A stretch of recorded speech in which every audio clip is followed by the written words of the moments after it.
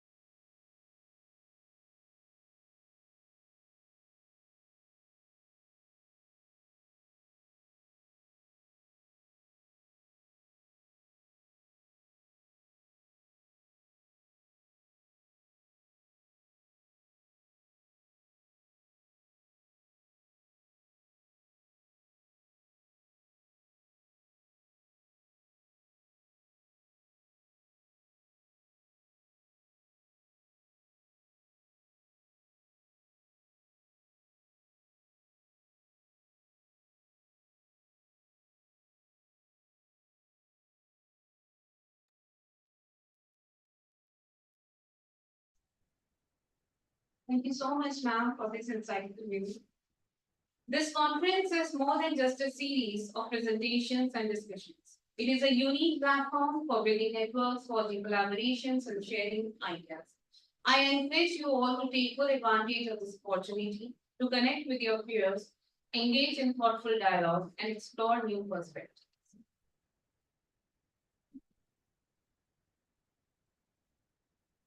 Now, moving further, in Indian tradition, the lighting of lamp or deep symbolizes the dispelling of darkness and the illumination of knowledge and wisdom. It is a profound ritual that represents the transition from ignorance to enlightenment, from chaos to harmony. With this, keeping in this mind, now I would like to call all our dignitaries to kindly come forward for the ninth light.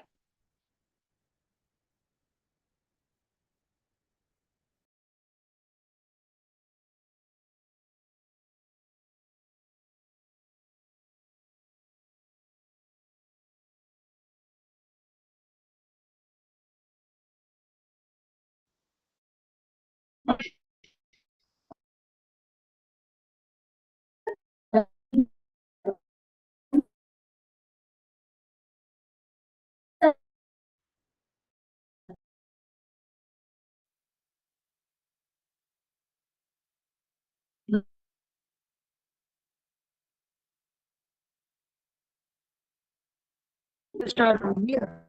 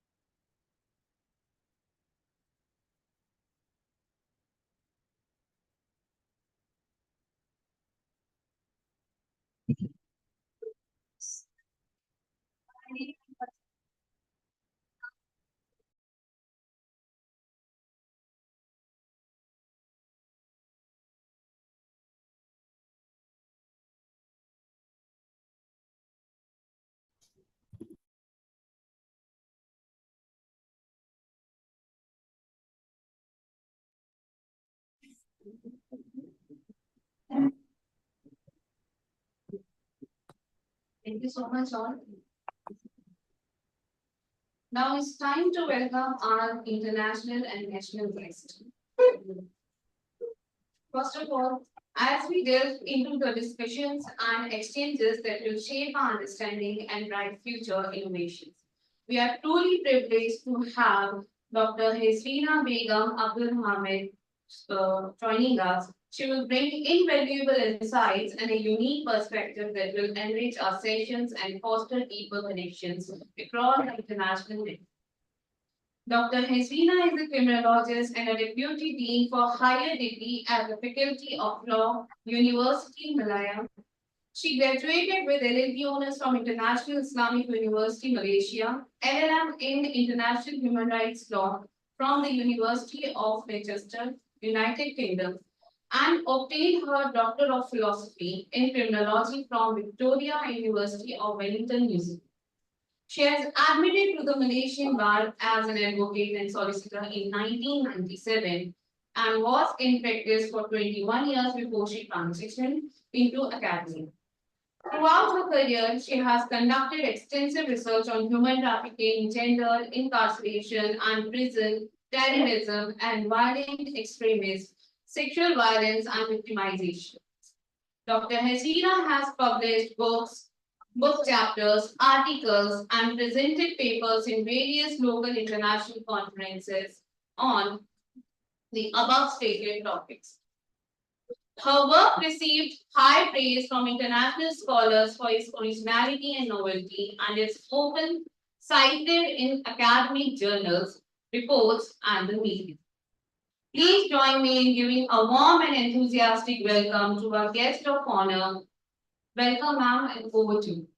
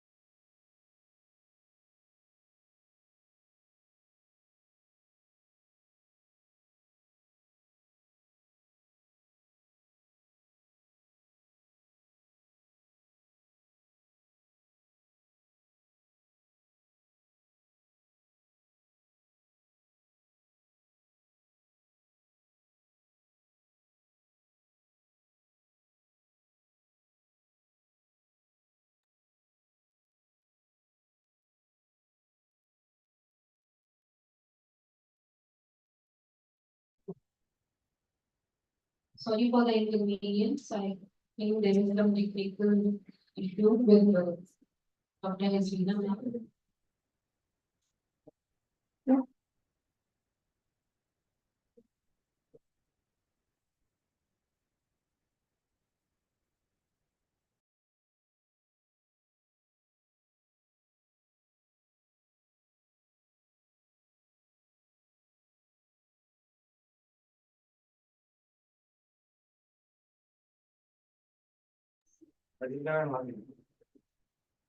All right, so ma'am with us, Dr. Hasina ma'am. Again, I would like to welcome ma'am.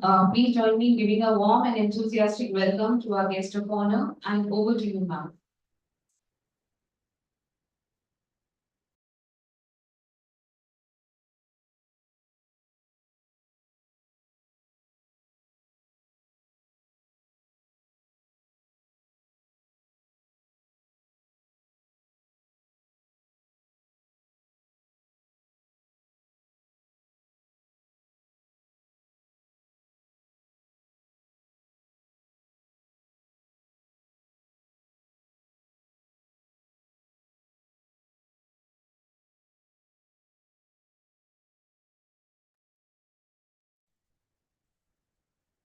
Hello.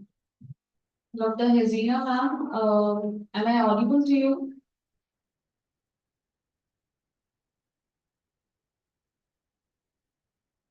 Hello ma'am, am I audible to you?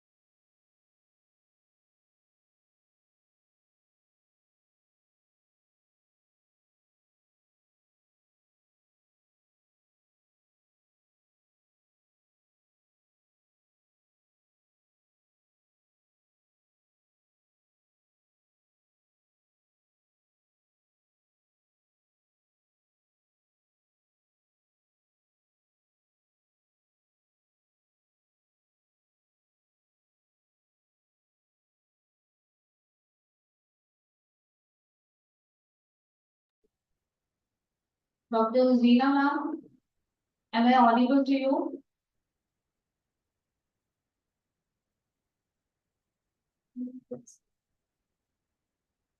Ma'am, please unmute yourself if I am audible to you clearly.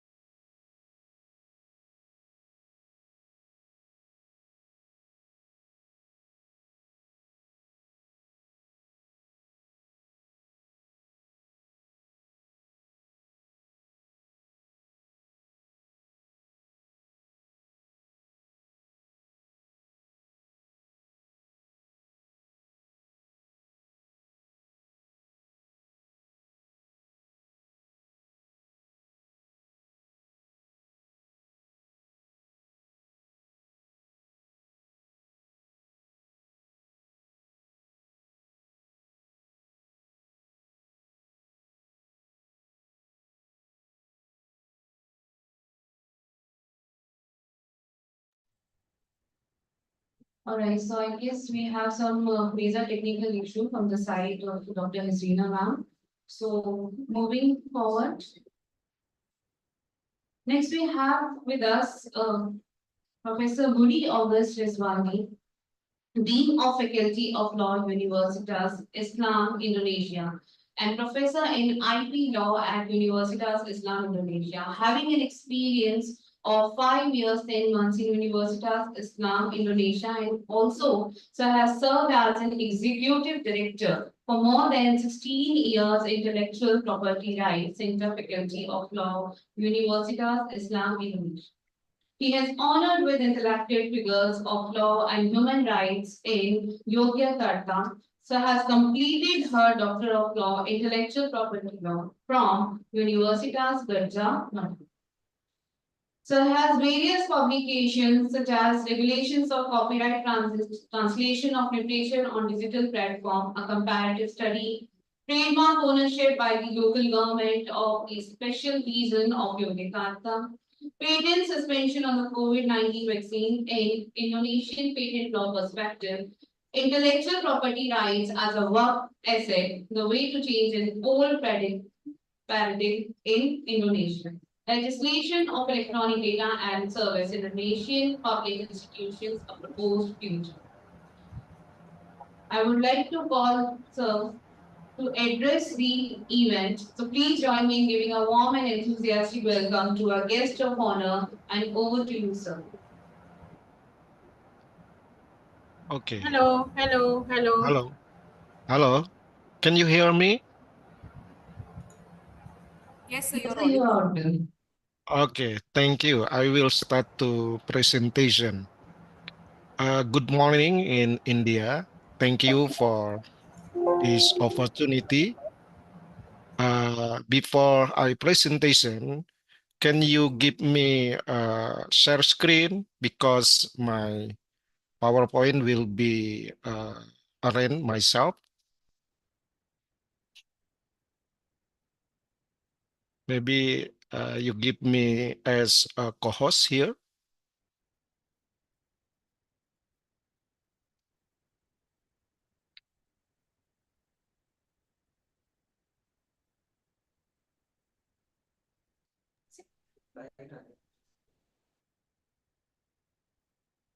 Cannot to share.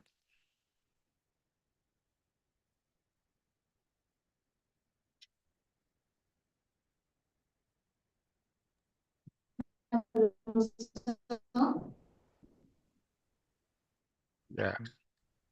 Okay. Thank you. Thank you. Proceed with your presentations.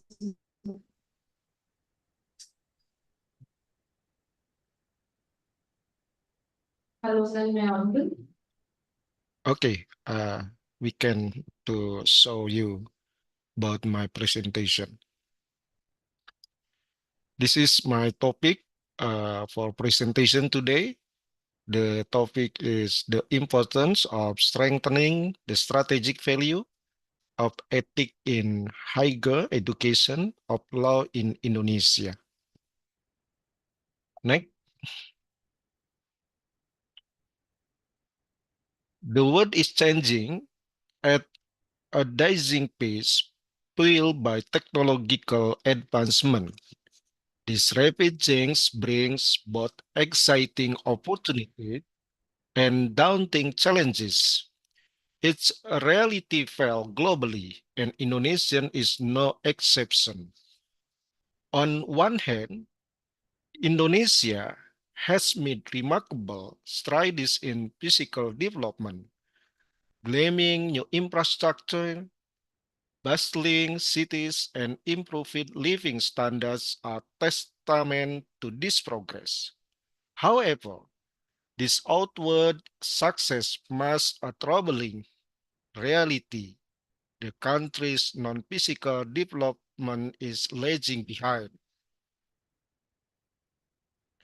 Corruption, collusion, and nepotism remain pervasive problem, undermining the principle of democracy and eroding trust in the political system.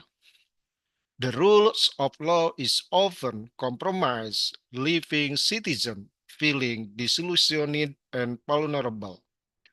Furthermore, the relentless pursuit of material wealth and the unfettered influence of technology have taken a toll on Indonesian society. Traditional values and community bond are working replaced by a culture of consumerism and individualism. The constant stream of information and the allure of the digital world can be overwhelming, leading to a sense of disconnection and a loss of shared purpose. The gap between physical and non-physical development creates a sense of imbalance and uneasy. It's like building a magnificent skyscraper on shaky foundation. While the exterior may impress, the structure is inherently unstable. Indonesia faces a crucial challenge to bridge this divide and ensure that progress is holistic and sustainable. This requires strengthening democratic institutions, combating corruption, and promoting a culture of integrity and accountability. It also means harnessing the power of technology for good while mitigating its negative impact. The path forward is not easy, but it is essential. By addressing this challenging head-on, Indonesia can build a future that is both prosperous and just, where progress benefits all citizens and the nation's rich cultural heritage is preserved. Next, this issue has become a major headache for Indonesian society. We're facing challenges in various areas of development beyond just the physical infrastructure. Things like social progress, equality, and justice. People are brainstorming solutions, and one promising idea is to strengthen legal education in Indonesia. Think about it. Our legal system is complex and law enforcement face many hurdles. We need legal professionals who are not only knowledgeable but also innovative and ethical. They need to be able to navigate the complexities of the law, find new solutions to old problems, and uphold the highest standard of integrity. That's where higher education come in. Law school need to step up and equip their students with the skill and values they need to make a real difference. They need to foster critical thinking, encourage creativity, and instill a strong sense of ethics. These people aim to explore how we can achieve this by emphasizing the importance of strategic ethical value in legal education. We'll delve into the specific challenges facing Indonesian legal system and law enforcement, and will examine how a focus on ethics can help address this issue.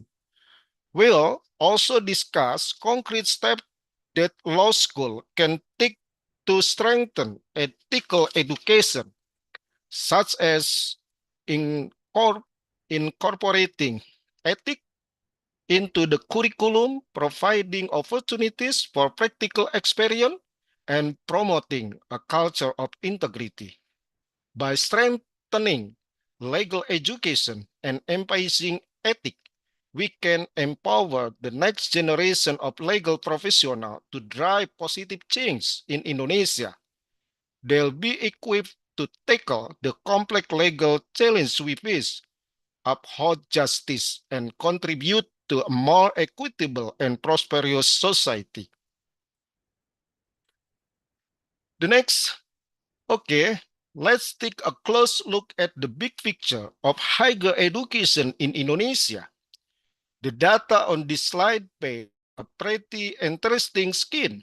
If we focus just on the number, it's clear that Indonesia has a lot of higher education institutions, over 4,000 to be precise. Think of all the different universities, colleges, and academy spread across the country. And within those institutions, there are a massive variety of options for students, with more than 2,000 study programs to choose from. That's everything from engineering and medicine to art and humanities. To support all these students, the huge teaching for over the 120,000 lecture and with at least 9 million students currently enrolled. That's a lot of people pursuing higher education. It's a bustling landscape full of activity and potential. Now, while this number might sound impressive, it's important to keep them in perspective. Indonesia has a massive population of over 270 million. So even with millions of students, the the percentage of the population engaged in higher education is still relatively small. There's clearly room for growth and expansion in the future. Essentially, this slide highlights the sheer scale of higher education in Indonesia. It's a vast and complex system, and while there are a lot to celebrate in terms of the number of institutions, programs, and students, it also underscores the ongoing need to make higher education accessible to an even large portion of the population. This is the detail of the data as I already mentioned it before in the previous slide. So this is the data that show the number of college by education form. We have 6 forms of higher education, and the dominant is sekolah tinggi in bahasa, or we can translate it to high school. This data show us how universities are spread out across all different provinces in Indonesia. It also tells us how many universities are in each place. When we look at this information, we can see the almost half, 48% of all the university in the entire country are located on the island of Java. This is an overview of higher legal education in Indonesia. By the year 2018, Indonesia had established a substantial network of 330 higher education institutions dedicated to legal studies. This network encompasses 306 faculties integrated with large university and 24 independent specialist law school. However, prevailing challenge within this landscape is the startling homogeneity observed in the curricula across this institution. This lack of curricular diversity hinders the development of distinct specialization or area of expertise, limiting the potential for graduates to differentiate themselves in the legal field. Moreover, a critical concern raises regarding the efficiency of legal education in cultivating not only technical proficiency, but also a robust ethical and moral compass among future legal professionals. The current emphasis appears to be heavily skewed toward the acquisition of hard skills, encompassing the mastery of legal code, procedure, and case analysis. While these skills are undeniably essential, the relative neglect of ethical and moral development raises questions about the holistic preparedness of graduates to navigate the complexities and ethical dilemma inherent to legal practices. This overemphasis on technical skill at the expense of ethical and moral grounding can potentially lead to a legal landscape where professional, while technically competent, may be ill-equipped to grapple with the broader societal implication of their work or to uphold the highest standard of integrity and social responsibility. It underscores a pressing need for Indonesian legal education to evolve toward a more balanced approach that integrates the cultivation of both technical expertise and ethical consciousness, thus ensuring the development of well-rounded legal practitioners who can effectively serve both the legal profession and broadly community. The world is navigating a VUCA era characterized by volatility, uncertainty, complexity, and ambiguity. Within this landscape, societal conditions are intricate and unpredictable. Human attitude and behavior are continuously evolving, propelled by the rapid advancement in information technology and the relentless tide of globalization. This has given rise to a concerning phenomenon where individuals are increasingly inclined toward pragmatism, hedonism, and materialism. Consequently, the discernible shift toward a moral or even immoral attitude and behavior. Action that were once deemed negative are now often perceived as commonplace or acceptable. This phenomenon is actually felt in Indonesia. Behavior such as lying, spreading hate speech, flaunting wealth, aims with poverty, and engaging in corrupt practices have permeated a significant portion of society, reaching even the elite and law enforcement agency. The legal system itself is not immune to these challenges. Law enforcement practices devoid of truth and justice are disturbingly regarded as the norm. The pervasive dominance of power over the rule of law has distorted the very essence of justice, reducing it to a mere instrument for fulfilling desire of those in control. In the face of these daunting challenges, legal education emerges as a critical institution for rectifying and reforming the current state of affairs. However, it is widely acknowledged that this will be an arduous undertaking. The deeply entrenched nature of this issue necessitates a concrete and sustained effort to foster a culture of integrity, accountability, and respect to the rule of law.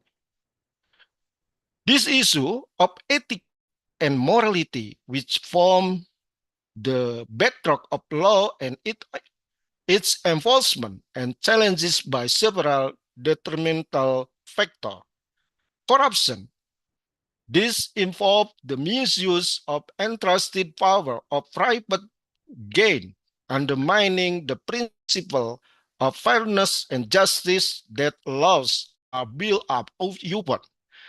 It can manifest in bribery, embezzlement, or favoritism, eroding public trust in legal institutions. Hedonism and materialism, an excessive pursuit of pleasure and material possessions can lead to a disregard for ethical consideration.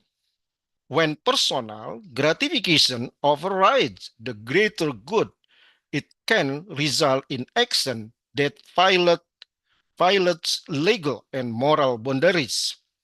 Transactionalism, this refers to an approach where interaction and relationship are primarily driven by self-interest and the exception then and the expectation of immediate gain. When applied to the legal sphere, it can lead to disregard for the spirit of the law and a focus on exploiting loopholes for personal benefit. Narcissism, an inflated sense of self-importance and entitlement, can lead to a disregard for the right and needs of others. In the context of law enforcement, this can manifest as abuse of authority, a lack of empathy toward victim, or a belief that one is above the law. Abuse of power. This encompasses any instance where individual in position of authority exploit their power to violate the right of others or to further their own interests. This can range from excessive use of force by law enforcement to manipulating legal process for personal gain. These challenges highlight the critical importance of upholding ethical and moral standards in the legal system. When these principles are compromised, the very foundation of justice is threatened, leading to a loss of public trust and confidence in the rule of law. The crucial role of ethical and moral in the legal education. In the realm of legal education, the cultivation of ethical and moral standards stand as a cornerstone. It is not enough for future lawyers to merely possess technical expertise. They must also embody a strong moral compasses to navigate the complexities of the legal profession. This holistic development is fostered through a multifaceted approach that encompasses both curricular and non-curricular activities designed to nurture both hard and soft skills. Curricula activities nurturing knowledge and practical skill within the formal curriculum. The emphasis lies on deepening and expanding the understanding of legal concept and principle. This is achieved through interactive classroom discussion, case study, moot court simulation, and research project that challenge study students to apply theoretical knowledge to real-world scenario beyond the classroom. Students engage in internship and independent studies, providing them with first-hand exposure to legal profession and the opportunity to hone their practical skill under the guidance of experienced practitioners. Non-curricular non-curricular activities fostering personal and professional growth. Beyond the structured curriculum, a vibrant array of non-curricular activities play a vital role in shaping well-rounded legal professionals. Co-curricular activities such as mandatory workshop on legal ethics or pro bono project instill a sense of social responsibility and commitment to justice. Extracurricular activities driven by student initiative on passion offer a platform for exploration and growth beyond of confines of the classroom. This may include student organization, debating societies, mock trial team, and human rights advocacy group provide opportunities for students to develop leadership, teamwork, and communication skill while engaging with pressing legal and social issues. Study group, collaborative learning environment, where students can delve deeper into specific area of law, exchange ideas, and support each other academic journey. Training and workshops, specialist training program and workshop on topics such as negotiation, mediation, and legal writing equip students with essential skill for effective legal practice. Interest-based club focused on sport, art, or culture activities promote physical and mental well-being, fostering balance and fulfill student life. By engaging in these diverse activities, law students not only acquire the knowledge and skill necessary for successful legal career, but also develop to ethic and moral character that will guide them in upholding the principle of justice and serving the great good. The critical importance of strengthening strategic value of ethic and moral in higher legal education. Higher legal education had a unique position in society. It is not merely a conduit for imparting legal knowledge and skill. It is the cradle where future legal professionals are forged. As such, it bears the big responsibility of cultivating individual who possesses not only intellectual acumen, but also an unwavering moral compass. The first tenet emphasizing that legal education must transcend the root memorization of law and status. It must foster an environment where ethical considerations are interwoven into every aspect of learning. Case study, for instance, should not only dissect legal argument, but also scrutinize the ethical implication of the decision made. This approach ensures that graduates are equipped to navigate the complexities of the legal world with integrity. Secondly, this underscores the imperative of producing legal professionals who are not merely cognizant of the difference between right and wrong, but also possess a heightened sensitivity to the notions of truth and justice. This entails developing empathy and compassion, enabling them to understand the human impact of legal decision. For example, a lawyer defending a client should not only focus on winning the case, but also consider the broader societal consequence of their action. Finally, I think this envision high legal education as transformative journey that mold individual of exceptional character. This encompasses both intellectual, spiritual growth. Graduates should emerge not only as skilled legal practitioners, but also as individuals who embody the highest ideal of their profession. They should be critical thinkers capable of discerning the ethical dimension of complex legal issues and compassionate advocate dedicated to upholding justice and serving the public good. The Faculty of Law at Universitas Islam Indonesia prioritizes ethical and moral development alongside legal knowledge. Two mandatory courses, Islam as a blessing for the universe and Islam for intellectuals, instill strong character and integrity in students, drawing from Islamic values. This approach aims to produce not just skilled lawyers, but also ethical leaders committed to justice and positive societal impact. Mandatory course, the faculty has implemented mandatory course for all students, regardless of their specific major within law. This course is titled Islam as a Blessing for the Universe, Islam Rahmatan lil Alamin, and Islam for Intellectuals, Islam Ulil Albab are central to their approach. Character development. The primary goal of these courses isn't just religion instruction.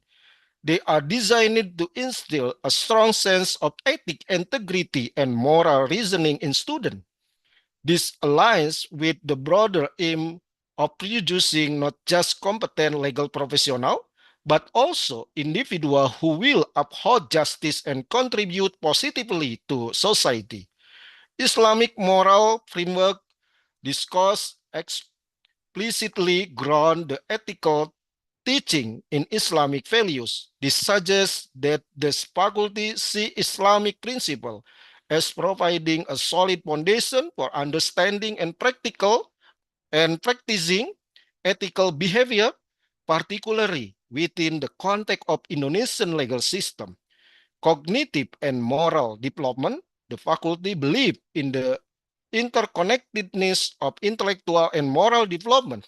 It implies that students are encouraged to critically engage with Islamic ethical concepts, fostering a deep understanding that will guide their action both with and beyond their legal career.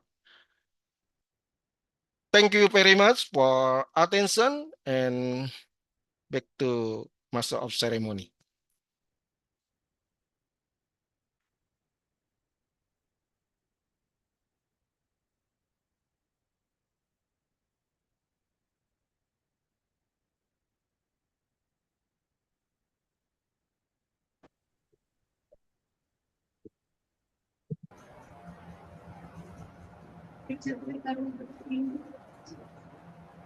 Thank you so much, sir, for this wonderful and insightful address on the importance of strengthening the strategic review of ethics in higher education of law in Indonesia.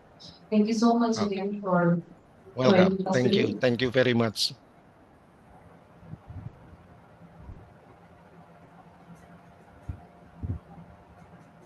Now, without any further delay, again, I would like to call and welcome Dr. Hazrina Begum Abdul Hamid to please address the event with her inspiring views. Over to you, ma'am. Right. A very good morning to you all, and it's afternoon here. I hope you all can hear me clear. Yes, ma'am, Right. you're audible. Okay, fantastic. Okay, firstly, thank you for inviting me to give a keynote speech for your auspicious of conference program. And my topic basically is on the role of ethical and moral considerations in higher education, globally pertaining to the legal profession and other disciplines. Is basically your theme as well. And we've just heard Prof. Budi from Agus Riswandi from Indonesia. So he gave a very, very insightful and interesting talk. And a lot of that, his talk could resonate with the practices in Malaysia, because Malaysia and Indonesia is basically, we are neighbors. So we do share a lot of similarities, and we share the same language and beliefs and understanding. So my talk for this auspicious event, I won't have any slides. So please bear with me. You all will have to look at me and listen to what I say. Just listen to my talk. I hope I won't make it as a boring law lecture. I'll try to, although I know I am one, but I'll try to just make it a bit more casual. Yeah. All right. So basically, when you talk about the legal profession, we talk about law study in higher education. We also talk about other disciplines, in higher education level. So when we talk about that, there is always this presumption that students only go to varsities to study and to learn the how to become a professional, learn the trades, study, do the exams, and voila, you come out as a professional. But that is definitely not enough. We need to inculcate good practices. We need to inculcate ethical practices. We need to inculcate a generation of students. We need to foster that feelings of empathy, that uh, feelings of compassion. Um, we need to foster how to make just decisions, wise decisions, because all students will go out. You all are the leaders of the country, and you will need to exercise not what you just learn, but more on the ethical and moral aspects, especially when you're dealing with human beings. Okay, so I am a criminologist by profession. I'm also the deputy dean of the Faculty of Law. So I was in legal practice before, and then I thought of, after being in legal practice, I was like, I wanted to venture out of the legal fraternity and profession, and I studied criminology, which is social sciences, which is different. And there I found more nuances, more answers to what I've been looking for. Okay, now back to legal education and other forms of education. We have to understand that ethics and morality is pivotal in the legal profession, legal education, as well as other disciplines. You see, you're not going to do and make any changes or help people or do wonders if you're one rude lawyer. Even if you graduate, you've got even a first class degree, or you're a social scientist, you're arrogant, there's no sense of humility in your work, nobody is going to approach you, nobody is going to respect you, and you cannot contribute totally to the society, not because you are devoid of any knowledge or information, but because you do not have that sense of morality, ethics in yourself. That's why it is very important. Always stay humble. Yeah. So ethics will always need to be applied in education itself. You need to be practice on being honest. Honest. A lot of people ask me when I was in practice, because I was defense counsel, right? So as a defense counsel, of course, you defend all the accused, and they said, "How can you be honest?" I said, "Well, I don't lie." How can you be a criminal lawyer and be honest? So this is always the stereotypes. People always think that lawyers like to lie. Well, there may be some truth about that, but that is the personality, and you don't have to do it in your profession. Okay, so being honest, trustworthy, uphold the integrity of the legal profession. You do not need to mislead people. You do not need to mislead the court. You do not need to mislead your opponent. You do not need to mislead any government officials or anybody on the street. You can be who you are and just be who you are. Okay, whatever things that you learn, that is your trade, but be humble. Okay, anybody is just a trait that we are privileged enough to get. Yeah, not everyone is privileged. So ethics should be applied to yourself, to clients, to fellow of the same professions, and for lawyers, also for lawyers, and also to the bench and judiciary. Yeah, there should always be a sense of ethics. Always ask me, what is ethics, what is moral? Okay, now ethics should be applied in advocacy, especially during cross examinations. Why? Because lawyers, we are officers of the court, so you can conduct your examination in chief, you cross-examine a person, you re-examine a person, right? So Malaysia and India, the similarities that we have, both of us, yeah, practice our countries practice common law. That's a bit opposed to Indonesia, where in Prof. Budi's country, it's civil law because they were colonized by the Dutch. So both Malaysia and Indonesia, we were colonized by the Great Britain, British. And a lot of our laws, we have similar laws, even similar sections. But in comparison, I could nicely and firmly say, I think India has a lot of other progressive laws. We are still behind in that sense.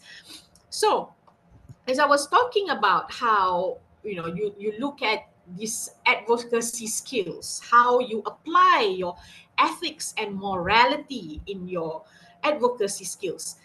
First, rule number one, yeah, in cases, try to, and you must avoid victim blaming. Victim blaming is always, there's always this synonym of lawyers and victim blaming. We do not win cases by blaming victims. We win cases by if you are the DPP, you win your cases by proving the case beyond reasonable doubt. If you are the defense, you win your cases by casting a doubt. Yeah, but by casting a doubt, you do not need to blame a person. You look at the facts in issue. Yeah? Also avoid victim precipitation. What is victim precipitation? That means you say that the victim has committed something and contributed to her or his own victimization. We have this thing of provocation, but provocation is different. Provocation, you're talking of it on a natural sense of response, a response that any common man would react to. But victim precipitation is like you're basically saying that the victim contributed to his or her own victimization. So try to avoid that. That is a lame way of trying to win a case, for example.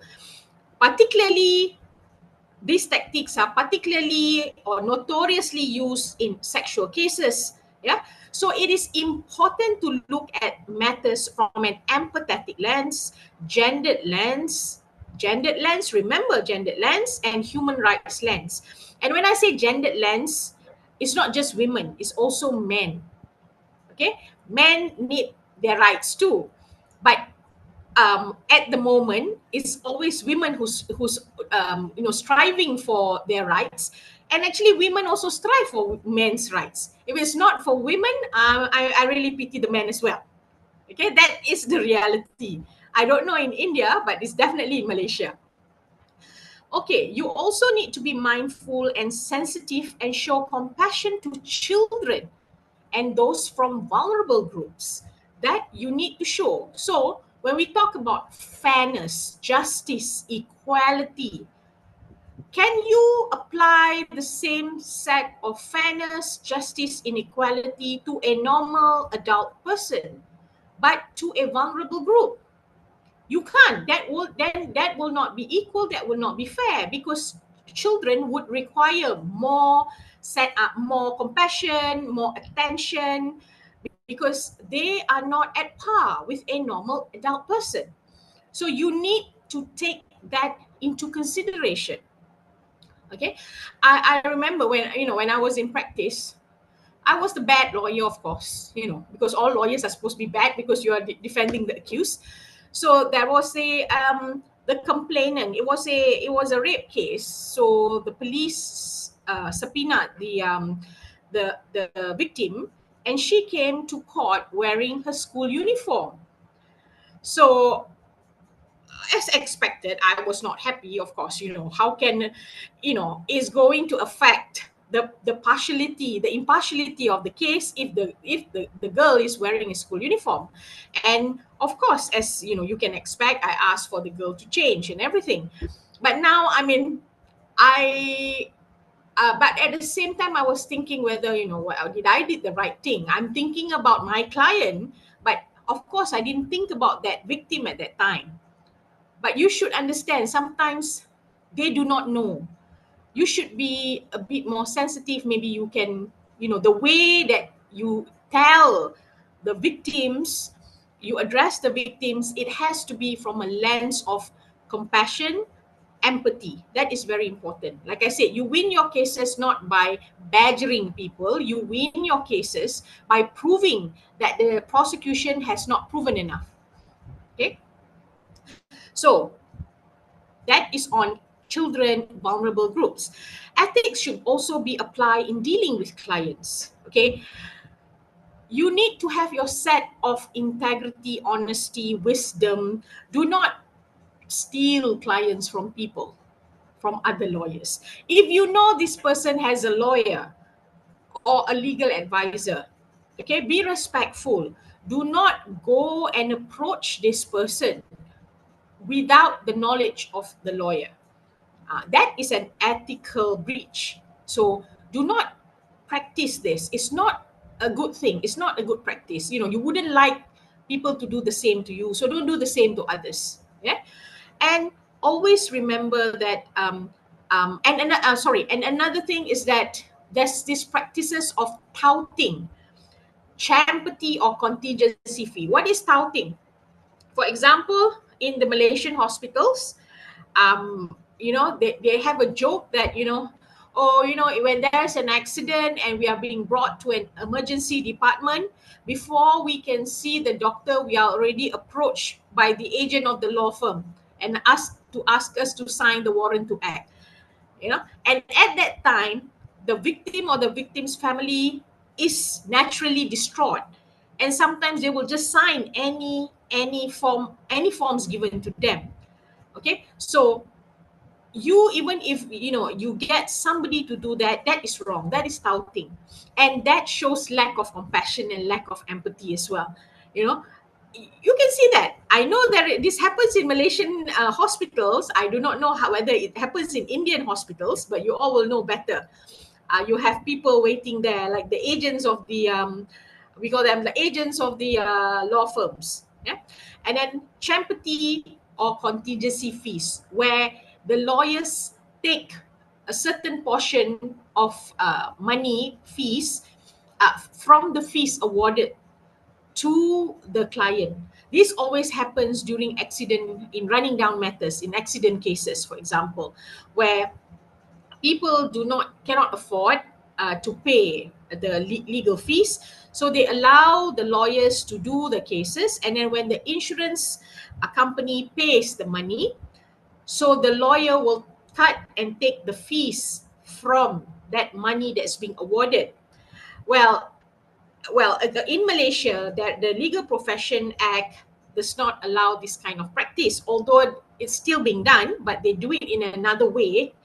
But the sad thing is that, of course, you don't expect lawyers to work for free. You need fees. But sometimes the amount that's being taken is 70 to 80% of the fees, leaving behind only 20% or 10% of the fees to the poor client, the victim, who has multiple fractures, sclerosis, all sorts of shortening of the limbs and all these things, pain and suffering, sometimes vegetative state. So is that even fair? Is that even ethical? So have a think about it. Do you want to be that kind of lawyer that feeds on people, on the suffering of people? You don't need to. You don't need to be like that.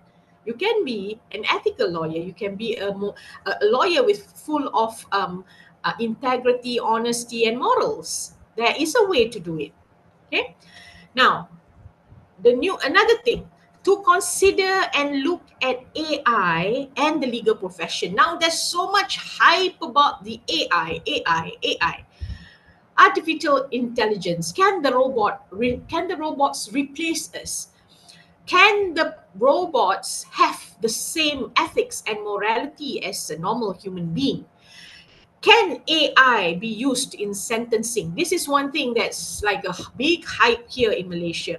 AI and sentencing. I'm not happy. I don't like AI, basically, because well, for me, I am a criminologist, and also I do a lot of qualitative ground fieldwork, interviewing a lot of vulnerable groups. I interview victims, I interview prisoners, I interview people from the marginalized community. How do you expect a robot to read a person's face expression? And from my experience, I've interviewed single-handedly 70 prisoners in 6 different prisons. Sometimes when I speak to a person who has committed ordinary theft, and maybe the value just stole, let's say, a piece, a small, a chain, okay, a gold chain.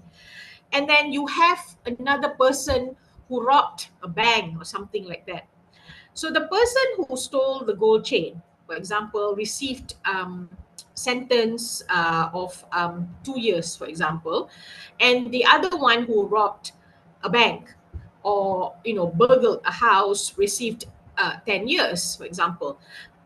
And then you have also another person who stole 2 cans of formula milk from a shop. Now, these three, you would expect this person who stole that 2 formula cans of from a supermarket, who is obviously poor to feed her baby, you would expect this person to cry more. But no, this person does not cry more. You have maybe not even the one who was given 10 years. The one who cried the most is the one who got 2 years, for example. Okay, so how do you, because you see, people react differently, people think differently, their emotions are different. Our emotions would reflect what we are experiencing every day. Okay, your routine, if you have you know, if your family, or you know, every day you wake up and you know you've got this good news, you know, or there was no bad news, obviously you're happier. But if you are given a bad, you know, a piece of bad news, or you did not get great good grades, or you know there's something that happened, obviously you'll be sadder. So how can a person judge? How can a person even cannot judge, what more AI? You see, the use of AI in sentencing, that's why there is this they have this thing called emotional AI. I was like, how is this even possible? Emotional AI. Okay, so there is also this talk on, can AI be used in prison? Well, can, especially during COVID, where you can use the robots to give what medicines to the prisoners. Yes, but remember that, you know, however great that you may use AI in judicial, legal, or other disciplines, there's always this inherent bias. Okay, so how do you replace man with robots and expect the robots to have empathy, use self-discretion like a human being? Whoever who programmed that in the robot will mirror that person. Can you comfortably say that I'm the most perfect man, or I'm the most perfect woman in the world? Of course you can't, because definitely you will have your own biases. So if you are to program a robot, the robot would have that inherent biases, and then that robot is supposed to do sentencing or be used in legal, in dealing with legal cases. How do you think that would, you know, that would fare? Okay, so I mean, that's a, I mean, it's not, I'm not saying that you cannot do it, but these are the problems that might arise. Okay, so we always have to think about the practical side of it, and the feasibility of it. Okay, all right. Okay, now we're looking at things also on ethics and morality on a global scale. You know, now world has become so interconnected, and then you look at the how we can simply reach out to people from the other side of the world. You don't have to travel, you know, it's so easy now. So, but with all that, you have to always remember on cultural sensitivity. Okay, cultural sensitivity would include social practices, culture, religion, and also atheists, people who do not believe in religion. Because there are also a set of people who do not believe in religion but call themselves spiritual. Atheists, they may be atheists, but they call themselves spiritual. Okay, so you need to understand, and this, you know, and you have to also remember there's also lots of indigenous groups as well, and they would have their set of sensitivities and culture. So when you study, you know, as a student at the varsity, you have to take into consideration all these cultural sensitivities. That's why, for example, in Malaysia, in the east part of Malaysia, we have this thing called mahkamah adat. Mahkamah adat, or we call in adat means culture, mahkamah is court. So it's basically cultural court if you are to interpret it literally. Because they would have their set of, you know, beliefs, understanding that we ourselves cannot understand. Okay, so in your studying, the pedagogical practices need to inculcate this kind of cultural sensitivities. Even if you go to a Western country, for example, if you go to New Zealand has Maoris, they have Samoan people, that's the islander people. They also would have to respect the Maoris and the Samoan people, okay? The Pacifica, they call it. You cannot just think that, this um, Western people do not have culture. Sometimes people tend to think like that because I sometimes I cannot say totally, but sometimes I think that the Western world do not have culture. Culture is only for the Asians. Only non-Western have culture. No, not really. They do have culture as well. Only thing our culture is more distinct, is more interesting. And because they rule the literature, if you look at the literature in the world, most of the literature in the world are from the Western hemisphere, or it's from the global north rather than the global south. And you look at, how they tend to monopolize, a lot of the, especially on literature, on sociology, on law. So everything seems to be very Western oriented. But nevertheless, we have to acknowledge and understand that cultural sensitivity would transcend from the east to the west, from the north to the south. Okay? So recognize and respect these diverse perspectives and practices while upholding the universal ethical standards. Okay, and you, now with all this climate change and law, how do you apply law, ethics, and morality and other disciplines into the climate change? Now, think about it. How? In the context of India, how? India is much bigger than Malaysia. Malaysia has only two seasons, rainy and very rainy season. We don't have other seasons. India, you have the north side, which is, four seasons. You have southern, you have north, east and west. You all are more diverse and nuanced. Think about how you can actually apply your ethics and moral consideration into people from all this diverse set of areas. Okay. Um, right.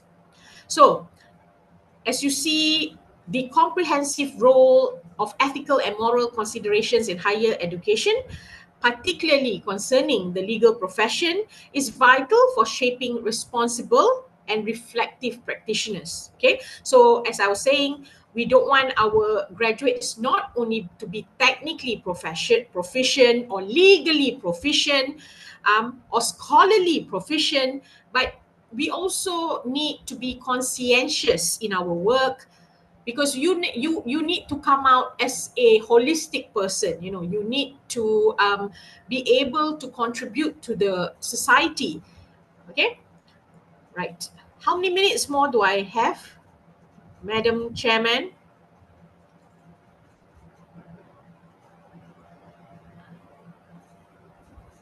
Okay, all right. Okay, if it's quiet, I can still talk. Right. Okay, now we'll look about critical thinking as well. So, ethical education encourages students to always analyze the moral dilemmas. As I said, you need to develop critical thinking skills. You engage with complex scenarios. Yeah, and then, and a lot of actually ethical and moral values are actually common sense, are actually something which is natural. For example, if you deal with children, for example, or vulnerable groups, right? Do not expose their identity. Do not simply go touch them without, their parents' consent. Do not think that, I want to show that I'm the hero for this community or for this person, and start, blabbering and showing off this particular persons or groups. So you have to, that is where your ethics comes into play. The way you talk, the way you answer questions also. When you speak to people, you don't have to be like that big bad policeman who interrogate people. You don't need to be that. Even the tone that you use, you need to change the tone. You can ask somebody for the same thing using different kind of tones, right? That tone itself can make people understand what state you are in, whether you are happy, you are not, you are being calm, or you are angry, or you're in a rush. So the tone that you use, even in courts, don't talk to people in a condescending manner. Do not patronize people, okay? Because even lawyers to lawyers, things that I come across, it's kind of funny. Sometimes I'll meet my opponent in the morning, and then we will talk about, oh, is there a possibility of this, of settling the case? We don't need to go fight this case, for example, a civil case. Yeah, civil case. Can we just settle and enter consent judgment or something like that? Or so the other lawyer was nicely talking, very nicely, courteously to me. And then suddenly, when the client turns up, the lawyer will say, there is no way to settle this. You do not have a case. Your case is weak. I told you before. You better retract your case, and pay us costs. I've told you before. It was a different 180-degree change. Don't do things like that, because you're trying to show off in front of your client that you're great, but you're not. Why do you suddenly change your tone and behave in that manner? So that is between lawyer to lawyer, or a member of other profession. Don't do these things. You won't, you'll be popular. You want to be popular, you be popular for the right reasons. Don't be popular for the wrong reasons. That's why we say a person who's famous or infamous. You want to be famous, you don't want to be infamous, right? Okay. Now, the impact on society, like I said, the integration of ethical, moral consideration, you will always benefit. Yeah, you benefit the society as a whole. You promote ethical leadership. Don't do things unethical. There are a lot of even lecturers, even in Malaysia, who does unethical research. I always call them out, and a lot of them don't even they don't even realize that they're doing unethical research. Some of them refuse to see it. Some of them think that, I'm just being very critical about things. But, I pity this set, because you can see that lack of empathy, that lack of awareness, that lack of consciousness. Because when you do research, when in whatever things that you do, you need to have that ethical grounds. Okay. So in summary, I can just say that, ethical and moral considerations in education, it plays a crucial role in preparing students to navigate their professional and personal lives with integrity and responsibility.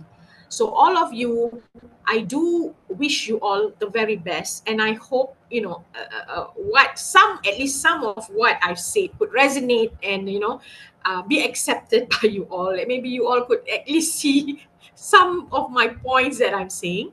And I think that is all from me, and I hope and wish you all the very best. Thank you very much.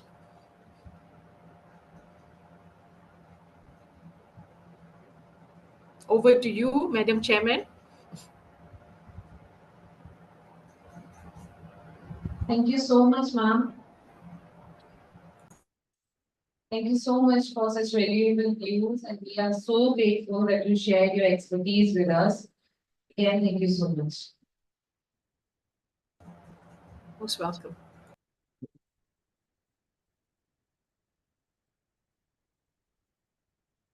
Now it's time for our next guest of honor, Professor Harvansh Dixit, Dean Faculty of Law, Tirthankar Mahavir University, Moradabad. Sir is former member of UP Higher Education Services Commission, Prayagraj. Sir has also more than 30 years of academic experience, both at college and university levels. Sir has served in almost all capacities of a teacher, researcher, and administrator, along with complex experience of judicial magistrate for 5 years and columnist for 27 years.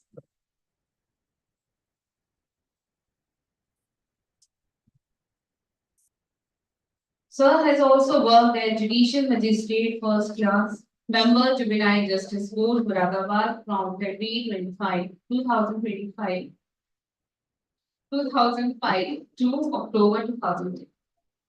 More than 275 articles published in national newspapers having leadership of 1 crore or more people on different matters related with constitution and other laws.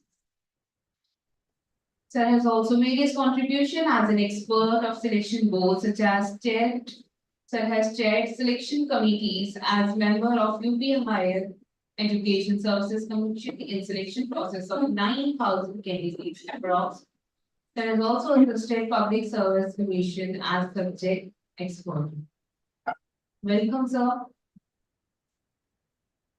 Again, I would like to welcome, sir, and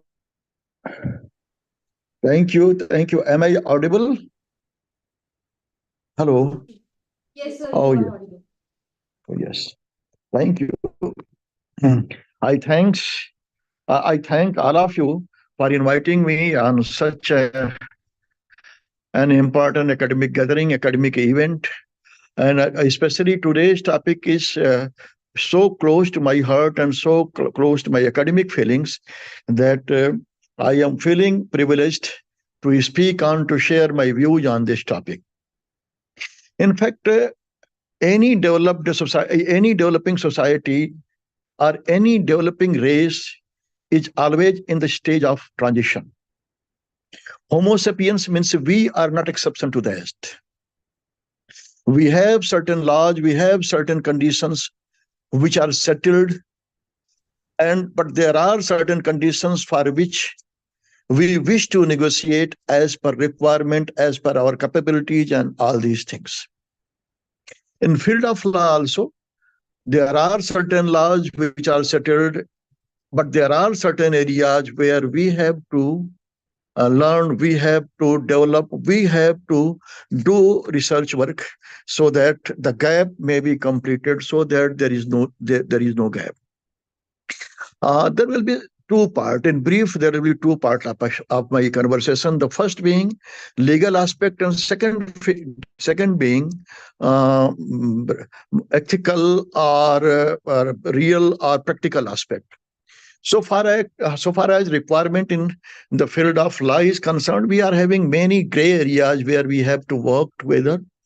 An important being today, nowadays, one of those important areas are just how to maintain balance between right to privacy and security of state. Because there is growing demand for right of privacy, and everyone is telling that our right of privacy is being compromised, and especially by development of social media and such type of electronic developments, people feel that their right to privacy is being compromised. But at the same time, there are certain security necessities of state, because if we are not secured, no liberty is secured. For securing liberty, our liberty is securing liberty. It is security of state which is to be ensured. Unless and until a state is secured, nothing is secured. There is always an attempt from the part of state that there should be a law which can be implemented in case there is necessity of securing, or there is necessity of securing the entire defense or such things of state.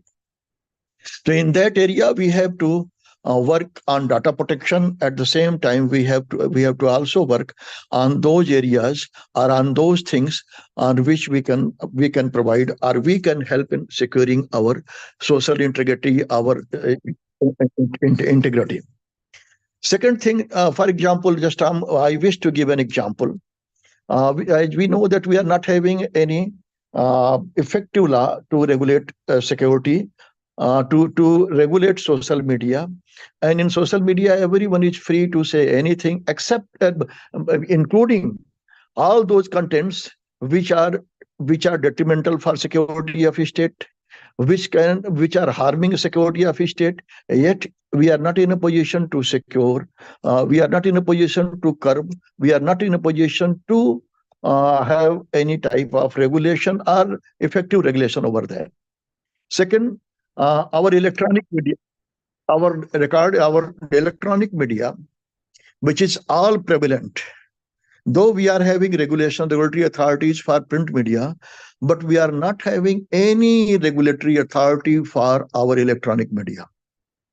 At least for the last 20 years or so, attempts have been made for 6 times. When a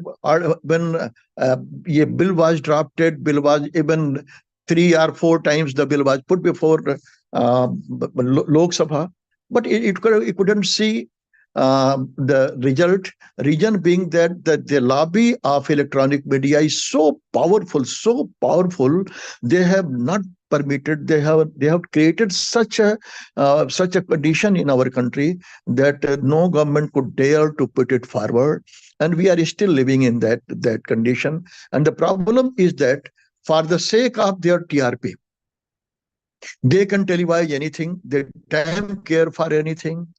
And by the time, if someone is willing to go to court, by the time that is rectified after 6, 7, 8, 9, 10 years or so, the damage has already been done. So as an academician, we have to see that area, we have to look into that area also. And now let us switch over to ethical portion also. In academics, like any other branch, in academics, ethics and moral has its own role to play. And my fellow academicians, I wish to remind one thing, that a commoner, a laborer is not required that much to be ethical. But if we wish to be someone who is having head and shoulders above than other persons, than other professions, then we shall have to be moral. We shall have to have ethical content within us. Only brave person can afford to be ethical person. Morality is not meant for the person who is not that much brave. So this ethics is to be ensured in writing, in academic writing, not only in academic writing, but in research also, and in empirical research also. When we are doing our research work, it is our duty, it is our, even if it is not our legal duty, it is our ethical duty to protect and to protect the privacy, to defend the privacy, even to have respect for the privacy of the person to whom we are interviewing, and all these things. And in addition to this thing, one thing is more to be done, that is moral, but that is equally real for us. We nowadays, I feel that we academicians are getting more and more theoretical and less practical. We just have a seminar, we just call persons from society, we just call persons from political system, from academia. Now it is possible to call them online from other countries also. But we are so theoretical that we are not going to society to know the real problem of society. And unless and until we are relevant for society, unless and until we go to society, we shall not be relevant for society. And unless and until we are relevant for society, no one is going to care as to what we are doing. Academicians of other countries like States and Great Britain, they are important for their country simply because they are attached with the society, they really work for the society. Society feel that whatever they are doing is doing in the interest of society. Chief Justice Frankfurter of America was dean of law school, and he was directly made Chief Justice of America. The reason was that judges and academicians even today, they take care of everything, whatever is happening in society. They go directly to them. They just interact with them, and they uh, do research, real research. It may be empirical, it may be socio-legal, and on that basis, they become relevant for the development of society, and they are heard.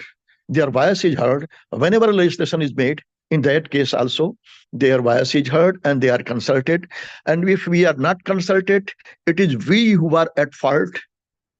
We have not we have not done what we were expected to do.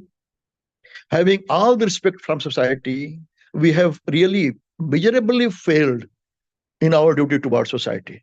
It is one part, a real part, an ethical part. Though it seems to be ethical, I feel it to be legal. And it is what, in fact, whatever I'm telling, it not simply a thing which I have everywhere, anywhere read. It is what I have felt. I have personally worked in society for Saksharta, for environment, traveled throughout the district or commissionerate, and I felt that people really feel to be need to be associated with us. And my real resolve is that as academician, in addition to whatever we are doing, let us associate ourselves with society, or we shouldn't do it simply for the sake of just getting some credit in NAC accreditation or anything else. We should really do something. If we are uh, having plantation drive, it must be real. If we are doing something for society, it must be real. Then in that case, we shall be relevant. I hope that all that academic fraternity which is taking part in this great occasion will each having sufficient capacity.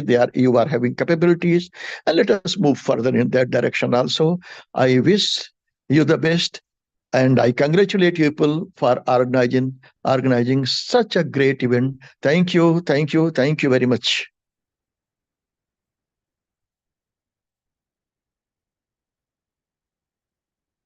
Over to chairman or anchor, whoever there is. Hello, hello. Yes, sir. Yes, over to you. Thank you so much, sir. Thank you so much for sharing your great experience with us related to moral and ethical values in higher education. It must be so knowledgeable for all of us. Again, I would like to thank all three our guests of honors for joining us today and spending their valuable time for us. Thank you so much. Thank you. Thank you so Now, much. without any further delay, I would like to call our HOD, Dr. Purnima Chaudhary, and also our event convener for the closing remarks and for the vote of thanks. Please welcome our.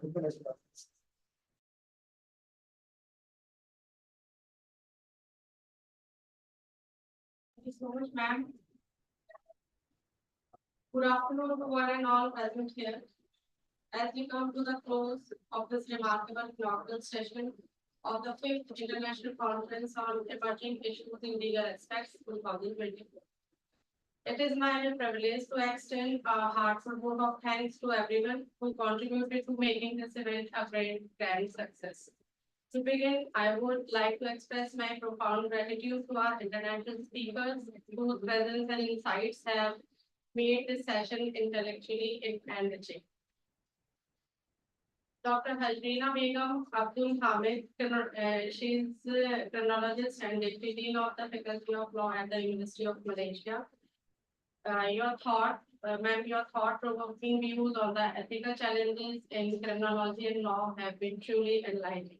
Your emphasis on integrating moral consideration in the global legal framework resonates deeply with the theme of the conference. Our Professor Badiyala Sridhandi, Dean of Faculty and Professor of Intellectual Property Law at University Islam Indonesia. Thank you for your valuable contribution, sir. Your discourse on intellectual property law, especially in the context of ethics, has provided us with a fresh and comprehensive perspectives that cuts across disciplines. I would also like to express my deep appreciation to our national speaker, Professor Dr. Harpans Dikshit, Dean of the College of Law and Studies, Sri Thankar Mahavir University.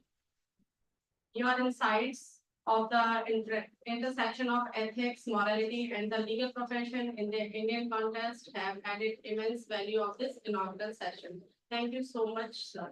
This conference seeks to emphasize the comprehensive role of ethical and moral consideration in higher education globally, specifically in the legal profession and other disciplines. The valuable perspectives shared by our speakers today will undoubtedly lay the foundation for meaningful discussion and new ideas throughout the event. I would now like to extend my gratitude to the organizing committee whose tireless efforts have made this conference possible. Our patron, Mr. Anupam Goyal, Secretary IPM Ghaziabad, sir, your guidance has been instrumental in steering this event to success. Our co-patron, Professor Dr. Sugandha Goyal, Executive Director IPM, and Colonel Dr. A.S. Malhotra, Sir, Director General IBM, thank you for your unwavering support. And I special thanks to Dr. Geeti Sharma, Director IBM Group of Institutions, and Dr. Sashank Chaudhary, Dean Academics, IBM Ghaziabad, for your leadership and contribution. I would also like to acknowledge Dr. Meenakshi Tombar, Principal IBM Law Academy, for your dedication to fostering legal education and ethics. To our conveners, co-conveners, Ms. Priyanka Gupta, Ms. Sonam Singh, and Mr. Angad Chaudhary, Assistant Professor of IBM Law Academy, your meticulous planning and coordination have ensured the smooth functioning of this conference. You have done a phenomenal job in bringing everything together. Lastly, I would like to thank the students and presenters from the College of Law Academy and other institutions. Your hard work and participation are the heart of this conference. Your willingness to engage in discussion on emerging issues in the legal field and your dedication to the ethical dimensions of education is commendable. Your contribution will shape the future of law and education, and we look forward to hearing more from you during the rest of the conference. In conclusion, this inaugural session has laid a strong foundation for the forthcoming sessions. I hope that the ideas exchanged today will encourage all of us to reflect deeply on the role of ethics and morality in legal education and professional practice. Thank you once again to everyone for making this session a great success. I wish you all a fruitful and engaging conference ahead. Thank you so much.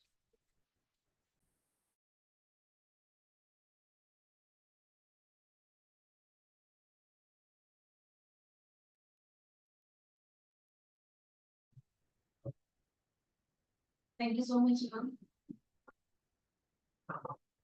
Thank you once again, everyone, for being here, and especially our dignitaries and guest of honors for your exceptional presentation at the event. I look forward to the fruitful discussions and inspiring moments that lie ahead. Let's make this conference a memorable and transformative experience for everyone involved. Your support and enthusiasm added to the event's success, and we deeply appreciate your contribution. Thank you so much. Legal session, and for that, I would like to over to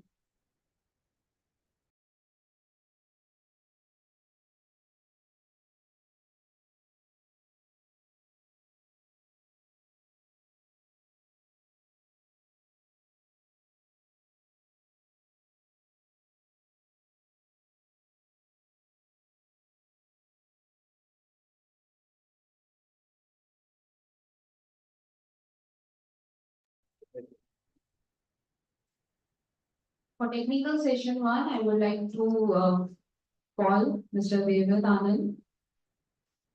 Now, The burden has shifted to you. Please welcome, sir.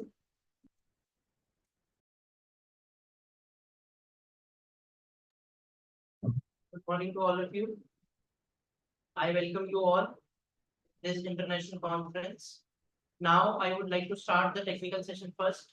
The theme of the first technical session is ethics, morality, and legal standards in contemporary society. I would also like to thank and welcome my esteemed session chairs and co-chairs for this session. The session chair is Dr. Pramod Tiwari, sir, Senior Assistant Professor, University of Delhi, and session co-chair Dr. Gagandeep Kaur, Associate Professor, UPS, Dehradun.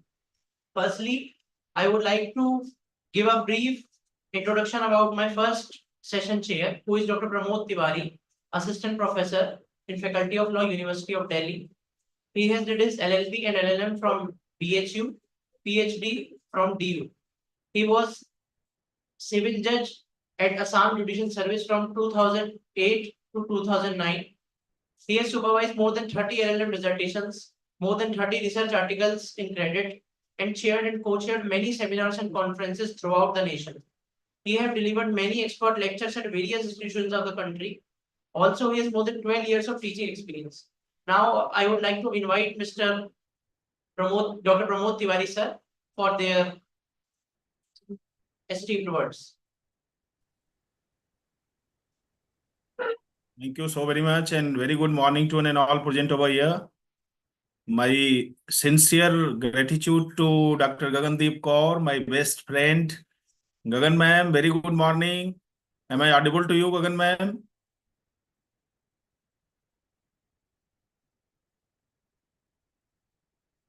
Dr. Gagandeep Kaur, am I audible to you? Yes, sir. How are you, sir? It's so Ma'am, nice I'm to meet extremely you. fine, ma'am. Very good morning to you. Yes, sir. Nice to see you So, very long after very long time, ma'am. yes, sir, it's my pleasure to share a session with you, sir. Yeah. Same here, ma'am. Same here. Same here. Actually, few days back, I talked to Rajiv Singh, and Rajiv had told me many things about you, PhD, Viva, and all. So I wanted to Yes, talk to sir. you as Yes, well. sir. Thank you. Nice Sure, meeting sir. with you. Yes, sir. Sure, sir. I'll take your contact, sir. Okay. Okay. Okay. So, very good morning to one and all present over here. My best wishes to all the participants, all the paper presenter who are present for this particular track one, technical session one in this esteemed conference, which has been organized by IPM Law Academy. My sincere congratulations and best wishes to the institute as well, Principal Dr. Meenakshi Tomar, HOD Dr. Purnima Chaudhary, and my dear student Priyanka Gupta, Assistant Professor at IPM Law Academy. So my sincere congratulations and best wishes to all the organizers who have organized such a wonderful program. I joined a few minutes back in inaugural session. I seen the esteemed speaker you have called from various part of the globe. So that was very brain alarmic session which has been addressed by those speakers. So that was also very wonderful. So for that you all needs a special congratulations and a special best wishes. So with this, I would like to invite co-chair of the session, Dr. Gagandeep Kaur madam, for her words. Yes, sir. Thank you so much. First of all, I would like to congratulate IPM Academy Ghaziabad for conducting conference on such a wonderful theme. I'm thankful to all the organizers for all the efforts. I was there in the inaugural since morning, listening to all the visions behind this conference. And I'm thankful to Dr. Pramod Tiwari. It's my honor to be a co-chair with you, sir. And I wish all the participants very best wishes for your presentation. Over to you, sir. So do you start the session now? Yes. Yes. Okay. Am I audible? Yes, you are audible. You are audible. Please go ahead. Thank you so much, sir and ma'am, for your esteemed words and the brief things you have shared to us. We are very delighted to have you with us. Now, we would like to call the first participant, whose name is Mr. Ayushman Singh, LLM student of OP Jindal University, Sholipur.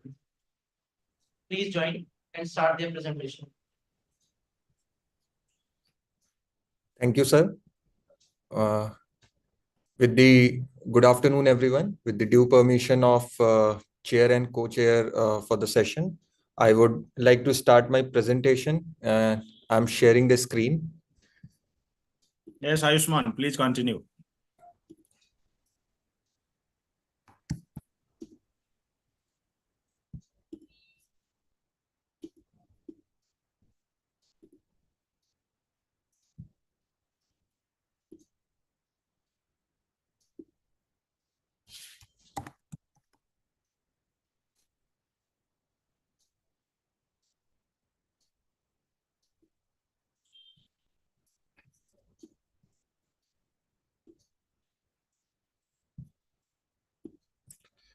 Sir, for the screen sharing, I have to, it's saying that I have to rejoin. So just give me 10-20 seconds. I'm rejoining the app. Okay, please go ahead. Please go ahead.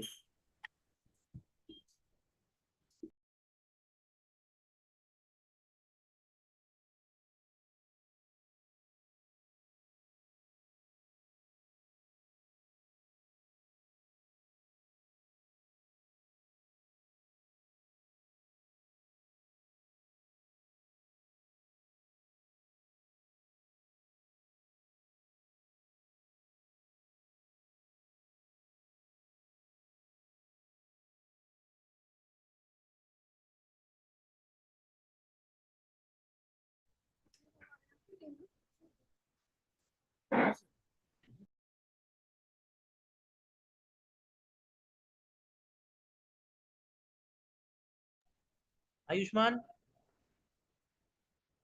Ayushman?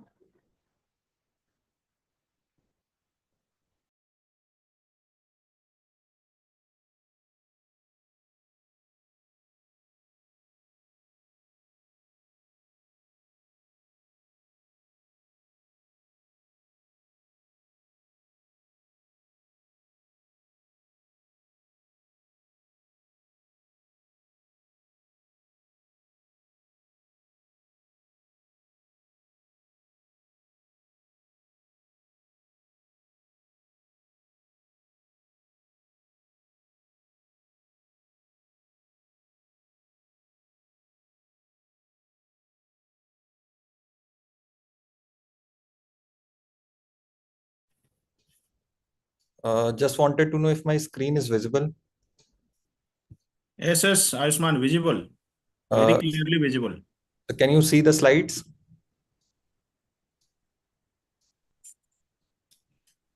Yes, Ayushman, you are visible. Carry on with your presentation.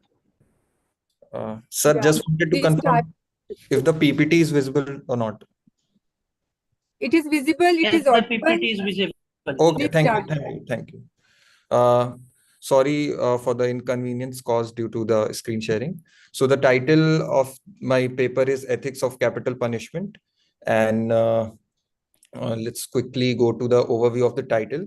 So why I chose this title, this particular title, Ethics of Capital Punishment, because what I have done in this paper is that I have tried to examine the moral principles and the ethical considerations that mostly surround the use of death penalty. And this paper explores the ethical dimensions of capital punishment, basically through the lens of the three prominent theories of the punishment: the deterrence theory, the retribution, and rehabilitation. Uh, uh, Looking on these theories of punishment through a moral and ethical lens. So, as we know, like broadly, there are two. We can classify people into two categories: abolitionists and retentionists. And abolitionists have been saying that, giving capital punishment, engaging defense lawyer and all that involves too much money, so we should give away and abolish the death penalty. And there has been retentionists who say that the whole idea of keeping offenders in the prison for long have been huge wastage of taxpayers' money. So they say that we should give capital punishment. So there have been two groups, abolitionists and retentionists, who have been arguing in favor or against the death penalty based on their predilections and their own set of legal, moral, ethical logics. But the paper basically tries to understand the three theories that are there, and also what is the moral and ethical ground for the capital punishment or any alternative form of punishment if suitable. So the objectives of the study provides a thorough analysis of capital punishment by exploring the theoretical justifications and moral impacts. And this study has also tried to analyze through the lens of ethical and morality whether the reformative theory should be preferred over the deterrence and retributive models while in case of providing capital punishment. Why I say why I have the second objective, because reformative theory, as we will learn later through the slides, is one theory which provides a very strong case against the capital punishment. I'm not going in depth as of now. The research question which has been dealt in this paper is that to what extent do the deterrent, retributive, and rehabilitative theories of punishment justify or oppose the use of capital punishment, and how do these theories address the moral and practical implications associated with the death penalty? The hypothesis, coming to the hypothesis. So this paper hypothesizes that despite the arguments of deterrence and retribution, the death penalty cannot be ethically justified due to the irreversible nature of capital punishment and the potential for judicial error. And instead, it says that a rehabilitative approach, which focuses on the potential for reform and reintegration of offenders, presents a more morally defensible and practically viable alternative to capital punishment.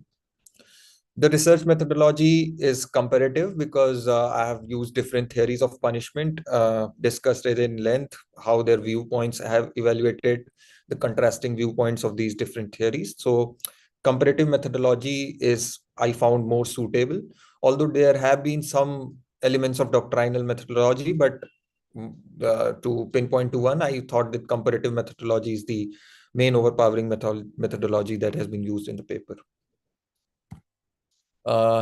So coming to the very briefly, the theories of punishment, the deterrence, the retributive and rehabilitative, while I was writing down this paper. So in the deterrence theory, we know that it is used, this theory is mainly used to deter the future offenders. But when we come to the capital punishment aspect in the deterrence theory, then there have been empirical research done by Kassar, Sunstein, and Adrian Vermeulen in the very famous paper, I think one of the most famous paper, almost considered an authority on capital punishment, is capital punishment morally required? Relevance of life-life trade-offs, written by Sunstein and Vermeulen. So they suggest that, the empirical research which they did, they suggest that capital punishment might deter. And they also came up with a number that almost 18 murders are deterred by a particular capital punishment. But then they have also agreed in the later part of the paper that, this might not be entirely true. And then another academician, Chad Flanders, in his paper, The Case Against the Death Penalty, has said that such statistical claims are inconclusive and possibly overstated. And he even went on to say that this number might not be even greater than 1. So this deterrent model is often criticized because, firstly, we don't know the exact number that is there, that how many people are deterred. Even, let's say, there might be the case that the number statistically go less than 1 also. So, and the critics have said that, this theory also does not account for crime of passion or irrational acts and all.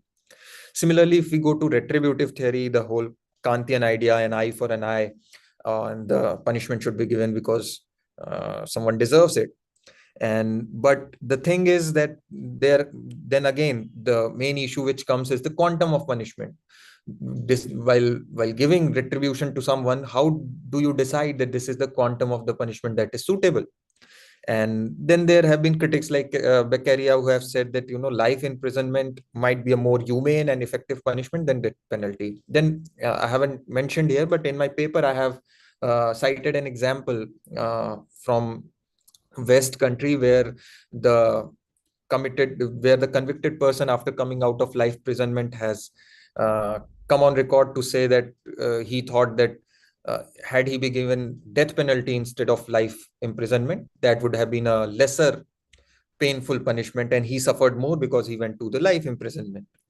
Then rehabilitative theory, which as I said initially, that it provides a very strong case against the capital punishment because it is basically focused on reforming offenders and reintegrating them into society.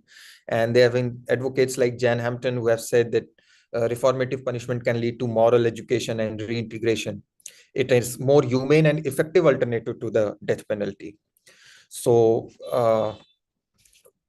these are the three theories which I have discussed in length in paper. But coming to the once we discuss the rehabilitative theory, we get to know that this is the more that it provides the more stronger case against the capital punishment. However, there have been theorists like Chad Flanders who have said that we should not pinpoint to one theory to justify the institution of punishment, and we can, use the idea of different theories for the different aspects. Like for justifying the institution of punishment, we can have one theory. For the distribution part, we can have like retributive theory. This is what Chad Flanders has felt. So, but what I have concluded in my paper, the key findings in my paper is that then also in the second half, I have went on to discuss the moral and ethical considerations that there are negative moral impressions with the capital punishment, like sometimes it is considered a vengeance, which is very different from retribution. Vengeance is often given, which might be given for the personal interest of someone. So sometimes these moral negative impressions are attached. But what about the case where, it comes out of necessity? Like if some gruesome act is done and the society needs that the capital punishment should be given, or as we have seen in the case of Nirbhaya, as in the Nirbhaya case, that the collective, as the judgment used the words that the collective conscience of the society is so shocked. So what in those cases, whether we will still consider that a vengeance, or we will take that in the negative morally negative impression out of it? So that becomes a case of inquiry. But through my paper and through considering the moral and ethical considerations, I have pointed that the life imprisonment is a more viable option as compared to capital punishment by when we analyze these various theories. And the three main reasons which I have culled out are, first one, the sanctity of life, because capital punishment undermines the sanctity of human life. It involves taking of life, which is under divine control, as in the case of... Okay, here I would like to interrupt and ask Ayushman that we have seen situation in India, like there are the instances have been increasing day by day, right? And death penalty is given in the rarest of the rare case. Right, ma'am. So rarest of the rare case, there are set parameters. We have so many precedents. Right, ma'am. It's not like death penalty is being awarded on daily basis, or there are certain parameters. So if we are going to remove the death penalty, then the fear and the deterrence is going to end from India. So what are your views on that?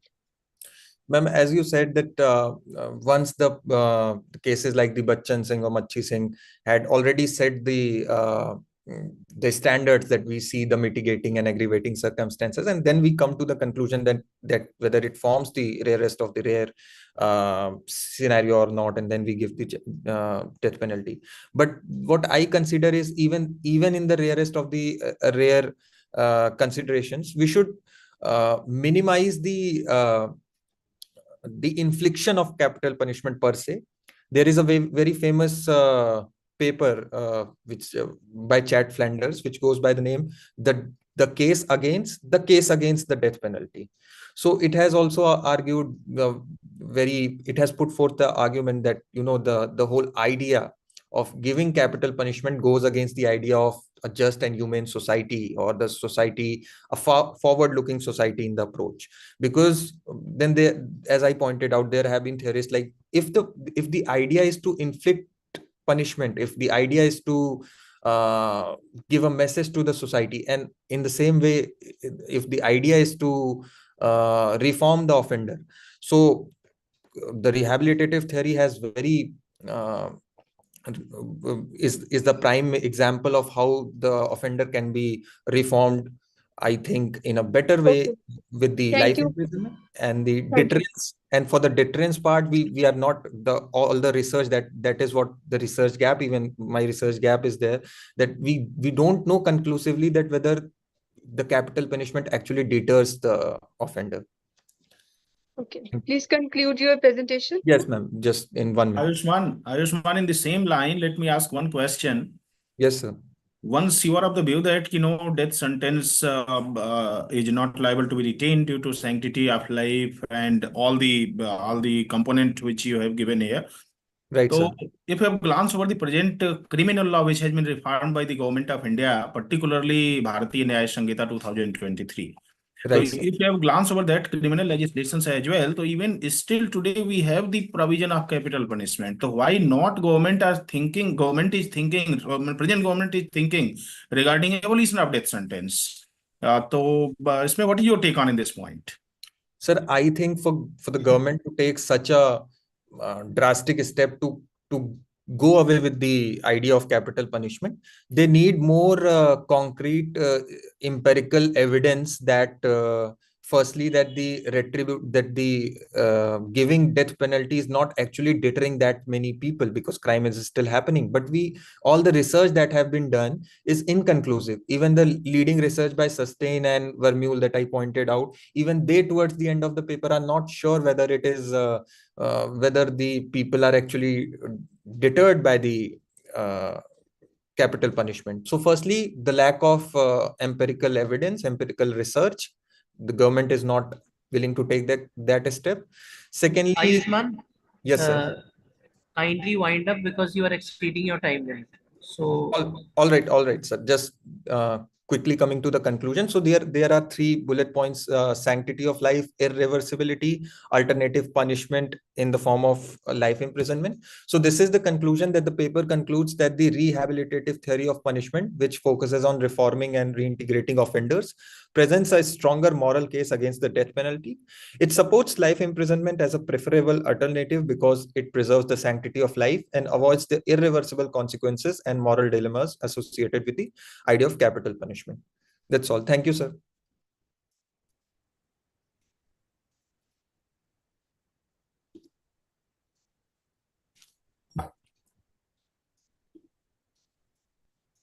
Any questions, or that's all from my side? No, Ayushman, thank you. No question from my side. Okay. Thank you so much, ma'am. Thank you, sir. thank you so much, Mr. Ayushman. Now I would like to call Dr. Shruti V. Kamath for the next presentation Good from afternoon. VM Suncoker. Good afternoon. you can start. Good afternoon, esteemed chair and co-chair, and the participants at the conference. With your kind permission, may I share the slide? Yes, please go ahead.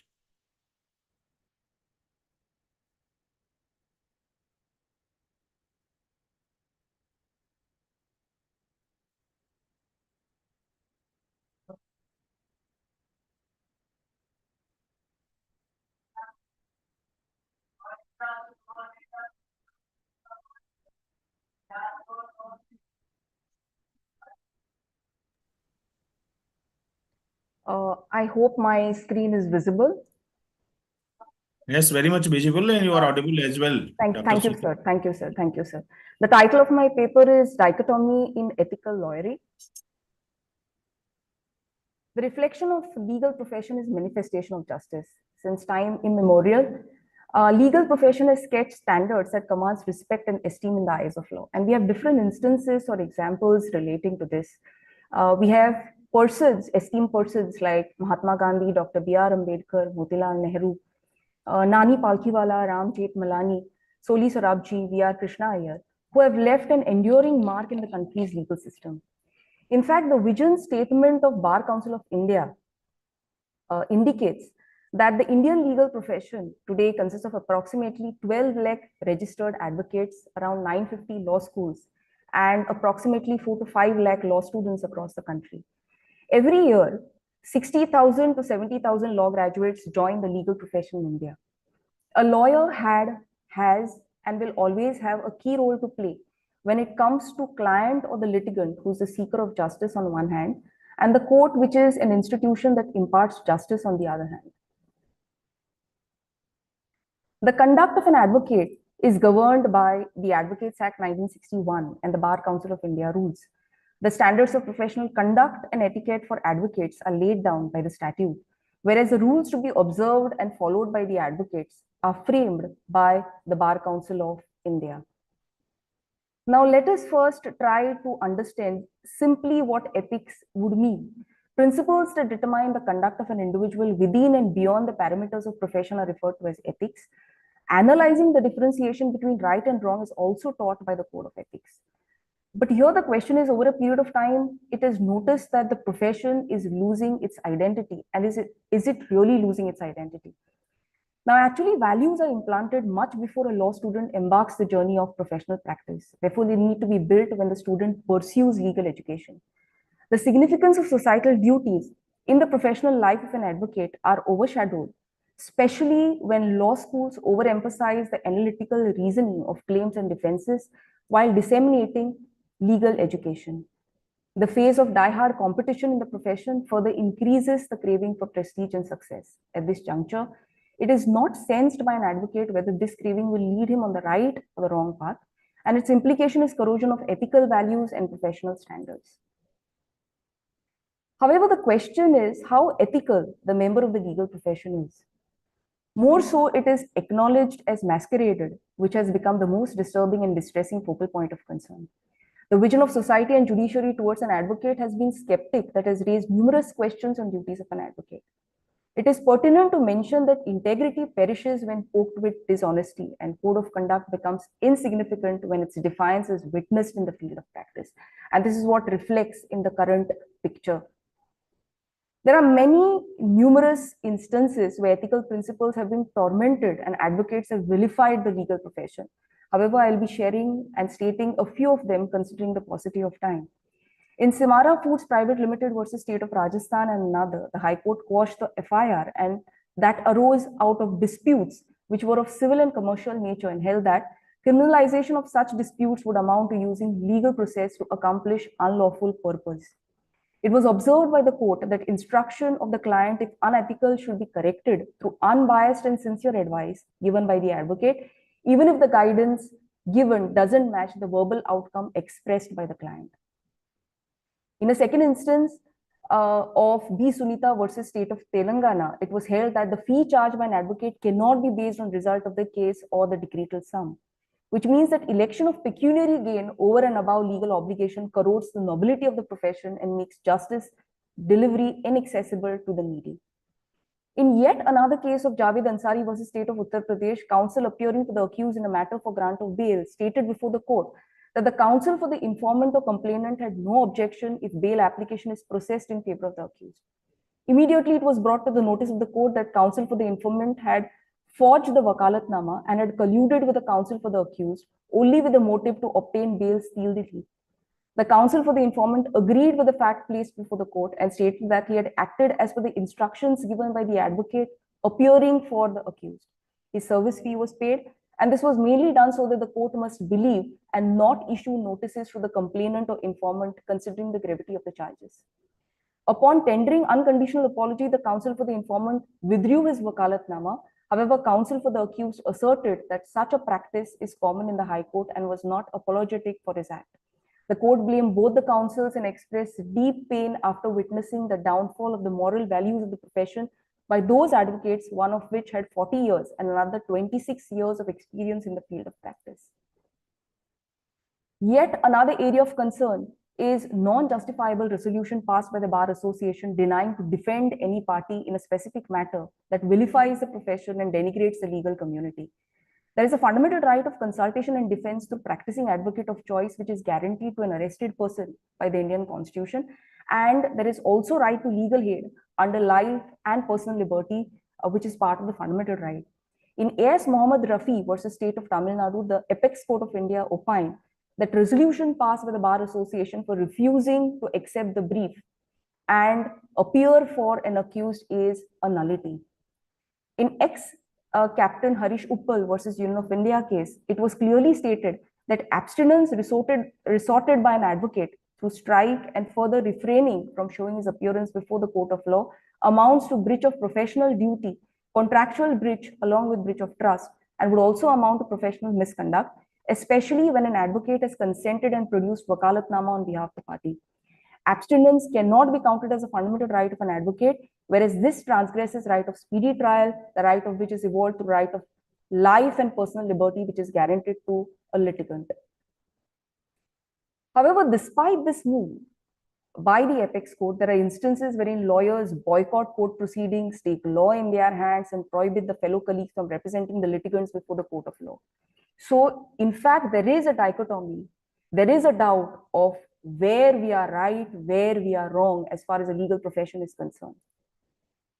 There are a few suggestions which I would like to make as far as this topic is concerned. Over a period of time, legal profession is projecting ever diminishing standards coupled with considerable decline in public trust and confidence. So there are a few suggestions which I have made over here. First is structuring a differing contour of professional responsibility which has to be taught at the law schools. It is imperative that law students should have a profound understanding of the code of ethics that define the legal profession as they are embarking their law career. Okay, Dr. Shruti. Yes, Yeah, ma'am. thank you for your nice presentation. We have read with the suggestions. I have only one question. Yes, ma'am. So whatever you have mentioned, is it based on some data, like, or these are your ideology or your observation about the facts? No, ma'am. In fact, it is not. It is based on data, of course, and I have gone through the judgments that are pronounced by the court, and also there are articles that are written by the judges of the high courts, and the views that are also expressed by the judges of the Supreme Court. One of the silent ethical principle which is also expressed is wasting the time of the court, which is not actually part of the ethical rule. So in fact, there is a lot of compromise that is done by the advocates who are a part of the legal profession, whom we look up to when it comes to justice delivery. So that is my view. Because if we see NIRF ranking, if we see UGC regulations, if we see all those parameters, on the other hand side, as per your opinion and your views in the conference, how do you correlate with both of them? Because we are trying to sync with policies, guidelines, trying to reach those parameters. So how do you see all this scenario? Ma'am, the thing is that there are policies, of course, there are guidelines, but there, as far as compromise with ethics is concerned, that cannot be done. Ethical rules are laid down, and it is for us to obey it. It is for a person who's part of the legal profession, who's part of the justice delivery system, who has to or who should obey it. When a person who's part of the justice delivery system as a law officer, you don't obey it, what a common man will do. And that is the basic question, because justice delayed is justice denied, and justice hurried is justice buried, and justice which is denied, a person who is actually trying to reach out to a common man for the purpose of justice delivery, it can never ever happen. We will never be able to see a kind of a civilized nation. Crimes will happen, crimes will occur, and this will just be part of the paper. We will just have it as part of presentation, and nothing concrete will happen. So that is my view, ma'am, on this. Okay, ma'am. Thank you. Thank you so much, ma'am. Okay, Dr. Shruti. Yes, sir. I congratulate you for such a wonderful and confident presentation. Thank you, sir. And you have raised a very, very relevant topic, which is very need of the time today. One should, who related to legal profession particularly, one should talk about ethical lawyering, because this is the need of time. For that, you need special congratulations. Thank you so much, sir. Thank you so much, sir. Sir, can I Can I stop sharing the slide and stop my presentation with your permission? Any other questions? Yes, ma'am. It's done. Beautifully done. Thank you so much. Thank you so much. Thank you so much. Thank you so much.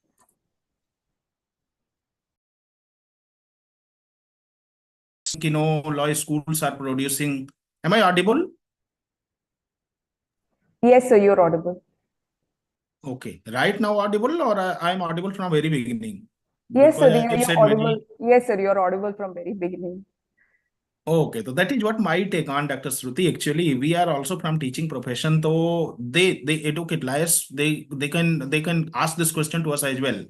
Ki what is ethics in teaching? What you are doing in law schools? Why you are producing such a huge number of students? That is what degrading the legal profession ultimately.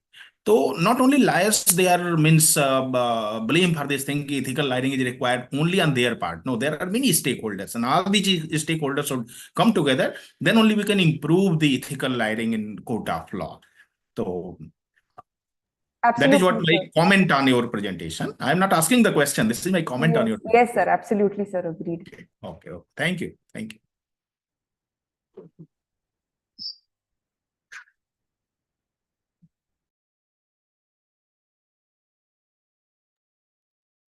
Now, organizer, please call the next presenter.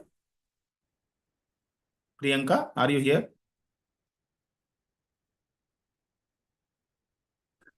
Yes, sir. You may call the next presenter, Priyanka Rao, now. Okay, sir.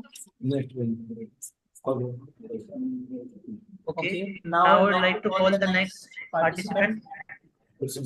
S. Ramanna from School of Excellence in Law, the Tamil Nadu Dr. Ambedkar Law University. Please start your presentation. So both I'm both audible and visible. Am I? Yes, you are audible. Yes, and you visible. are audible. Yes, sir. Thank you so much. If ma'am and sir permits me, shall I please present my screen? Yes, sure. Absolutely. Thank you, sir. Thank you so much. So just give me 10 seconds.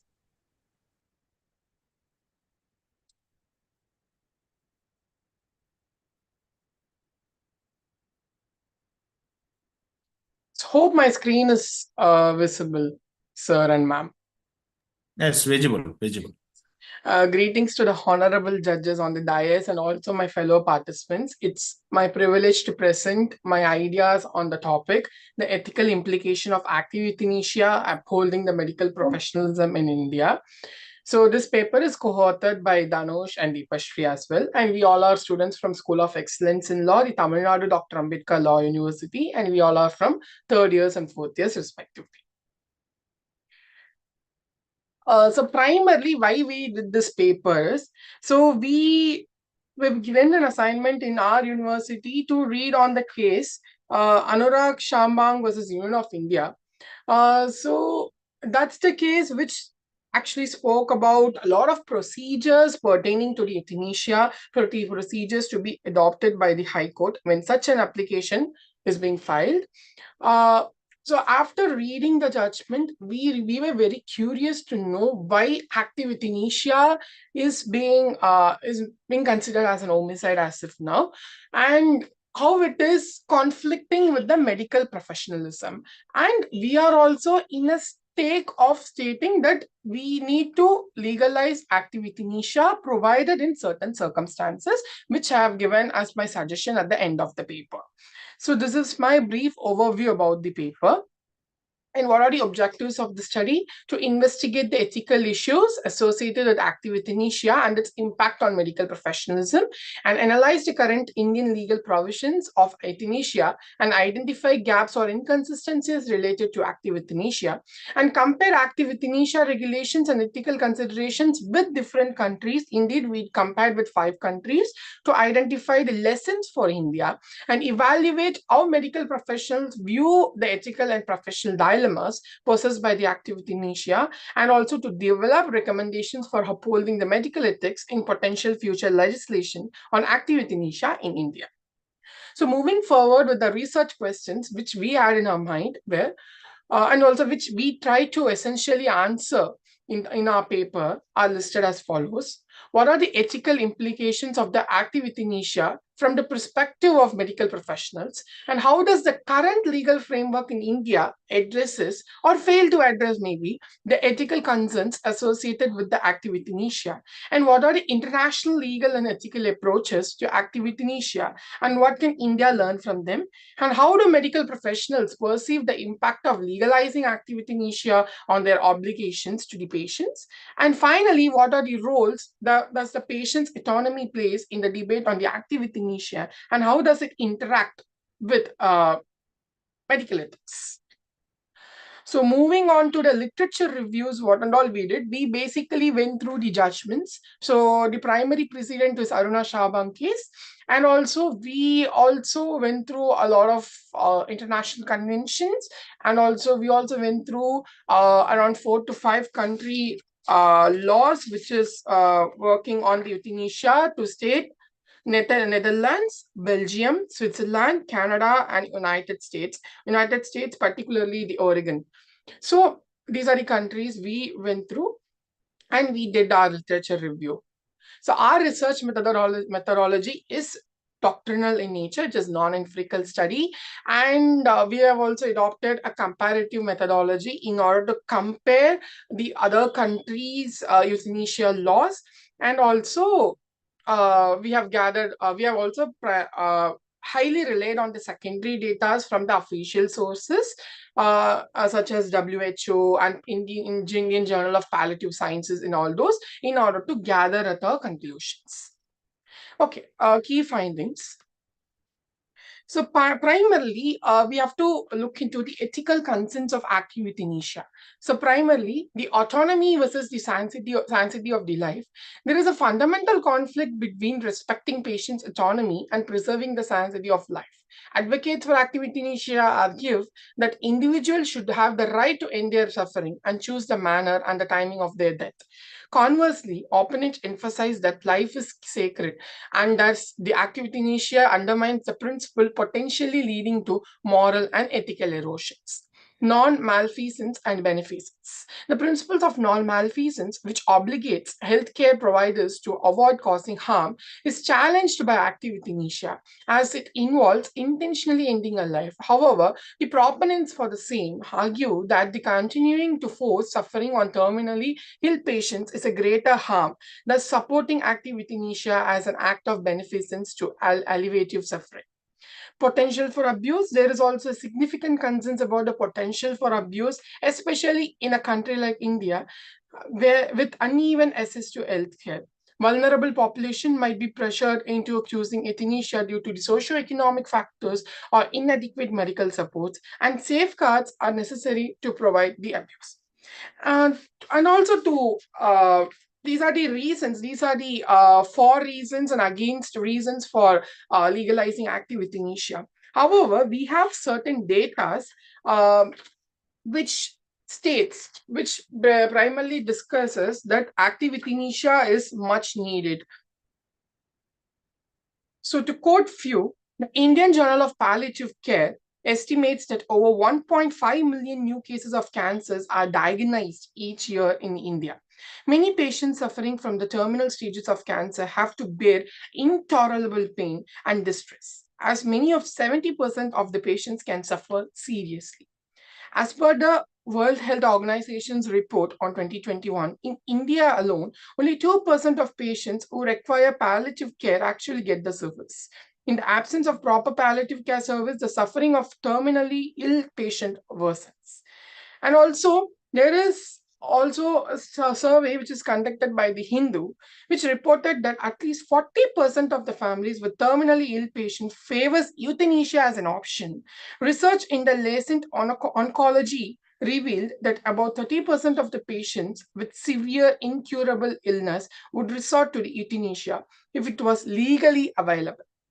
And also, Okay, could you please tell me your opinion about it, as you have mentioned that you have done comparison with different countries. Yes, so what do ma'am. you say on in the context of India? What is your opinion on this? Yes, ma'am. So, ma'am, I would, based on the data we have collected and based on the comparative study which we have conducted with the 5 countries and also reading through the international conventions, I would say that active euthanasia has to be legalized. However, it should not be legalized, provided with certain restrictions. Provided with certain restrictions. So, what are the suggestions which we have given? Strict precautions. So, active euthanasia can be allowed, but with the imposition of stringent legal Dear, and medical. Legal and your medical. time is about to All right, sir. I will exceed and just. end. Yes, So sir. please I will. kindly wind up your presentation. Yes, sir. I will answer to ma'am's question and I'll wind up, sir. Yes, sir. Thank you. So these are the points which we have put forward, ma'am. So primarily, the strict precautions are very much necessary. Though we legalize active euthanasia in this case, because in active euthanasia, the major issue with passive euthanasia as such is, they actually remove the life support. Which has been instilled to the patient, and which is even more, it is very suffering when compared to the active euthanasia. So what Okay, are Mr. the Presenter, let me ask one more question in of the same line. indeed, sir? Actually, we have a jurisprudential concept. Perhaps you are aware with a very prominent scholar of jurisprudence, Hofield, who has given the theory of legal derivatives, and he has given the brackets as well. He has said that the right and no right, these are the two jural opposites, and they cannot exist together. So once you are talking about no active euthanasia and passive euthanasia should be permissible with certain restriction, then what is your take on the right to life if permitted with the Constitution of India under Article 21? Then at the same time we cannot envisage for right to no life, that is right to death, either active or passive. So what is your take on in this point, being the researcher in this particular line? Like my point over here is through with the event of Anna Shaba case, the passive euthanasia is being accepted. So when passive euthanasia is something which is more cruel than active euthanasia, why active euthanasia can't be permitted with provided with sort of conditions and restrictions. That's my entire point, which we would like to. Thank you. Thank you, Ji. Thank you. Thank you. Thank you.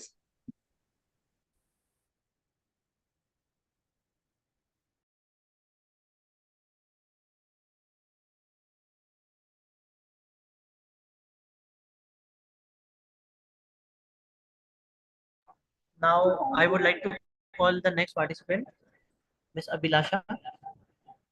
You can start your presentation. Yes, sir.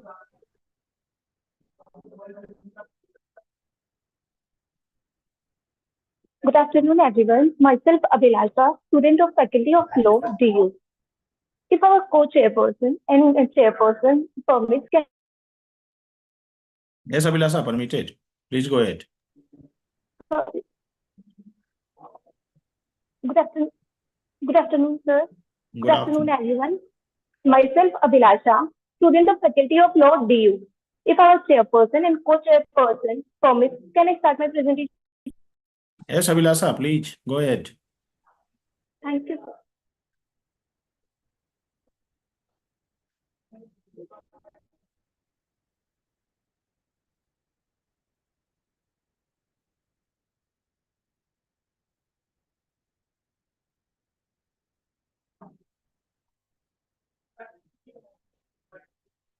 Yes,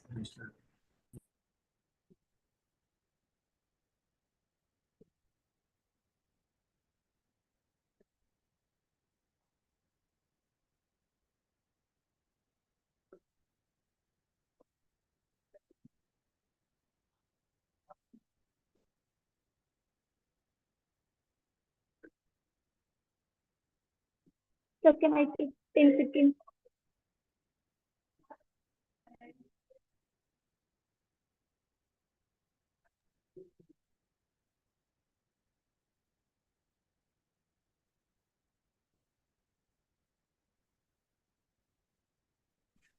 Abhilasha, you may start even without PPT if you are Yes, ready. that is what I am saying. If PPT it is not mandatory. yes, Yes, yes, sir. yes, yes. No. Abhilasha, you may continue without means screen sharing. Okay, sir.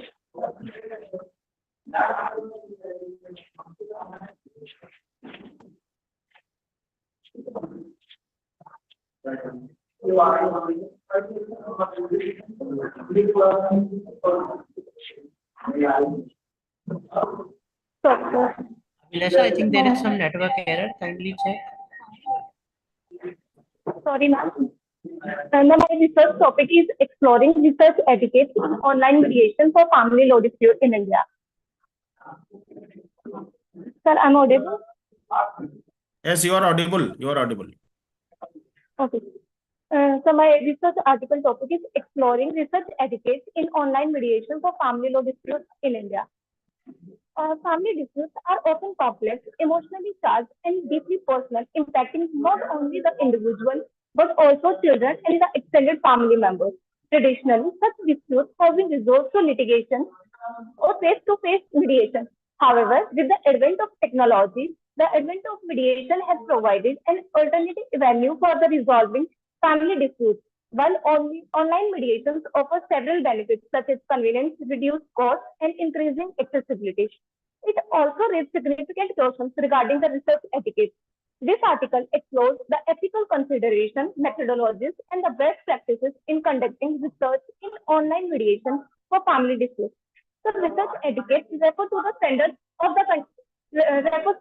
of conduct that researchers must follow to ensure the integrity, validity, and ethical soundness of their studies.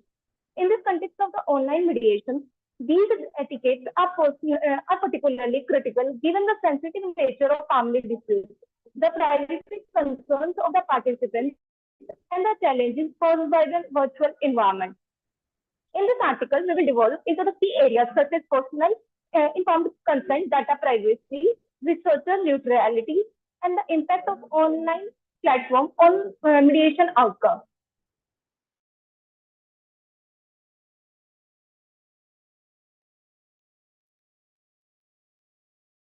Abhilasha.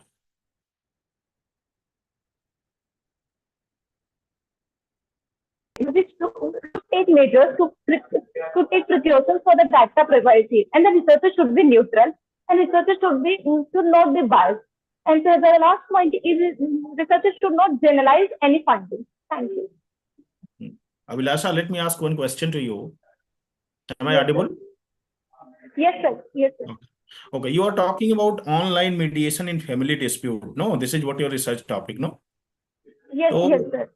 is it feasible in country like ours? Because many of the courts which are situated in remote area, in rural areas, so there might be network problem and other infrastructure for online mediation. So what is your take on in this point? Is it practically feasible? Forget the city like Delhi and other means good city wherein networking system is very good. But I'm talking in terms of rural area wherein courts are situated in remote villages. What is Yes, your take? sir. Sir, yes, sir. So before COVID, we can say that it is not possible, sir. But after COVID, it changed a lot of things, sir. So right now, government is working on these things like internet connectivity and make sure that the internet should be reached to every village, sir. So, sir, it is critical. Okay, thank you. Thank you. Thank you. Next presenter, please. Okay. Now I would like to call the next presenter, Ms. Bushra Patel, Harvard University. Please start your presentation.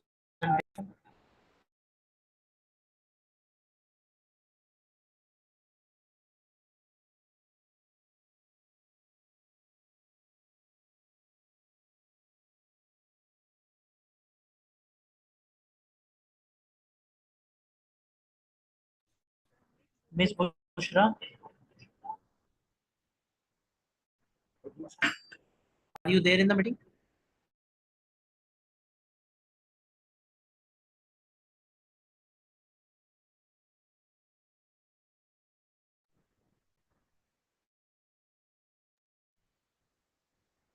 Okay, I think because of some technical issue or something, Ms. Bushra is not in the meeting. Let's continue with the next presenter, Mr. Avkash Kumar, Department of Sociology, Mangalyatan University, Aligarh.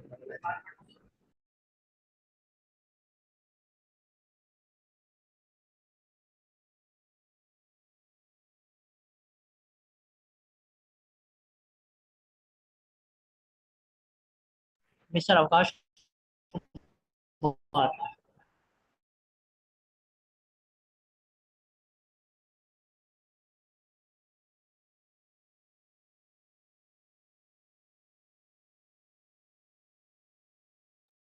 I think Mr. Avkash Kumar is also not available. So let's move to the next presenter, Dr. Praveen N. Pillai, Advocate District Court and High Court Kerala. Dr. Praveen N. Pillai, kindly start your presentation. Hello, sir. Good afternoon. Myself, Praveen Pillai. Yes, sir, you are audible. You can start here. I am audible. Yes, you are audible. Okay, sir. Could I share my presentation? Yes, yes, please.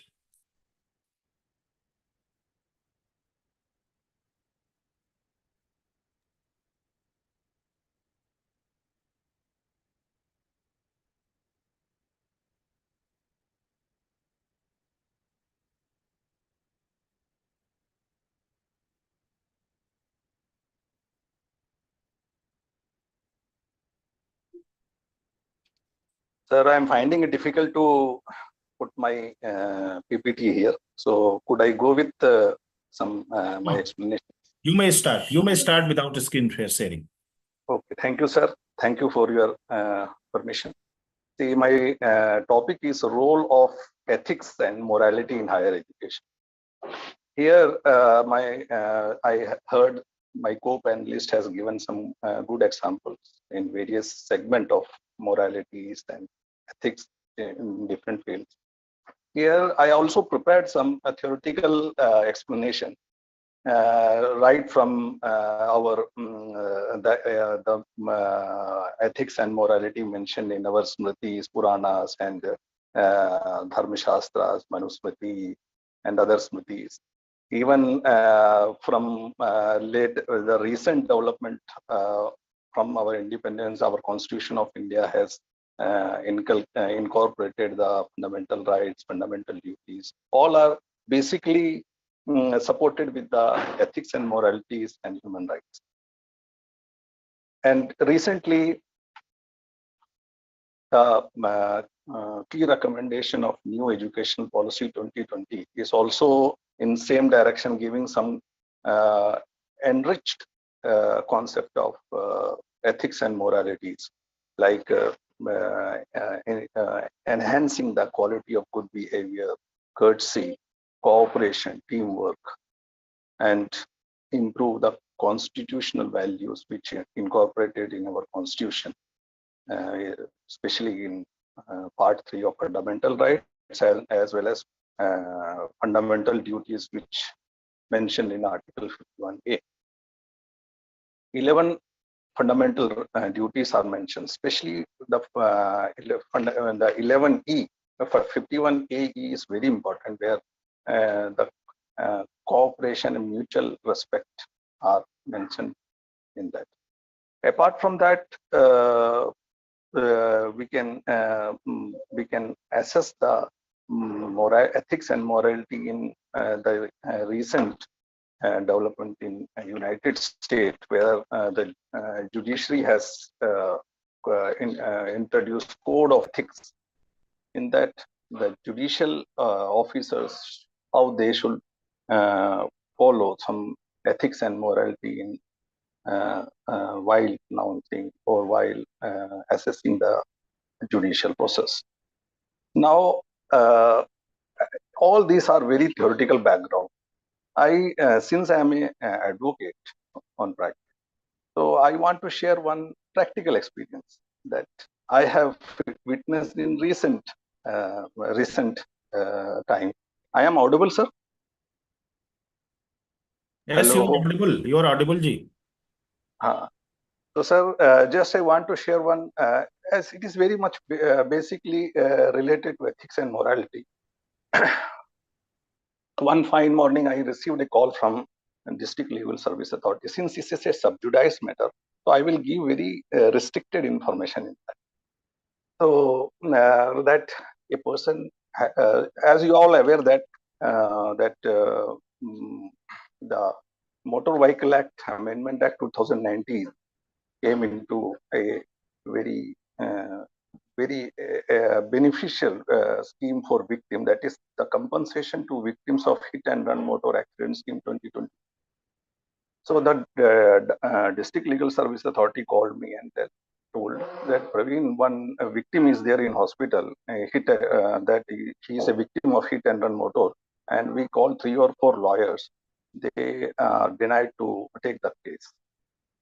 So they are telling that we are unable to, we are not looking after MSC cases.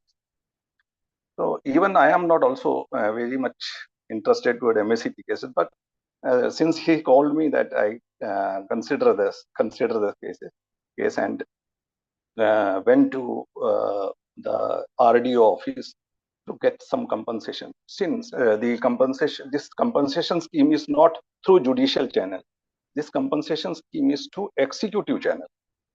So this is the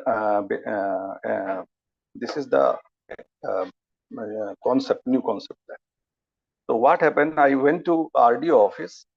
The RDO office has very feeble, very what we say, very arrogant nature to attend this Okay, case. I have only one question. So whatever you are mentioning is absolutely okay. But what are your recommendation to deal with this problem? Like, what do you suggest? How can we overcome this issue? Since this compensation scheme is executive channel, through executive channel, so the executive channel must be take more responsibility on.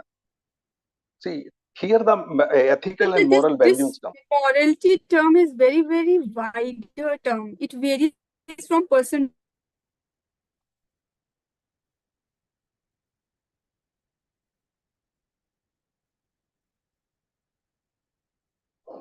to person. Yeah, yeah. But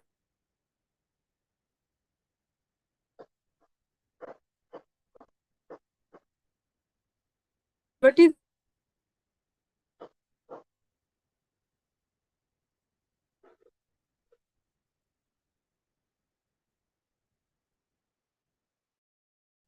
more?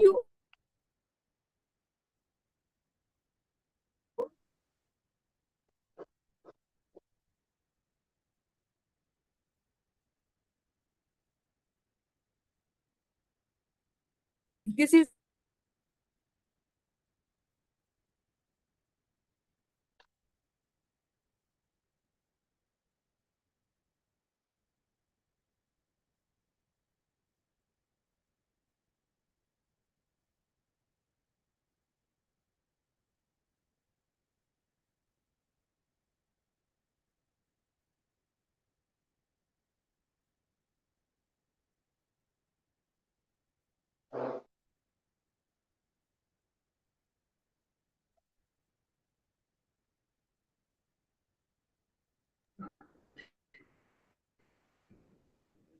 Mr.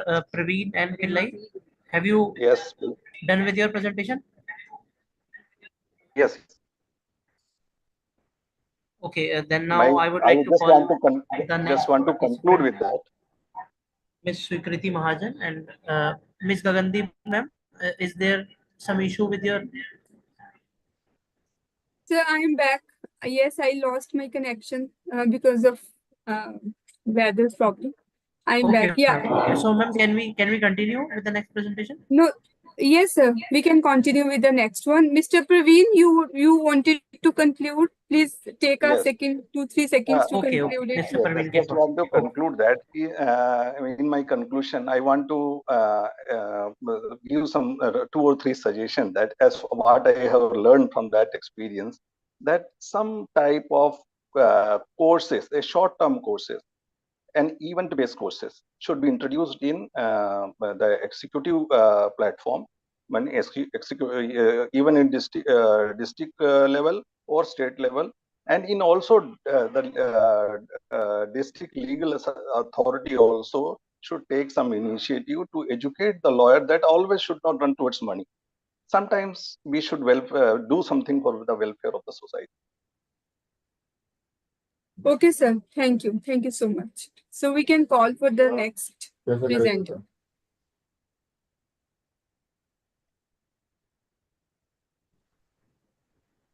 Okay. The next Good morning, ma'am. participant, I'm audible. Ms. Sukriti Mahajan. Good morning, everyone. I'm audible.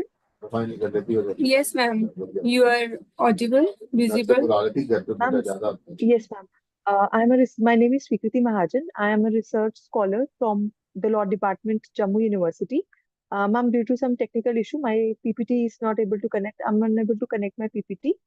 So the title of my paper is Mandatory Capital Punishment and Health Assessing the Impact of Vulnerable Population in India and US. So the present study examines the relationship between mandatory capital punishment and mental health with a particular emphasis on the effect of marginalized communities in India and US.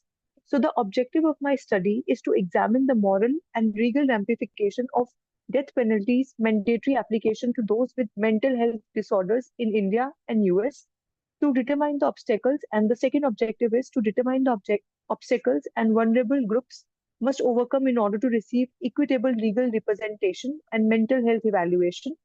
So, to educate the public and legal experts about the relationship between mental health and death penalty. So, ma'am, the primary focus of my paper is that how these vulnerable populations in India and US, how they are affected by mandatory capital punishment. And I have stated the reasons because majorly they are unaware of their rights. They are the affected persons due to the orders of the court because they are not able to adequately represent themselves. The research methodology which I have adopted is I've gone through the various articles. It's basically a doctrinal research. I've done a comparative examination of death penalty statutes in US and in India as a part of research Okay, methodology. sorry to interrupt you, Sukriti. If you are saying that you are assessing, in the Yes, title, yes, the ma'am. word is assessing. So you can't Yes, assess ma'am. with the doctrinal research. Assessment is always with empirical research. Your topic is totally opposite to the methodology you are mentioning. Assess means Okay, ma'am. to assess Okay, means ma'am. to come on the ground to look into the facts, how the mental health is being affected with that penalty. So doctrinal research cannot access. Either you need to change the methodology or you need to change the title. Ma'am, I think the word I can replace the word with So another word. just a Yes, ma'am. suggestion. Just a suggestion. Okay, ma'am. Yeah, sure, ma'am. I'll be careful regarding that. So the Please ma'am key continue. findings of my research.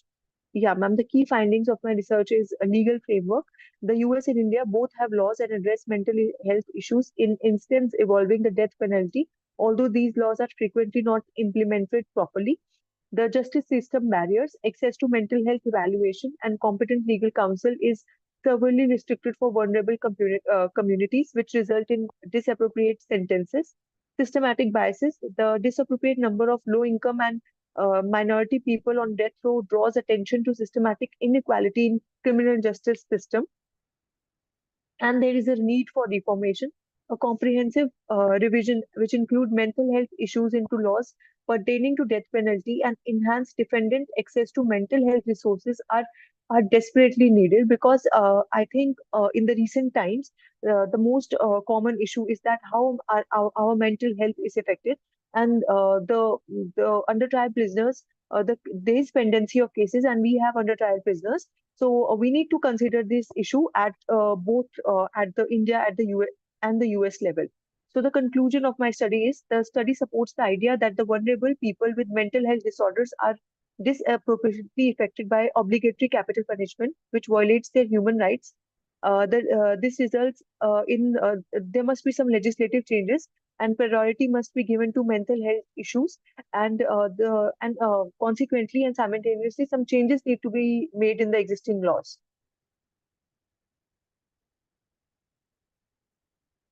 Hello? Hello? Hello? Yes, Swikriti, you are audible. Yeah. Sir, I think there's some network issue or No yes, network sir. issue at all. No network issue. Wonderful Okay. presentation. Thank you. Thank you, sir. Sir, may I leave? Organizers? So may I, Organizers will tell you. Are you supposed to leave or remain here?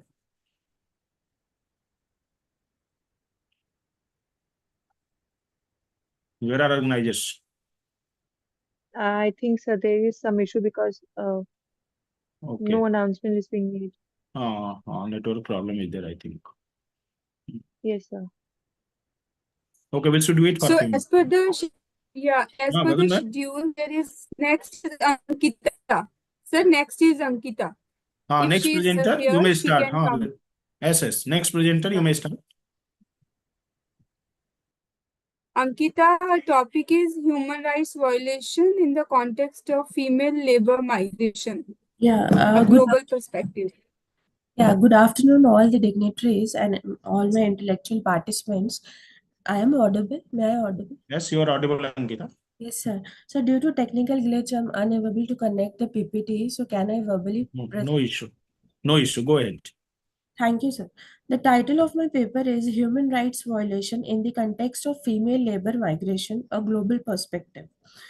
The article explores the widespread violation of human rights that female labor migrants encounter throughout the world, emphasizing the intersections of nationality, race, ethnicity, and socio-economic class. It evaluates the efficacy of current legislative frameworks intended to safeguard the rights of migrant women while examining the many forms of exploitation, such as forced labor, human trafficking, and domestic abuse. The purpose of the document is to offer concrete suggestions to communities, organizations, and legislations on how to improve protections of female migrants. Ankita, if feasible, please open your video because you are not visible to us. Okay, sir.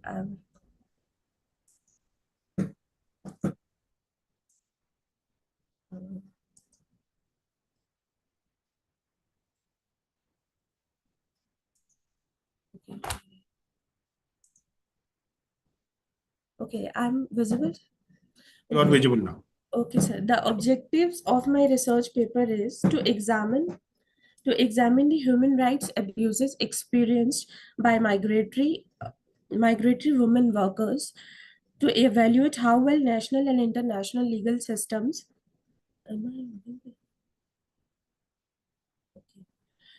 to evaluate how well national and international legal system protect the rights of female migrants, to make suggestions for enhancing the safety nets and assistance programs for female migrant labor migrant.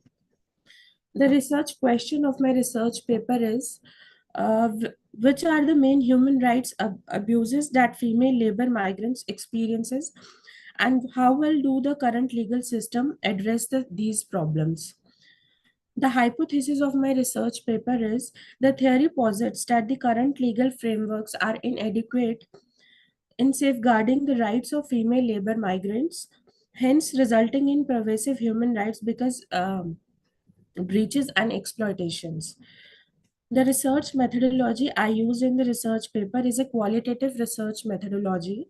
Ankita, can you enumerate any instance wherein there is example of human rights to this particular group which has been focused in your particular research? There are in the survey, when we go and we find the many labor migrant women, there are some sexual violations, harassments, obviously there.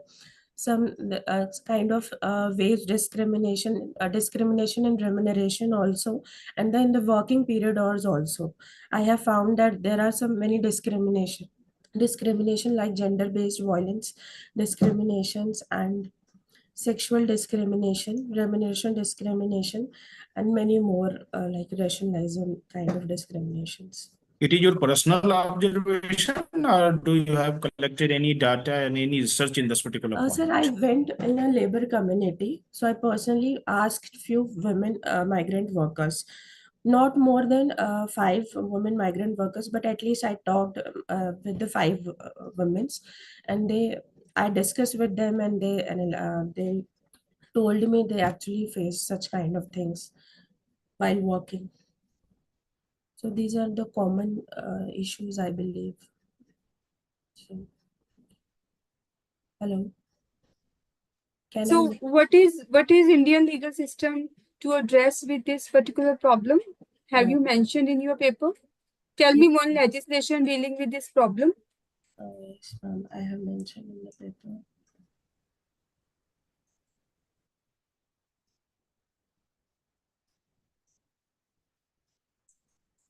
Ma'am, I have mentioned international legal frameworks. But obviously, we are in India, so we will study it in the light of India. Somewhere, it's reflection on India. Okay, no problem.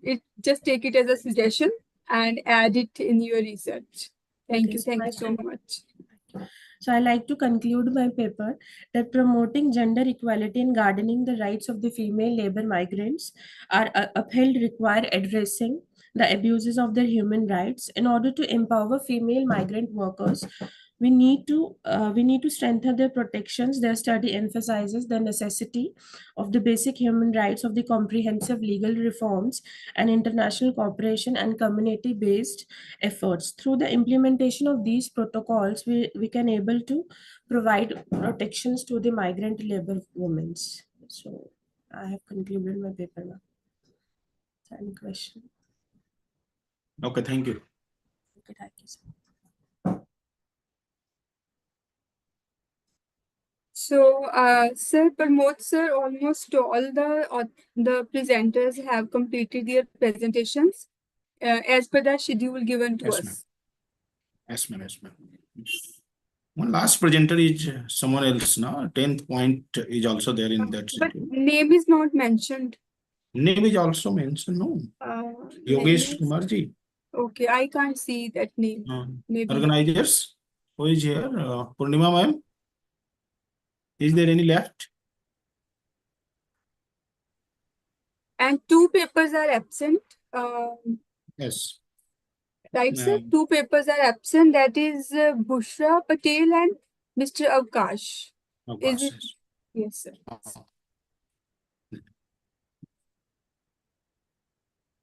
Dr. USG? Yes. Yes. Hello. Is there any other presenter? Yes, sir. Yes, sir. Yes, sir. Am I audible, sir? You are audible. Okay. So I think we are done with all the participants. So now I would like to thank all the participants for giving these wonderful presentations, our session chairs and co-chairs. Now I would like to move towards the next session, and I would like to call Miss Simran ma'am for the same. Also, again, my heartful thanks to the session chair and co-chair, Dr. Pramod Tiwari sir and Gagandeep Kaur ma'am. Thank you so much, sir and ma'am. Thank you, Ji. Thank you for calling us. This is wonderful means Thank you. experience for us as well. Yes, yes. Thank you, organizers. Because of this, I met my very senior professor Pramod, with whom I worked many years, several years ago. So I would take your contact from your guest, sir, and I'll contact you, sir. Okay, Thank ma'am. you. Okay. It's my Okay. honor, Thank you, sir. ma'am. Namaskar, ma'am. Namaskar. Thank you so Thank much. you so much, sir. Thank you so much. Ma'am. Thank you so much. Ma'am.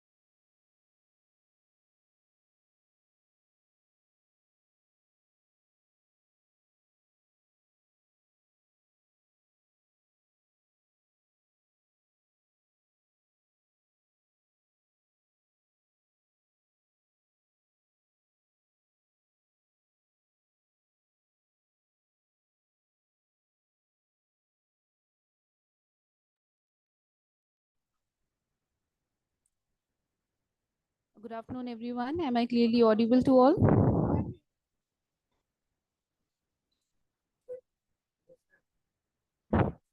Hello, am I audible to everyone? Yes, you're audible. Yes, you're audible. We can hear you. Okay, ma'am. Thank you.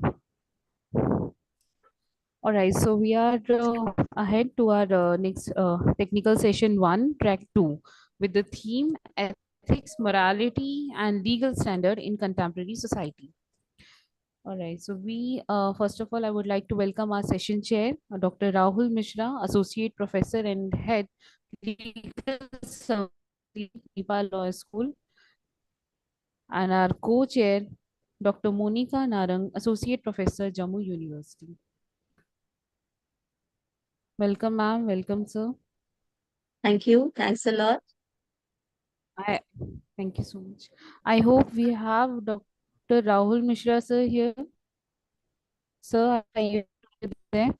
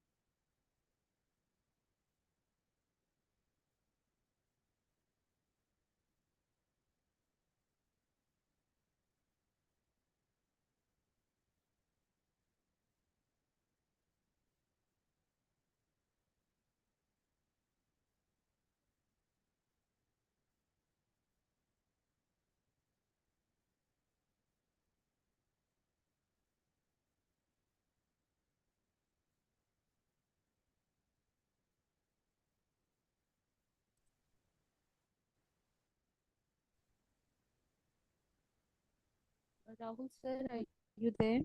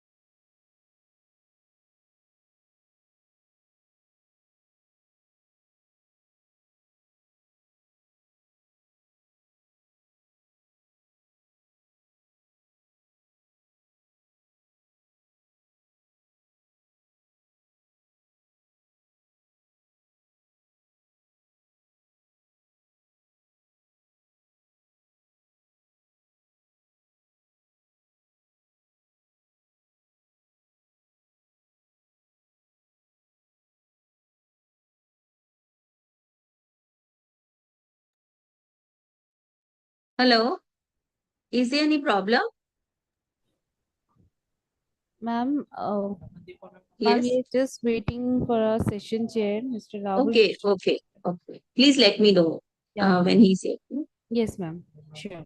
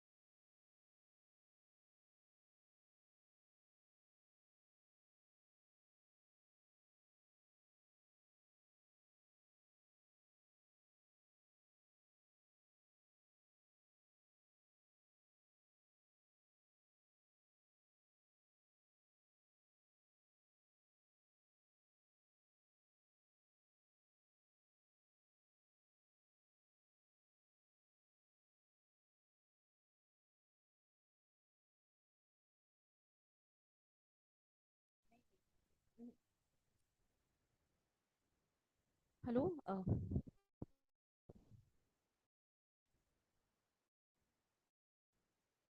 I think we have some.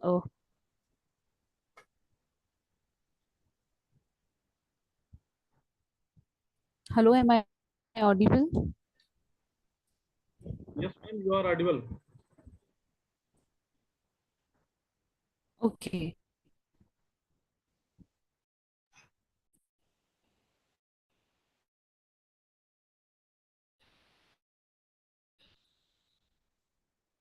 So, law is currently teaching various subjects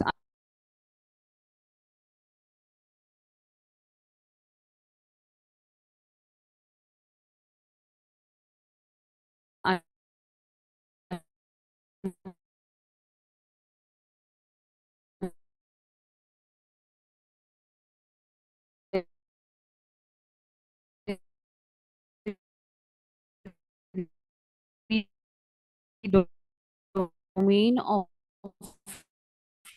law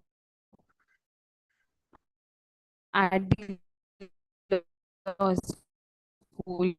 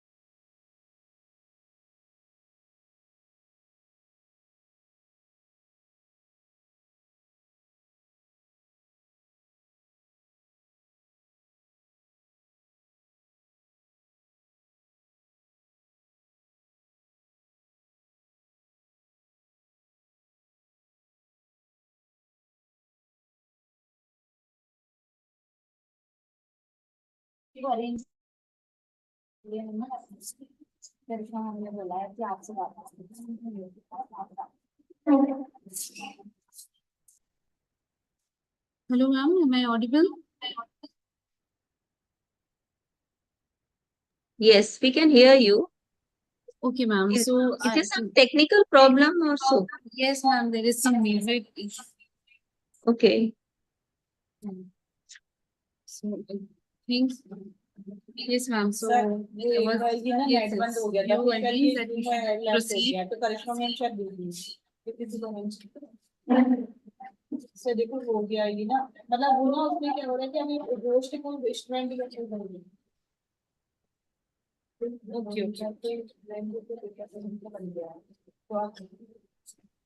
Hello, am I audible? Yes, sir, you are audible. Yes, hello, ma'am. Yeah. Welcome I to the have joined, conference, yes, sir. yes, ma'am. I have joined the session through mobile phone. Actually, I was not able to join it through a laptop for some reasons. Yes, yes. Yes. No issues. Okay, sir. Yeah, thank you. Fine. Thank you. Yeah. So, yeah. Welcome again, sir. Welcome again. So, Thank let me tell you something about our session chair. Sure. So, Dr. Rahul Mishra is currently serving as Associate Professor of Law and Head Legal Services Clinic at Manipal Law School, Manipal Academy of Higher Education, Bangalore. He has obtained master's degree in English literature from Himachal Pradesh University in 2002. He had his doctorate PhD. Sir has chaired many sessions during national and as well as international conferences. His area of interest to include international law, international space law, international humanitarian law and languages, international health laws, and area mechanics. I would like to again welcome our session chair and co-chair, Dr. Rahul Mishra, sir, and Dr. Monica Narang. Welcome to the conference, and the theme we have for our track 2, that is ethics, morality, and legal standard in contemporary society.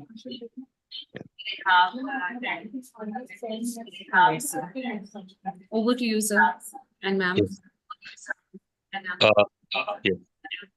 Thank you so much. First of all, greetings on behalf of myself, and I express my deepest gratitude to the management, to you all for having given me this opportunity to be a session chair in this a very nice occasion where we are just going to deliberate upon different kind of issues or themes concerned as far as the main theme of this conference is concerned. And as I was going through a couple of papers yesterday, so I was able to understand the kind of hard work which the participants have put in place in terms of their you can say research hypothesis, research questions, and then research problem also. So that is how I think we can understand things from each other, and we can process the research concerned together forward. And as far as this theme is concerned, definitely ethics play a very important role in all our lives. So, whichever profession we are basically in, still we will have to be very much considerate as to the ethical practices which have definitely been there since time immemorial. But when it comes to this legal profession, or it could be any other profession, but apart from having expertise, I think ethics will definitely plays a very important role. And as I can touch upon some of the issues, I believe these papers are going to be presented in my conference. So when it comes to, for example, abortion laws, when it comes to ethical practices in legal education, when it comes to national education policy, so definitely paradigm shift has taken place, and very nicely views have been put in place, and accordingly syllabus, for example, curriculums are also being revised from time to time as far as law curriculums are concerned. And when it comes to the impact of globalization, that can also be a seen in a big way, like the way a kind of things are going to take place, the collaborations are taking place. You are just going above the kind of considerations which you can have at the national level. So internationalism has to be there. It has to be given that decisive place when it comes to the curriculum phase actually. So I am definitely elated to listen to all those arguments, I would say, all those suggestions, recommendations from all the well established researchers. So but thank you once again from my side, and I wish this conference a huge success. So over to you, Dr. Priyanka.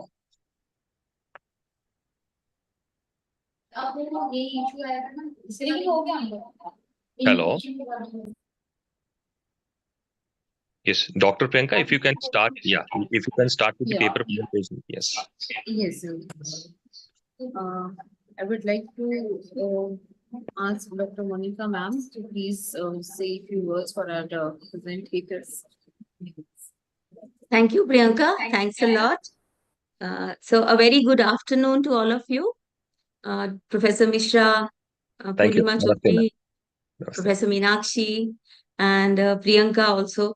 So it's a great privilege and honor for me to be here to co-chair this session. So I just wanted to share one of the thing with the participants and the organizers that I have been in connection with this institute since long. So we have presented papers, participated in IPM Institute even before the pandemic. So it's not for the first time. Right. So it's a thing that we have been into association since long. So I congratulate all the organizers, especially Dr. Meenakshi, Priyanka, Purnima Chaudhary. I can see these persons there. Those who have been working tirelessly and very dedicatedly for the for this success of this event. So I have been listening to the previous listeners also in the previous session.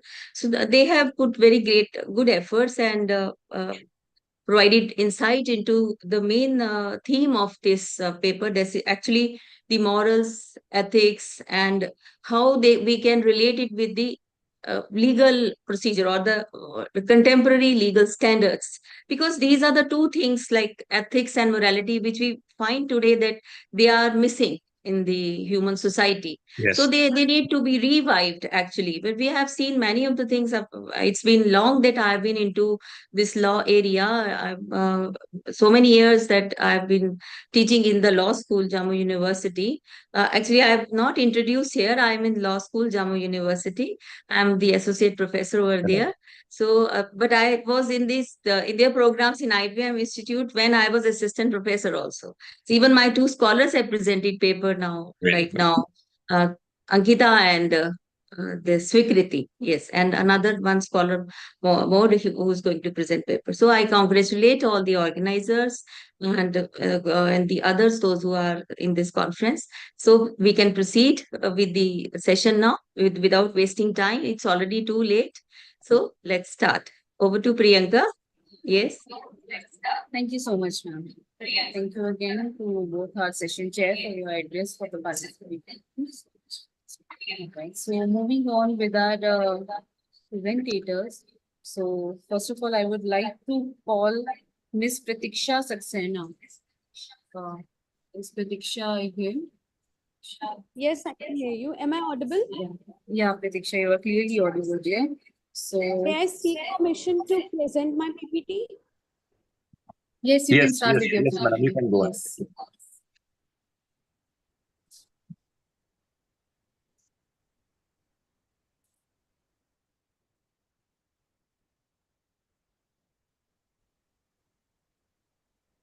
Excuse me, otherwise in the list, the first presenter is Ishan Ahmed.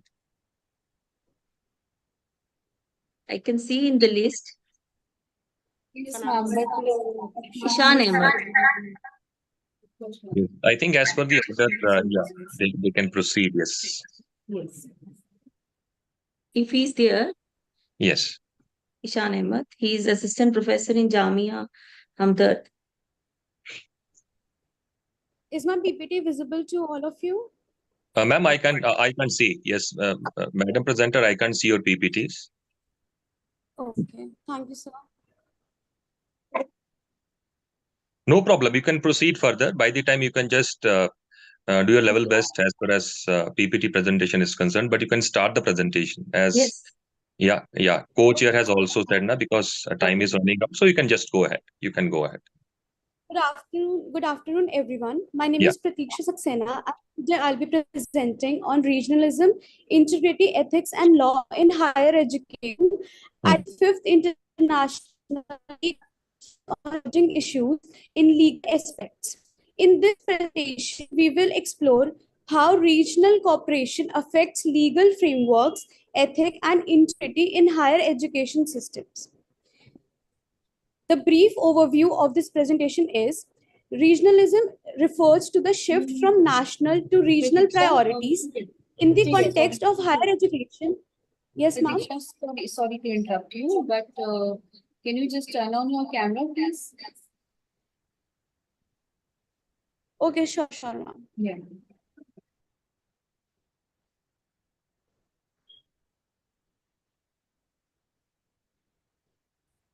Am I visible? Yes, we can see you, ma'am. Yes. Okay. Wait a second, sir. So, just a brief overview of my presentation.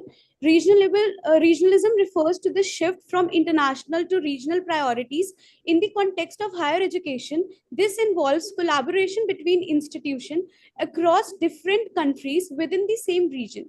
This collaboration is beneficial in many ways, but also presents challenges related to academic integrity, ethics, and legal governance. In this presentation, we will focus on these three key areas and examine how regionalism impacts higher education. Next are the objectives of my studies. The objective of these studies are in three folds. First, to examine the ethical and legal implications of regionalism in higher education. Second, to explore how regional cooperation affects academic integrity and resource equity. And finally, to assess the role of legal frameworks in standardizing educational standards across regions. This will help us understand a balance between cooperation and ethical consideration in academic settings. Now coming to the research question, the primary question driving in this research is how regionalism influence integrity, ethics and law in higher education. We will be examining this in the context of equity and governance, particularly how different regions deal with issues of fairness and legal compliance in education. The hypothesis of my hypothesis is that while regionalism fosters greater collaboration among academic institutions, it also introduces ethical dilemmas and legal inconsistencies. One of the key issues is the unequal distribution of resources, which can lead to disparities in educational opportunities and standards across various regions. Literature overview. My literature review focused on studies related to legal frameworks like Bologna process in Europe and ICEILA agreements in Southern Asia. These frameworks have been instrumental in promoting students' mobility and research collaboration. However, the research also highlights the ethical challenges possessed by regional corporations, such as uneven access to resources and disparities in academic recognition. Next, the research methodology. The research methodology, for this research, I adopted a comparative analysis approach. I examined various legal frameworks and academic policies from various regional institutions to understand their impact on higher education. The data was collected through an analysis of regional agreements, treaties, and academic ethics policies. This methodology allowed me to identify patterns and differences in how regions handle issues related to integrity, ethics, and law. Now, some of the key findings of my research paper are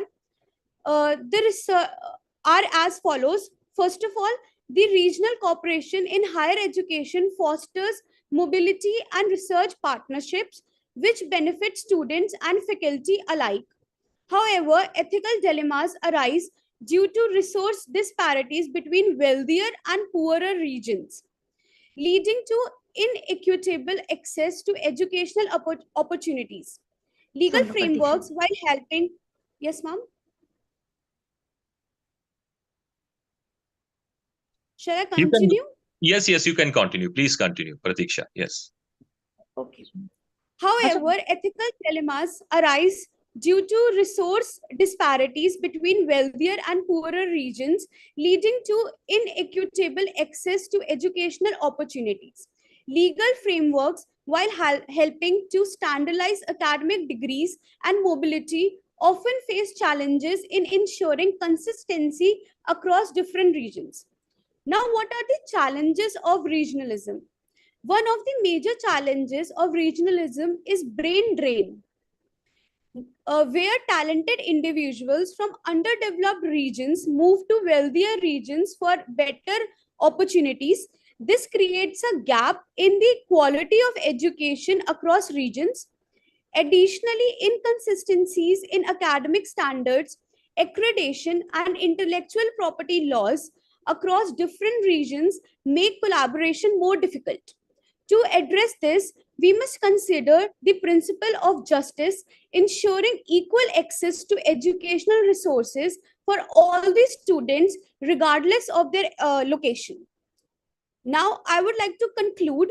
In conclusion, while regionalism presents numerous opportunities for collaboration and exchange, it also raises significant ethical and legal challenges, particularly around resource distribution and academic standards. Moving forward, it's crucial to harmonize regional educational policies with global ethical standards to ensure, first of all, fairness, equity, and integrity in higher education. This will allow us to harness the full potential of regionalism without compromising ethical and legal principles. That's all from my side. Thank you. Thank you, Pratiksha. When it comes to this presentation, I think very nicely thoughts have been put in place, and I believe you have also done a bit of justice also to the a title which you have chosen. Just only few observations. I think when it comes to the student side or faculty side, na, so when we follow, the research scenario, so we will have to be very critical as to the sampling, that what kind of students are we considering and what kind of faculties are we considering. So when it comes to the generalized opinion, right, so that may not be able to lead us to some decisive conclusion. So I think that will be better if we try to have some comparative analysis in place. For example, like let us say students who are studying in +1 at the level of +1, +2, 10th level, or maybe the first year BA students, like that. So then the data which you will be gathering, ultimately having been through the literature survey, na, so that will give us a proper viewpoint as to where the lacking points are, where the voids are, and how those voids could be understood, right? So this is just you can say one observation. And when it comes to the second observation, we can also go through the education policies, as you just rightly made a mention. When it comes to the ethical practices, you are talking about compliances, you are talking about fairness, that is rules of natural justice. So definitely we can also go through the compliances in terms of education policies which are being made. So when you are going to do the comparative analysis, now then I think you will be having more fair understanding of that policy, like how that policy is going to be considered in let us say state A, or how it is going to be viewed at in state B, and how the collaborations are existing. Today you must have seen, this is how the globalizing impact can be seen. You must have seen that all the law colleges, for example, they are having more and more international collaborations. Understood? At the same time, there are some stumbling blocks also in terms of credits, in terms of research maneuvers, right, in terms of exchange policies, है ना? So for that matter, we will also have to look into international protocols. So likewise, we can be a bit more decisive as to the plane, where we are basically rightfully trying to critique, this whole discussion. Understood? So these are some of the pointers. I think if you consider, definitely your paper will be like an icing on the cake, right? But even then, I must appreciate you. You have done a commendable job. Thank you very much, Pratiksha. Yes. Over to you, Dr. Priyanka. Yeah. Dr. Priyanka? Yes, sir.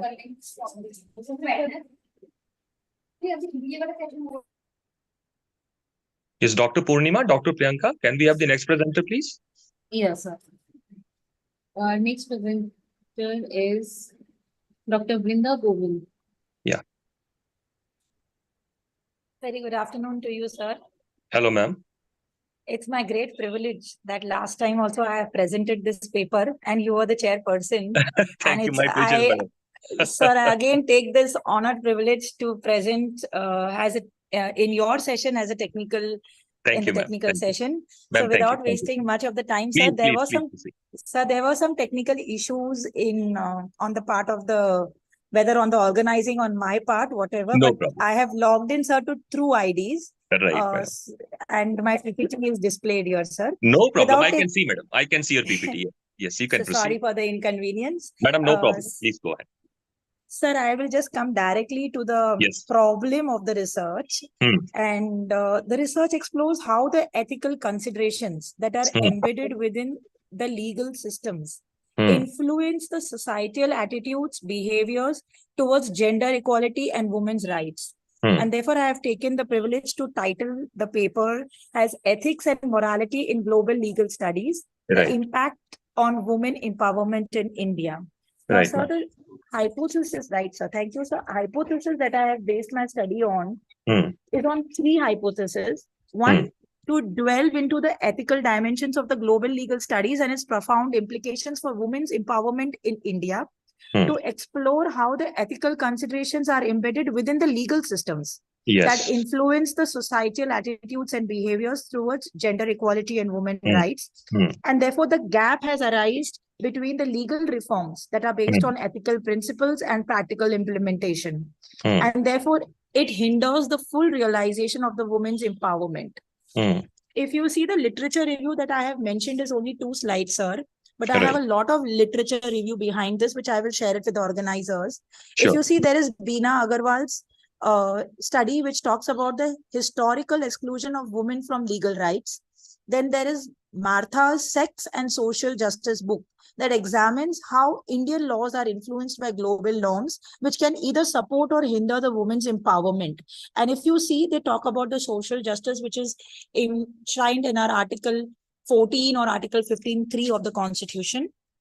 I have other literature reviews also, if I can name one or two, talking about the capabilities approach in Nosbaum's book, Catherine Mackingan and Martha's book also, which talks about the world poverty and human rights. And therefore, if we talk about the John Rawls theory of justice, it underlines the gender equality and women's rights, which is the moral basis of legal rights, sir. So if we have looked at the literature review and the hypothesis, and the methodology that I have used this time, sir, is doctrinal. I have not gone for the primary data collection because this is a very nascent research, which probably if I get chance, I will collect data on primary basis. Therefore, I have followed the doctrinal and descriptive exploratory method, which has allowed me to use the deductive reasoning. And therefore, I have relied upon the case laws and journals. If you look at the case laws, sir, there are various case laws which I would like to name one or two. The latest being the Independent Thought versus Union of India, whereby we have discussed various implications about, striking down Section 377. We have the old traditional one, which is Vishaka's case. Then we have Shah Banu's case. I have also touched upon the NEP, though I'm not very happy with the gender inclusive curriculum. They talk about the STEM, that is the science, technology, engineering, mathematics, which is at a higher level. And as you said, it is very important to, inculcate the child care and societal pressures, which has not been included only in the form of a gender inclusion fund. So that also is not enough, sir, until we don't raise the awareness. So the study is based on integrity, confidentiality, competence, and there has been avoidance of the conflicts of interest of many sections of the society. And therefore, if we see, the study talks about the integrated legal education framework, where the students need to be also made aware, as you suggested. That will take the lawyers and judges to, be skilled to uphold the equality, justice, and fairness. Yes. There are various, yes, ma'am. Yes, sir. There are various legal education. Ma'am, I will wind up in 2 minutes. There are various legal reforms in the legal education, though we are talking about lifting the oppressed gender that involves the socio-economic, political, and legal status and participation of women. There are reformations that are ethical and moral, and therefore to collect first-hand data on ethical and moral data has been a little difficult this time, sir, and therefore the doctrinal study. And therefore we see that gender discrimination and the latest episode that happened in Badlapur is the saddest. I think it will be written down in the watershed history, sir. So there are certain new legal education reforms in spite of what has been talked in the Constitution, and therefore I talk about the positive impact of inclusion of ethics and morality. That is promoting the legal representation, policy advocacy, public trust, which is very important, and creditability, sir. And therefore, I conclude that legal professionals trained in ethical advocacy have successfully somehow tried to use these tools and safeguard the challenges that are faced to secure justice for women. However, despite that, there are certain problems, and therefore my paper suggests certain suggestions which have not been included in the PPT. Sorry for that. And therefore, I would like to suggest a few points whereby women could be encouraged to enter the teaching profession. Maybe we could give them some digital education and, foster an environment where they feel empowered and they are made aware of their rights. Therefore, the NEP 2020 talks about skill development and vocational training, sir. We can include them in, yes, sir. Yes, ma'am. Go ahead. Yes, go ahead. Please conclude. The conclusion also could be that with suggestion, the cultural barriers that the girls are still discouraged to pursue education due to early marriage or household responsibilities, this could be converted to gender sensitivity and inclusivity through skill development. That potential is there in India if we do that with the legal research, and we could have policy funding. So thank you very much for giving me a patient hearing. So, Madam, I think I must appreciate once again initially at the right outset the kind of comprehensive research which you have taken up. Yes, At the sir. same time, I will just have few sort of suggestions. You can say just observations as far as your Sir, I presentation. always improve with your suggestions, and therefore I came forward here, and I was in another technical session, but due to destiny, whatever No happens, problem. happens for the best. I No am again problem, in your madam. No. session. Just only once, as you just touched upon, because this is very important point here. When Yes. we talk about social justice, so we have couple of propounders like Aristotle is there. His concept is very nice. Then we have Yes. Michael Sandel also. He talks about Right. communitarianism. Then we have Amartya Sen's idea of justice as well. And when Yes. it comes to John Rawls, he talks about wheel of ignorance. So these are some of the profound, I would say, considerations which definitely have been given to us by these profounders. And accordingly, you must have been through the judgmental viewpoints which these people have given, and accordingly we can understand the importance of women segment in our society, or the Right, kids, sir. especially a children segment in our society. And as Yes, you sir. rightly talked about, when it comes to the early marriages domain, even Yes, today, sir. in spite of the fact that you have Child Prohibition Marriage Act in place, right? Yes, sir. You have cases like Lajja's case is very important here. You must have been through that Yes. in family law. Yes, In yes, sir. addition to that, very nicely, Supreme Court has come from time to time, as to the considerations which we must be considering as far as Yes. ethical practices are concerned or gender disabilities are concerned. So I Yes, think sir. you can just improvise upon these segmental scenarios. They will Yes. definitely help you shape your research questions in a much better way, right? Yes. And and when it comes to your conclusion, I think accordingly your recommendations should flow, because when Yes. there is a parity in between questions and hypothesis, your outcomes will be much more significant. And Yes, definitely sir. it could those recommendations could be taken as a kind of yardstick, which I think every stakeholder should take care of in times to come, Yes, sir. right? So that's, So sir, thank you I so much. appreciate, sir, I appreciate, because what you said about John Rawls, I have mentioned Amartya Sen also in my Very paper. good, very good, very And good. I completely agree. I just wanted to ask you that, Yes. do you think that we would get first-hand information on morality and ethics if we do this research on a bigger scale? Do you think? Madam, madam, we are academics actually, and when it comes to the academic plane, definitely we can put our thoughts forward, right? Yes. So ultimately, it is for the lawmaker, it is for the judiciary, it is for the legislative, people to decide. Because when it comes to ethics, they will play a very important role. For example, placement is absolutely fine. I give you one example. Let us say there is a student who is a gold medalist, right? And he has got a very good placement, but ultimately he will have to perform his duties ethically. Yes. Right? He can't shirk from work, right? He will have to show his utmost devotion. Same thing happens in the courtroom also. So that is what I have been training my students, especially LLM students here, right? So ethics do play a very important role, and you must have seen in every kind of, you can say, culture which we have devised, ethics play a very important role. Understood? Like professional Yes, sir. ethics, for example. So ultimately, we can definitely try to create that ecosystem, which is also Yes. equitably important for the people who are coming up from the colleges. Understood? Right, So sir. in addition to the education which they are getting, if they are ethically strong, automatically things will fall in place in a much better way. So we can promote our ideas better. We both are sailing the same boat, and accordingly, Right, sir. it is for the lawmaker to decide the fate of it. Understood? So that is something Appreciated, which is sir. very important. Just a submission to you. Maybe, yes, next time, maybe if this topic is around the same, I will try Yes. to collect primary Sure, data first on sure, it, sir. But it sure. was important to do the literature Yes, gap and madam, review nicely. in You this, have done sir. your research nicely. Thank you so much. Appreciated, sir. Thank you so Thank much. you. Thank you to Thank the organizers once Yeah. again for this opportunity. Warm Yeah, regards. Dr. Priyanka, next Thank you, presenter, sir. please. Yeah, thank you. Thank you, Dr. Vrinda Govind. So now, next presenter we have with us Miss Samriddhi Sharma. Samriddhi, are you there?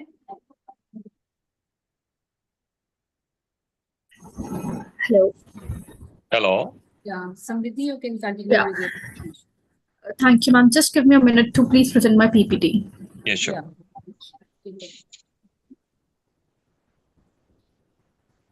Is it visible to you, please, if you can confirm? Yes, we can see. We can see your PPTs. Yes, Smriti. Thank you, sir. Good afternoon to the esteemed chairpersons. My name is Samriddhi Sharma, and I am honored to present my paper on ethical standards in the legal profession, ensuring compliance and upholding integrity. With your permission, I would like to begin my presentation. Please go ahead. Please proceed. Sir, for the overview, I would like to discuss that the paper's focus is on the ethical principles governing the legal profession. It emphasizes the importance of compliance with these standards to maintain the integrity of the profession. The objectives of my study were to examine the foundational principles of ethical conduct in the legal profession, to analyze the role of regulatory bodies in enforcing ethical standards, to explore the contemporary challenges faced by legal professionals in the adhering to ethical principles. The main question that puts up here is, sir, that how can legal professionals effectively balance the pursuit of justice with the ethical obligations of their profession in today's complex legal landscape? To start with, ethical standards are crucial for upholding integrity, justice, and trust in the legal profession. So the legal profession is built upon a foundation of trust and integrity. However, ethical dilemmas are an ever-present reality for lawyers, testing their commitment to these principles. Ethical standards are crucial for maintaining the integrity of the legal profession and ensuring justice. So the foundation principles for the legal ethics are that there should be confidentiality. The lawyers are bound by a duty of confidentiality, protecting the client information from disclosure. When we go to the next point, it's a competence. It is lawyers must possess the necessary legal knowledge and skill to provide competent representation in the courtrooms for their clients. So there should be a zealous presentation that the lawyers, while advocating for clients, must act within the bounds of the law and dishonest and deceitful tactics. So honesty and integrity is also a main part of this foundation, and that is truthfulness and avoiding misleading statements are essential in legal proceedings. So when we go to the regular oversight, the regulatory bodies are the State Bar Association and law societies that oversee the ethical conduct of legal professionals. But so, the key function of those are that they establish the codes of conduct, they investigate the complaints of misconduct they receive, they impose the disciplinary measures, they provide legal education and promote professionalism. But sir, are they able to complete the steps? There are some challenges which the regulatory oversight face.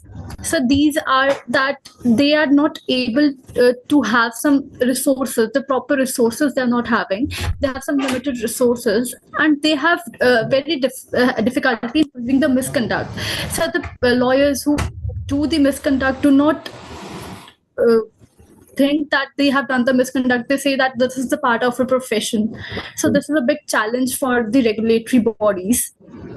So there is technology and privacy also, that is the emerging technologies with the rapid pace of technological change. New challenges for regulatory bodies are there, that such as monitoring online conduct and investigating cyber crimes. So globalization also plays a very important role in, we talk about the challenges, that the cross-border transactions can create ethical dilemmas due to differing legal systems and standards. It affects the international law. Sir, the professional relationships, that is maintaining respectful relationships with the opposing counsel, judges, and third parties is essential. Here I would like to discuss about a case study, the whistleblower. It was a lawyer present when a lawyer represents a client who discovers illegal activity within the company. The client wants to report the wrongdoing, but the lawyer faces potential conflicts of interest and confidentiality concerns. So the lawyer must balance their duty to the client with their obligations to the law and the public interest. The lawyer could advise the client to report the wrongdoing internally or to the appropriate authorities while considering the potential risk and benefits. So there are some, I have discussed about the technology related issues. There is also truthfulness in court, that witness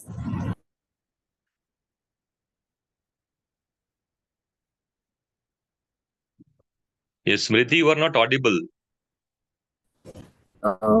I'm sorry, sir. Am I audible now? Yes, now you're audible, Smriti. Please go ahead.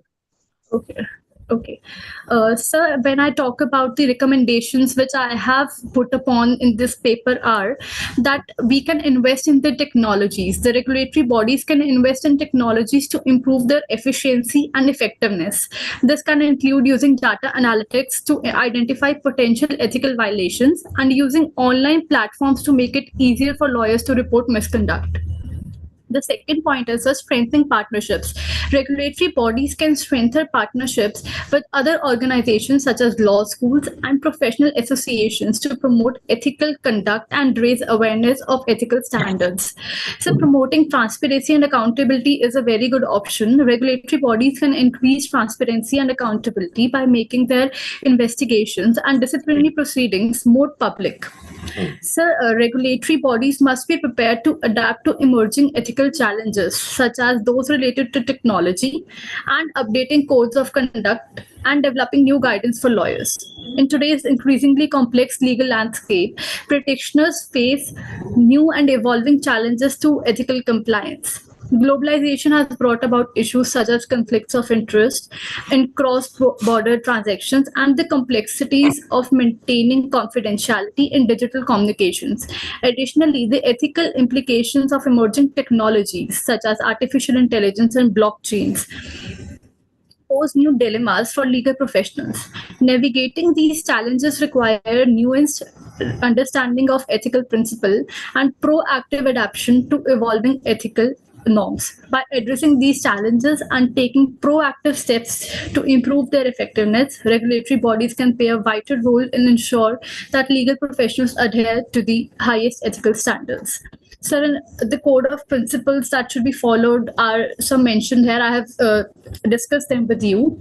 And now, sir, for the conclusion, it is that ethical standards are crucial for the legal professionals' integrity, justice, and public trust. Importance of upholding ethical standards is important that it should ensure transparency and promote public well-being. And need for continuous reflection and education is important, sir, to address the ethical challenges and the ongoing ethical dilemmas that the lawyers are facing. That's all, sir. Thank you so much. So, Smriti, first of all, definitely I must congratulate you that you have been through all these, you can say, technical points, which you have rightly mentioned in your, you can say, research. Just only one observation. See, when it comes to research, I think the more we narrow down the area, the better it would be for the audience to understand, right?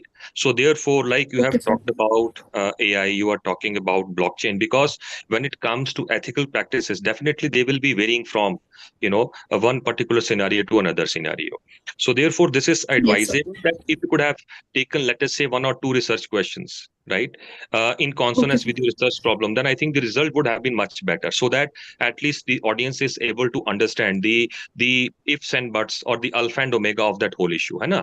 So that could be done maybe. Sure, so that way you can also think, because when we are just touching upon all the like privacy, so privacy is a very, very big concept, right?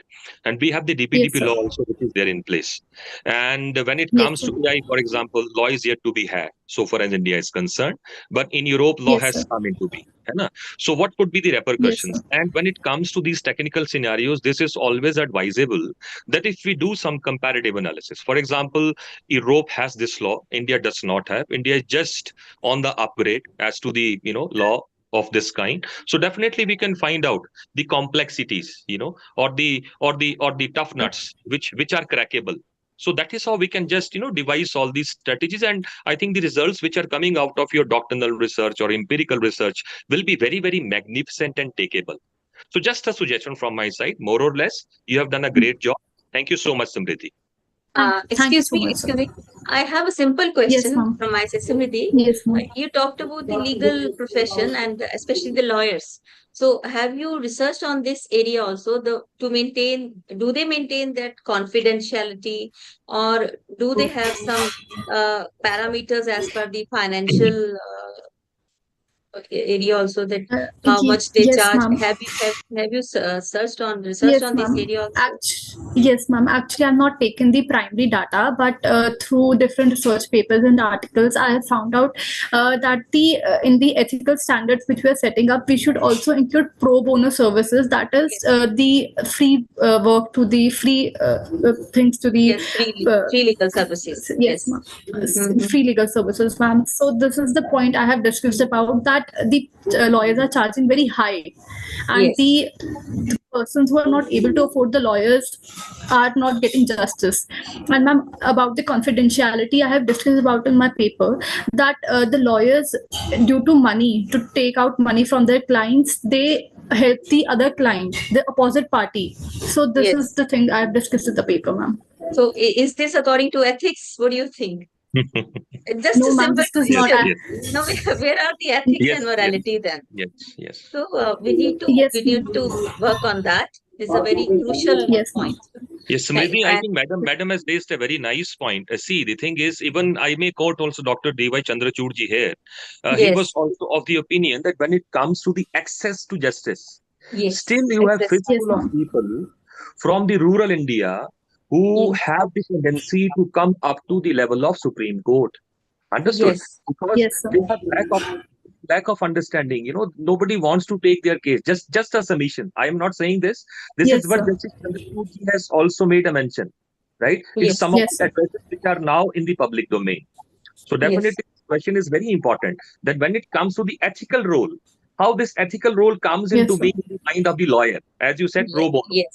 As you said, pro bono. So just to make a connection between where is the issue and how it could be sorted out.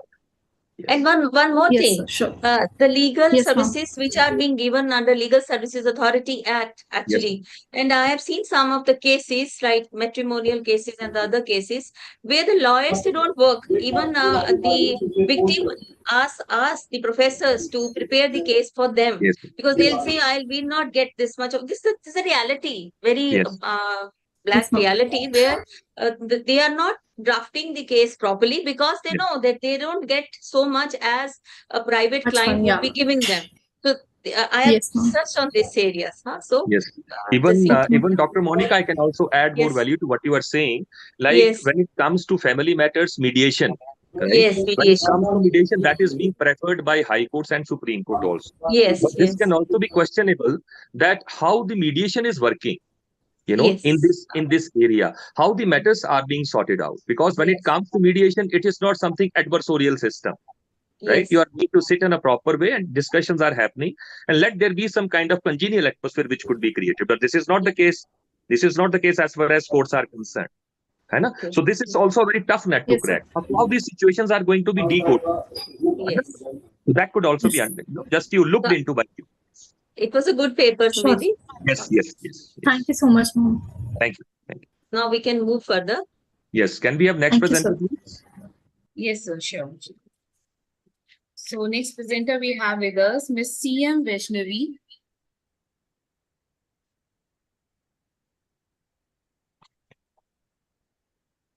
Yes, ma'am. I'll share my screen. Yeah, please.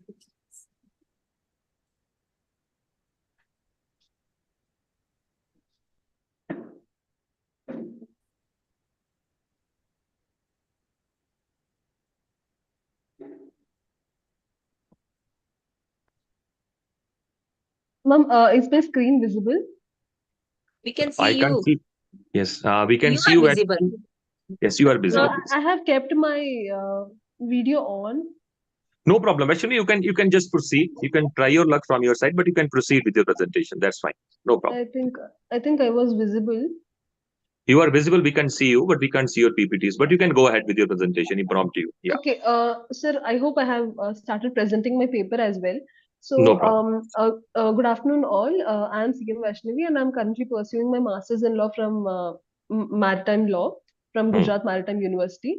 So, first, I'll talk about mutual legal assistance. So, mutual legal assistance is a kind of not exactly legal instrument, but it is a process where, let's say, if since my paper deals with economic offenders, so I would like to give example of Vijay Mallya and Sanjeev Kumar Chawla's case, where people have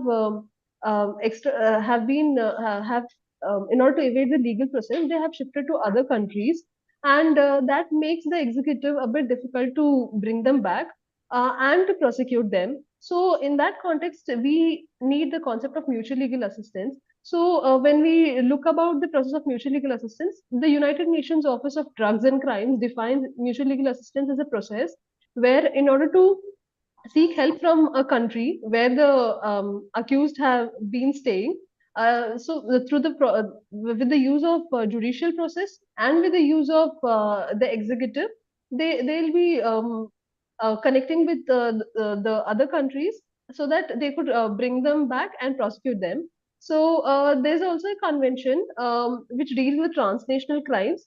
So that convention encourages the countries to either have a bilateral treaty or a multilateral treaty or a regional treaty pertaining to mutual legal assistance. So let's say, since we are seeing a trend of economic criminals seeking asylum abroad, and because of which it is creating a lot of burden on the people in the country. So let's say if a businessman who absconds from a country like India, and he takes a lot of loan, and there's a lot of debt. So further creating NPAs, non-performing assets in the banks, and ultimately it affects the taxpayers, where the burden of repaying those amount falls on the common people. So in India, we have certain legislation which deals with the mutual legal assistance. That is, in the year 1992, the Indian Parliament passed the Mutual Legal Assistance Act on Criminal Matters Act in the year 1992, and then we also had. We have CRPC, the sections 105 and 166K, which deals with the process of seeking mutual legal assistance from other countries. It doesn't exactly specify mutual legal assistance, but what it does is it states that we shall be having letters rogatory. So letters rogatory is a traditional kind of mutual legal assistance tool, where the judiciary of one country will be coordinating with the judiciary of another country in order to seek assistance. So far, since mine is a bit comparative analysis of both, my research is a bit comparative analysis of both India and UK. So I have tried to analyze the the legislations dealing with economic offences both in India as well as UK, as well as the process of mutual legal assistance in India and UK. So apart from the CRPC, we also have the Prevention of Mutual Legal Assistance, Prevention of Money Laundering Act of 2013, and also the another act which deals with another act, that is Fugitive Economic Offenders Act of 2018, which deals with the seizure of economic assets of these people. So yes, Vaishnavi? Yes, ma'am. Am I audible? Yes, you're audible. You can continue. Yeah. Just you take care of So the timeline which is given to you. You take care of the timeline. That is yeah, important. sure. So the objective of the study is to deal with the position of laws with economic offences in India and UK, and to study the position and process of mutual legal assistance in India and UK. And we'll also be looking into certain judicial decisions, and we'll also analyze how having a universal mutual legal assistance treaty will help in enhancing the role of ethics and morality in international relations. So let's say when we talk, there are certain theories of international relations, that is idealism, realism, all these things. So what happens in realism is that majority of the time during mutual legal assistance, people are unable to, the country doesn't country doesn't send the economic offenders back to the country of origin where they have committed the crimes. It's because the West follows the philosophy of valuing individual rights more than security, whereas when we deal with realism, that theory prioritizes the sovereign interest of a particular country, and that is the reason why we are much more into this mutual legal assistance. So let's say if countries have mutual legal assistance treaty among each other, then it will be easier for the countries to seek help from them. And till today, there is no universal mutual legal assistance treaty, which is important and which is much needed. And also, when I connect it with the theory of idealism in international relations, this will also improve and enhance in promoting good relations between the countries in terms of good faith and also in terms of reciprocity. So this is my research paper all about. And the literature review, I have relied majority on the government documents that was available in the public domain, and majority of the legislation that is dealing both in terms of UK as well as India, because there is dearth of literature review in this context, because not a majority of research papers or not a majority of research scholars have explored this area. So my conclusion would be to have a mutual legal assistance treaty at a universal level. And the challenges that we'll be having is, let's say, if we have good relations among countries, then we can very well proceed with mutual legal assistance treaties. And also one flaw that I found, one drawback with this thing is that despite having a mutual legal assistance treaty between India and UK in the year 1992, but still we face a lot of challenges because the West prioritizes individual rights over sovereign interests. This is all about my paper, sir, and I'm open to your questions. Yes, I think when it comes to the fugitive part, when it comes to the fugitive part, so as you know that, you have couple of decisive scenarios, like uh, you have the extradition treaty in place, then you have the, just a minute, please. Yes, sir, yes.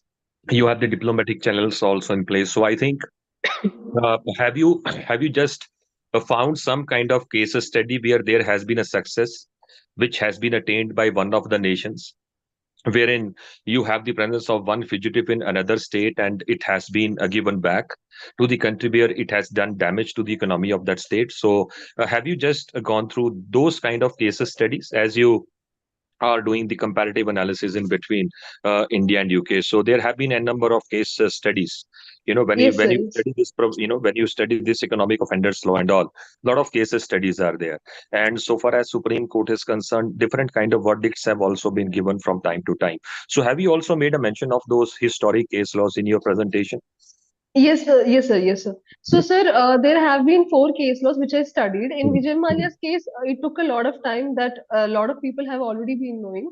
And there was a successful case in the case of Sanjeev Kumar Chawla versus the state of Gujarat. So, during the Gujarat riots case, what happened was, so it was not challenged, and he was extradited to India successfully. Whereas, in terms of Nirav Modi's case, the difficulty that we faced was because of prioritizing individual rights by the Western countries. We have not been successful in bringing those people back. And the first successful case between India and UK in terms of fugitive economic offenders acts was the Sanjeev Kumar Chawla's case. Okay, so what do you think is the issue? Because in most of the cases, we have seen the success rate is quite slow and it is not praiseworthy. So where is the issue lying actually? Because the implementation is the problem, or the procedural hiccups are the problem, if I can ask you, or whether you still believe that international law still has not been able to reach that point where all the nations concerned could beat the same trumpet. Because when it comes to the presence of criminal in my state, he could be the criminal in another state also in the same fashion, but that is not Yes, sir. happening in the practical sense. So I would like you to just comment on this point. Sir, I think it is both implementational problem as well as procedural problem. Because when you look at the procedural aspects, it is very cumbersome. It is so time consuming that, let's say, a layman cannot go through that process. So let's say there is a since you have already asked the question that I have also included in my PPT. Well, let's say India follows a 5 steps in order to reach a particular country. So it starts from the judiciary itself. So sometimes there is an involvement of judiciary where the involvement is not necessary. So that is also a problem. So separation of powers is also an important key that is to be specified here. So it starts from the judiciary, then it reaches to the Directorate of Prosecution, then it reaches to the Internal Security Division of the Ministry of Home Affairs, then it reaches to the embassies. Then the embassy of India will reach out to the embassy of India, which is in the UK. That is, the Ministry of External Affairs will reach out to the embassies that are in UK, Embassy of India. Then later on, then it is transformed to 3 different kinds of authorities. That is, one is UK Central Authority, and the other one is the UK Crown Majesty's Customs Office is there, and then there is another Crown Office. So these three offices should give a consent to it. So the process itself is time consuming. So and they take a lot of time in confirming to a particular country whether they will execute that particular treaty, whether they would execute that particular request, or they would request it, or they would decline it on some other aspects. Yes, So that is all why these I asked you this complexities are there. question. Is because if you have entered into the extradition treaty, maybe the process may be a bit favorable. But if you do not have, that kind of treaty in place, then it will be very difficult for both the states, Yes. to do the needful, because you are just going to access that information, to do something in that regard through diplomatic route only. And when it comes to diplomatic route, that is quite challenging actually. That is why in most of the cases, when it comes to the presence of fugitives, right, you have couple of places like Bangkok, for example, Dubai, for example. Yes. So you must have seen that these are the places which are the favorable places, by all those fugitives who are taking shelter in those, you can say, nations, right? So the thing is, this point could be, I think, more explored by you in terms of success and failure. Failures, Because surely.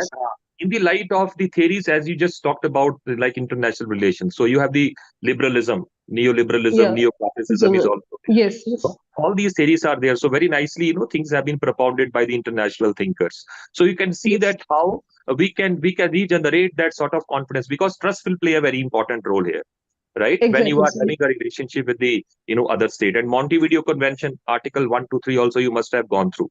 That what do you mean by state and how it comes into existence, and why are you going to believe the presence of rule of law of that state?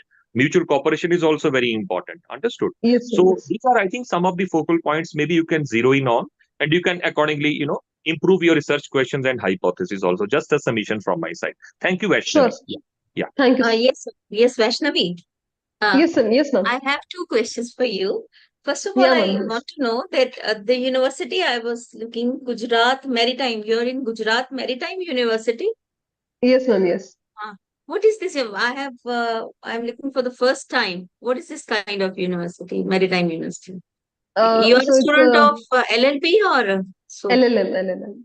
You are a student of LLM. Okay. Yes, ma'am. So, what do they serve, this Maritime University?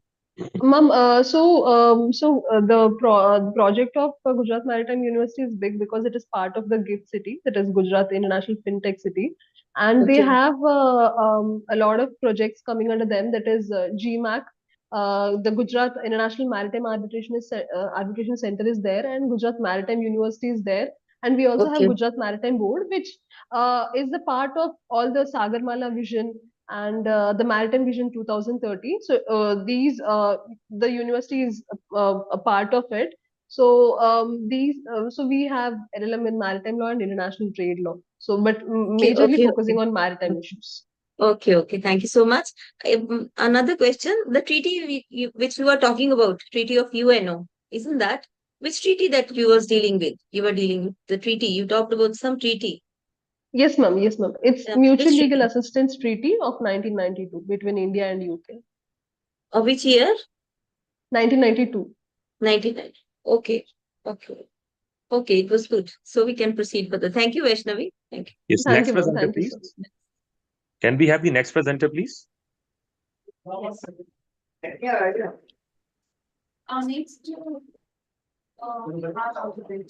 Yes, who is the next presenter?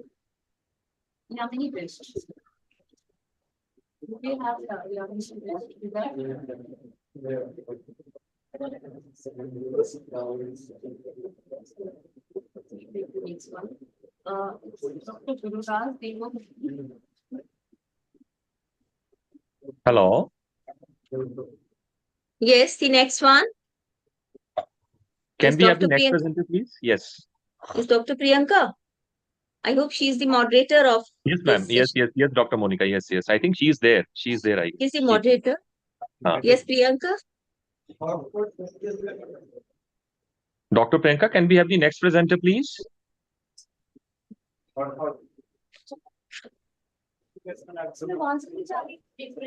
Jaideep, are you there? Are you the presenter, Jaideep? Yes, sir, I'm there. Am I audible to you?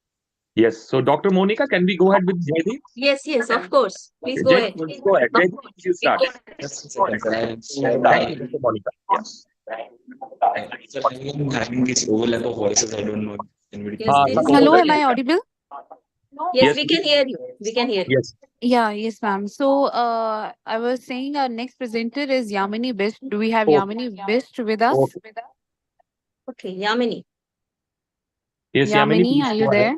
ahead. I think Yamini is not there. So, Yes, I think she's just not there. She no. has not joined, I guess. Okay, Yes. so we should move further with the next one. It's Dr. Gururaj Devahogli. Dr. Gururaj, are you there? Yeah, I am here. Yeah, sir. I hope Please I am. proceed with your presentation.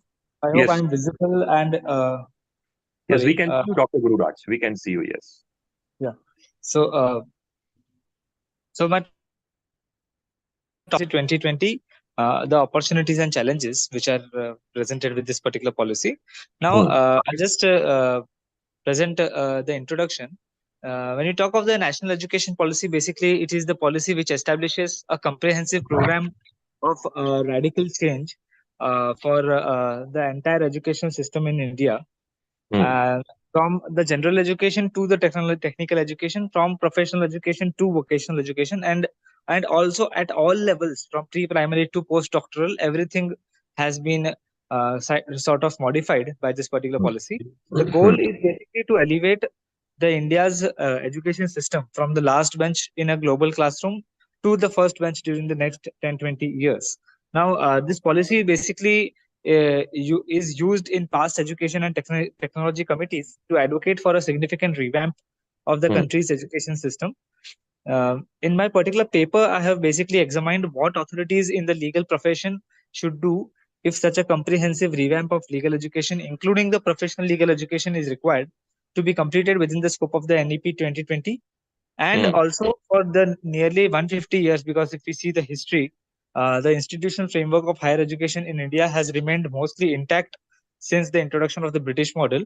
There has been several changes in the primary and secondary level, but mostly the higher education has remained the same. The postgraduate and the research studies were conducted at universities, while undergraduate studies were conducted at the university affiliated colleges. The NEP 2020 mandated that all the universities be multidisciplinary and that the affiliation system be eliminated. And by 2030, the suggested restructuring schedule must be completed.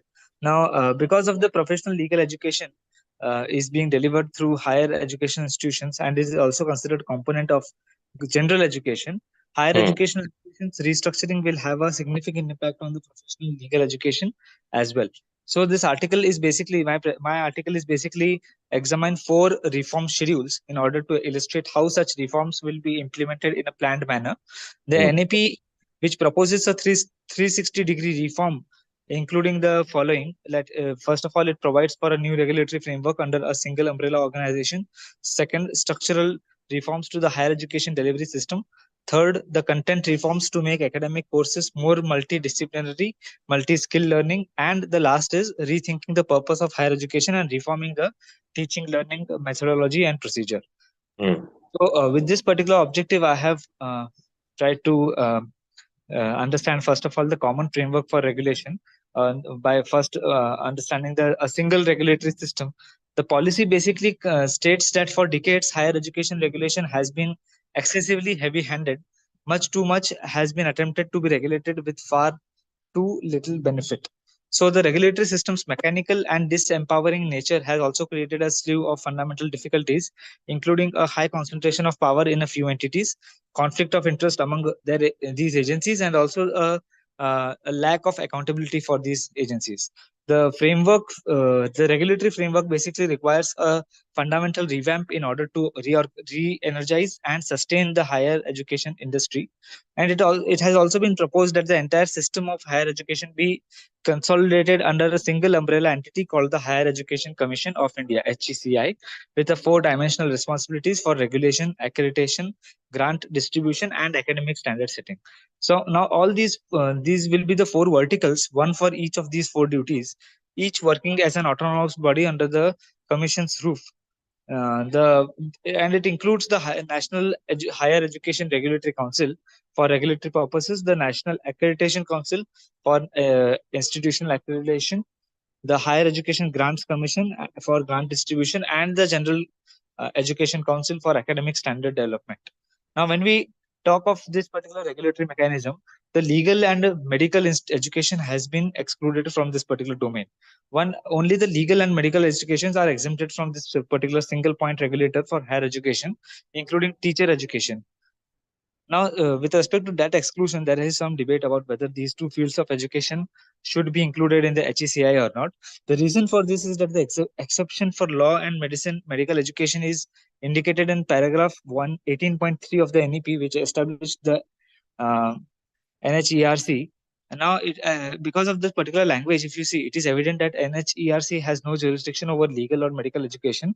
However, all other types of education, including general, technical, vocational, professional, and teacher training, would be regulated under this particular single body. There is no mention of law or medicine being excluded from the establishment of a single umbrella institution under 18.2. Similarly, there is no mention of these two learned and noble professional education being excluded in the accreditation and distribution of funding respectively by the organizations. However, in the case of GEC, it has been stated that all the professional councils, such as the Agricultural Council, the Veterinary Council, the National Council for Teaching Education, the Council for Architecture, and the National Council for Vocational Education, will play a critical role and will be invited to join the GEC. The BCI and the Indian Medical Commission have been meticulously omitted from the list. Now, similarly, the Dental Council, the Nursing Council, the Pharmacy Council, and other health-related professional organizations have been not mentioned in the particular policy. Structural reforms. Second is the educational institutions require a structural change. Now, as of 2023, the higher education system is basically consisting of 54 central universities, 444 state universities, 126 deemed universities, and 403 private universities. However, by the particular number, it means that the private universities are more in number, but by and large, the state institutions are affiliating universities. And in 2019, there were around over 42,000 connected colleges, forming one of the largest chains of higher education in the country. And according to the Yashpal Committee, the cause of the decline in education standards is that universities have neglected undergraduate programs while maintaining the same with affiliated institutions without serious regard for quality control and standard maintenance. Next is the restructuring of the legal educational institutions. Now, if you see the numbers as provided in the legal education institutions, the centers for legal education under the legal education rules of 2008, it means that there are 23 national law universities and a few other private universities such as Global Law University, that is the Jindal Global Law University. Second, university faculty law schools such as Delhi Law School. Third, the state law universities with exclusive power in the state to affiliate law colleges in the state, such as Gujarat University or Karnataka State Law University. And the last is affiliated law colleges. Now, this particular number basically show that the numbers are very haphazard in nature, with powers being bifurcated between the center and state. So because of that, the authors would like to basically suggest that I will directly jump to the suggestion part without taking much time. Now, also, I would like to mention that the curriculum also requires a restructuring because there are significant issues in the legal education when we talk of the curriculum. First is early specialization of legal education leading to fragmentation of legal education, less development of cognitive skills of application of learning outcomes on societal problem resolution. Third, avoidance of domain knowledge and technologies, weaken evidence-based legal education, limited access to holistic legal education based on local needs, particularly in socio-economically disadvantaged areas, limited teacher and institutional autonomy, large affiliating universities resulting in low standards of education, disconnected professional legal education with local language, poor infrastructural conditions of law colleges at the district and local level, and also very low regulatory system for education institutions. So, finally, I would like to just conclude with my presentation that when we talk of the legal education and the NEP, the first step which needs to be taken is immediate preparatory steps are required. The Bar Council of India has not been consulted by the Union Ministry of Education, any state or any other national authority to prepare for such a drastic shift in the educational system affecting legal professional education. So it requires that a consultation should be done with the BCI and also the state bar councils of the respective states.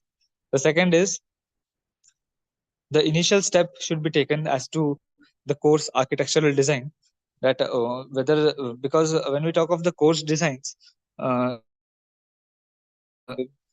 are either not followed in a uniform manner, or when we see the uniformity there, because of the difference in approaches, the same subject can be taught differently, or because there is no uniformity in the particular subject syllabus. So that is the second problem. So that should also be revamped, and a uniform course structure should be designed irrespective of the educational institution. The third is modification to the legal structure. The BCI should become the regulator for the higher education in law and in its entire perspective, and that too when the separation of professional education and the general education would vanish. It would require substantial amendments to the Advocates Act and also the educational rules within the framework of the new statute. Also, BCI may appoint a subcommittee for that purpose with those who understand not only what form and content of legal education the profession would require in future, but for its bar and the bench, but also what ought to be the legal education requirement for the people of the country as a whole, including the academics. So with this, I complete my presentation. Thank you for patient listening. Yes. So, first of all, Dr. Gururaj, thank you so much for this presentation. I think you have raised a very important connect as far as NEP 2020 and its interface with law education is concerned. But just a few observations. I think when it comes to the curriculum making scenario, when it comes to collaborations, internships, placements, so they are all, the very, very important things, when it comes to the life of the law student. So definitely, as you said, that curriculum is quite important, how it is being framed. Now here the situation comes like tier 1 colleges, tier 2 colleges, tier 3, tier 4. So we have all these kind of colleges in place in our country. And so far as tier 1 colleges are concerned, definitely the exposure, the global collaborations, the semester exchange program, will be working at the speed of rocket. But such may not be the case, with the tier 3, at least tier 3 or tier 2 colleges, which are basically located in the remotest corner of this nation. So I think first of all, the cooperation and the kind of a scenario which they can go through has to be established, has to be understood in the right perspective. Like article 21 gives us that kind of equality scenario, liberty scenario, fraternity scenario. Article 14 also talks about equality. So the thing is how we are going to bring those students also who are studying in affiliated colleges of some law universities, or private, you can say law universities, private law colleges in the remotest corners of this nation. Like when it comes to Karnataka, you have so many districts here in place where so many colleges are there which have come up. But again, the question comes is, somewhere the education, basically law education, is being given in the Kannada language. Even that is not the scenario. But when the people will be, those students will be given that national or international exposure, because it may be the case that student may be so talented, he can definitely argue before the Supreme Court. But when it comes to the language access, he may not be having that way. Though he is spending his 3 years or 5 years of age there, he's doing honors course, he's doing 3 years course, because we have the Karnataka State Law University here also. So there are, more than 150 colleges which are affiliated. But such is not the case with the Bengaluru based colleges. Such cannot be the case because Bengaluru colleges are having that access. There is a very nice collaboration going on. Through that collaboration, students are also being sent across the globe, and they are getting that exposure. And the placements are also very nice. Let me presume that 50% of the people are placed. Let me just presume, but this is not happening. Then comes next question comes about curriculum framing. Now BOS comes first when it comes to the board of studies, right? So what kind of people are there sitting in the board of studies? You have sometimes very, very nice or expert people who are sitting, and they are basically telling you from industry ki, bhai, what is being needed by the industry as far as further placements are concerned. For example, I give you one nice example: tech law or tech-centric law. Like we at Manipal Academy of Higher Education, we have just introduced this tech-focused LLB 3 years course. tech focused. You can explore us on Manipal Academy of Higher Education. You will find out. This year onwards, we have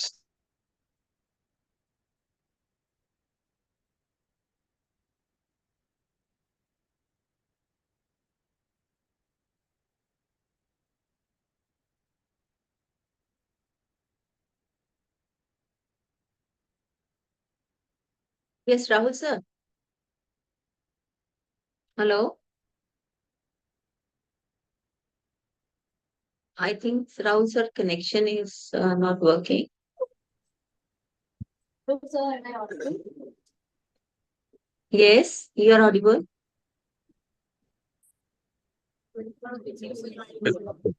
Hello. Yes. Hello. Yes, sir, you are Hello, audible. hello. You are Am I audible, sir? audible? Yeah, Now yeah, we madam. can The hear you. connection. Yes, madam. The connection got disrupted actually. Yes. Anyhow, I won't take much time.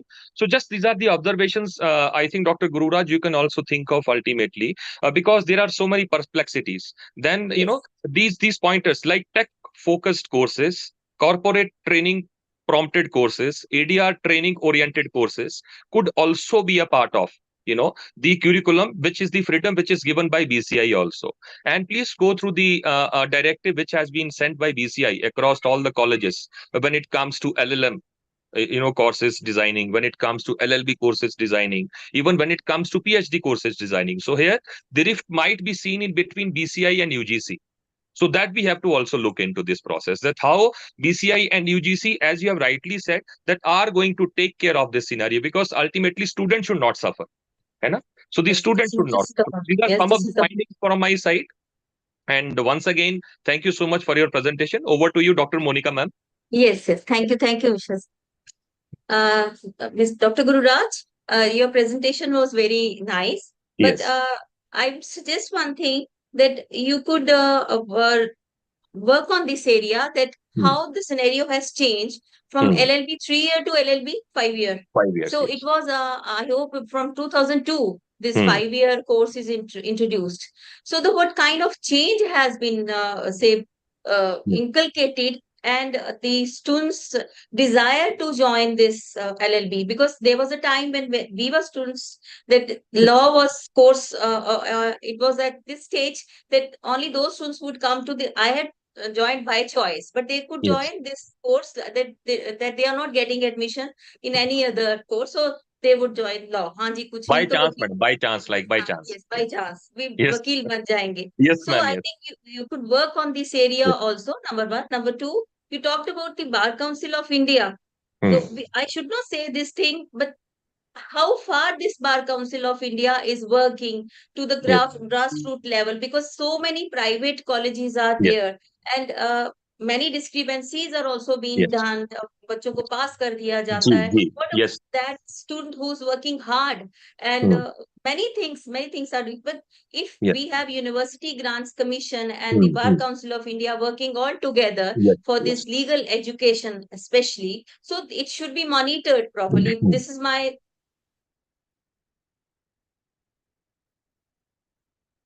Yes, Monica ma'am, you are not audible. Yes. Dr. Priyanka, I think you can go ahead. I think Monica madam is not audible. Yes, sir. I think there is some. Yeah, maybe madam, some disruption is there in the connectivity. Maybe I don't know. Anyhow, it's okay. Okay, fine, sir. So moving Please on. go ahead, madam, with the next presenter. Yes. Sir, am I audible? Yes, ma'am, you are audible. Yes. So next we have with us Yamini Bisht. Yamini. Yes, Yamini, are you there? Yes, sir. Yes, sir. I'm first of all really want to apologize because of technical glitches on my part. No worries, sir. Yamini, please go ahead. Okay. Good afternoon, everyone. Good afternoon. The topic of my research paper is the balancing public safety and privacy, the legal perspectives on biometric data in law enforcement. So, first of all, let's go to the brief introduction.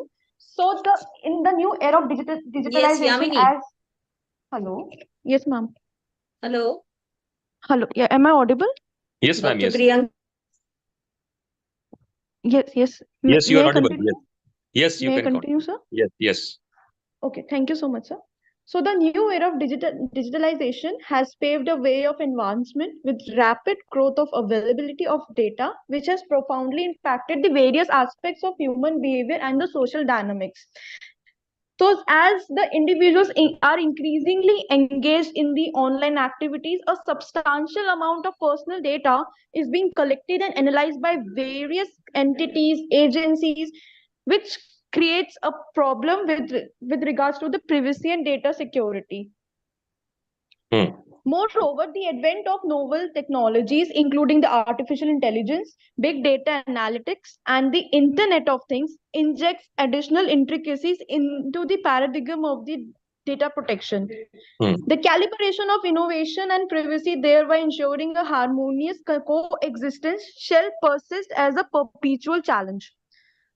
So coming further, talking about the balancing the privacy rights with the law enforcement obligations. So it's interesting to see the intersection of privacy rights and law enforcement protocols. It's particularly salient in the context of search and seizure, wherein the Fourth Amendment, I'm talking about the Fourth Amendment here with regards to the US Constitution, wherein the Fourth Amendment's warrant requirement and probable cause standard operate as a constitutional bulwark against capricious incursions into the individual privacy. And notwithstanding the warrant requirements, a plethora of exceptions have been judicially recognized, permitting law enforcement agencies to circumvent the warrant requirements in certain circumstances. Some of the examples may be of exemptions including exigent circumstances, consent searches, and plain view doctrines. While these exceptions facilitate the efficient administration of justice, they also raise the concern regarding the potential abuses and erosion of privacy safeguards, thereby necessitating a nuanced balancing of competing interests. So the advent of electronic communication has created a paradigmatic shift in the intersection of privacy laws and the enforcement practices, necessitating a re-evaluation of the legal framework regarding the surveillance techniques. Wiretapping, and recording and other forms of electronic surveillances have been subject to intense judicial scrutiny, with the use of wiretaps to intercept oral and electronic communications being contingent upon judicial authorization through a warrant. So striking an optimal balance between the competing interests requires a sophisticated navigation of the complex issues surrounding the data ownership and the potential abuse, highlighting the needs for legal frameworks that are responsible to the rapid pace of technological changes. So this necessitates a sustained commitment to refining the legal framework to accommodate the emergent complexities in the digital age, thereby preserving the integrity of the privacy and the law enforcement nexus.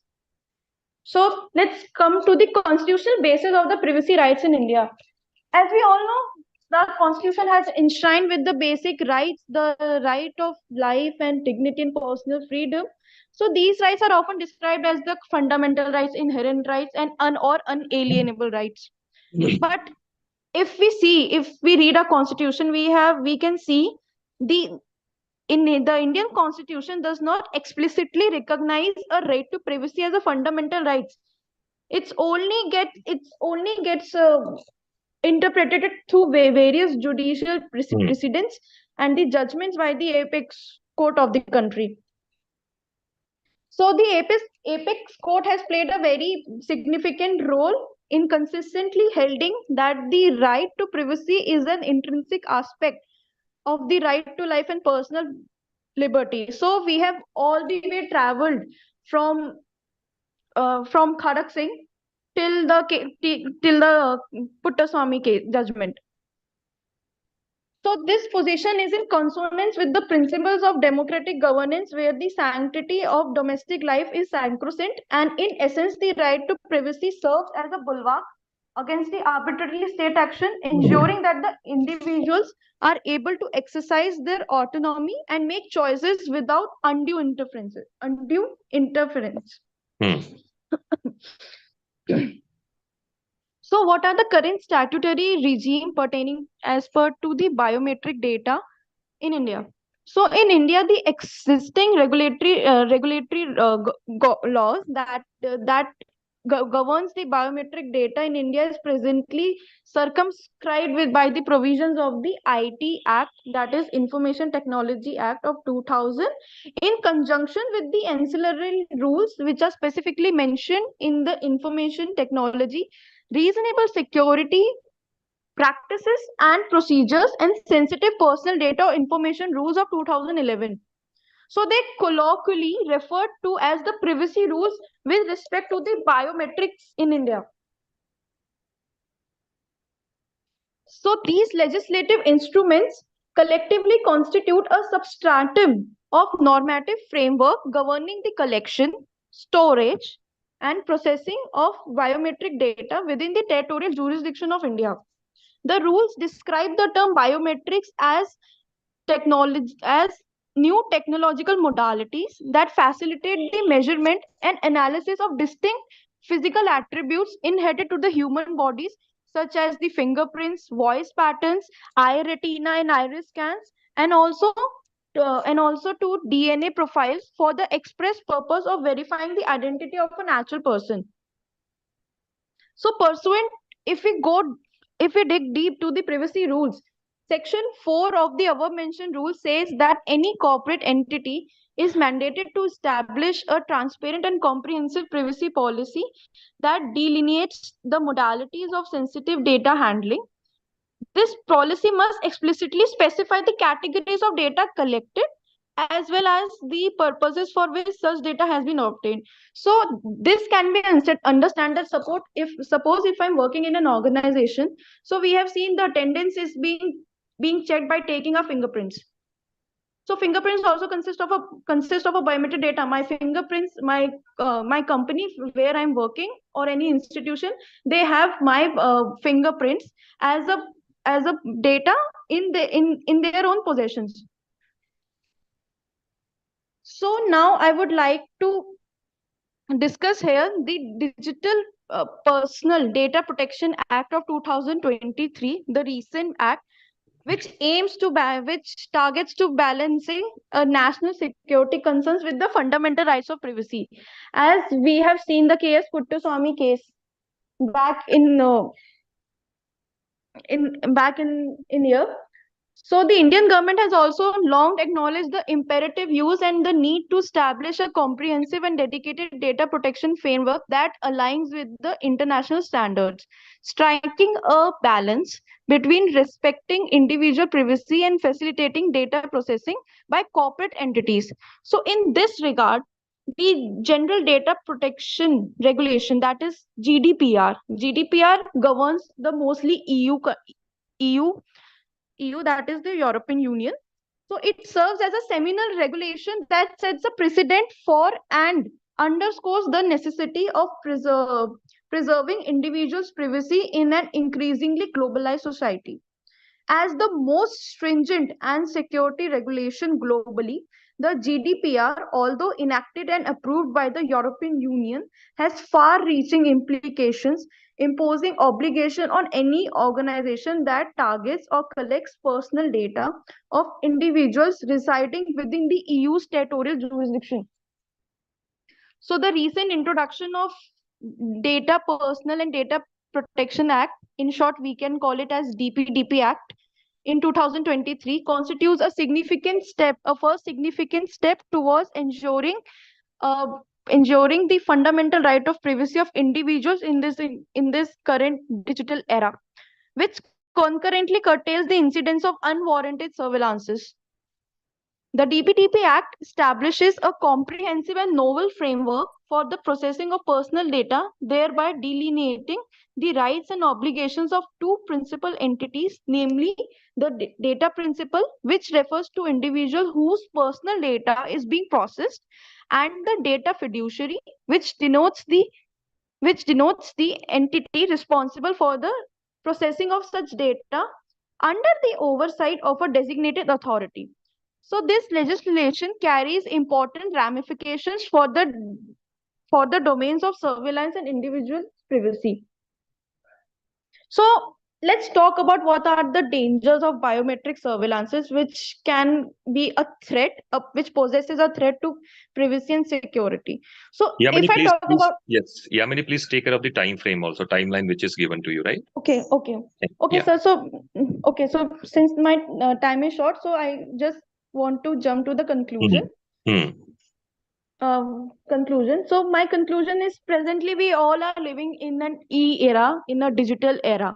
So presently the world is poised on a threshold of a profound digital revolution precipitated by the rapid growth of information and communication technologies. While this shift has undoubtedly yielded numerous benefits, it has also precipitated a a significant increase in the risk of creating a surveillance state.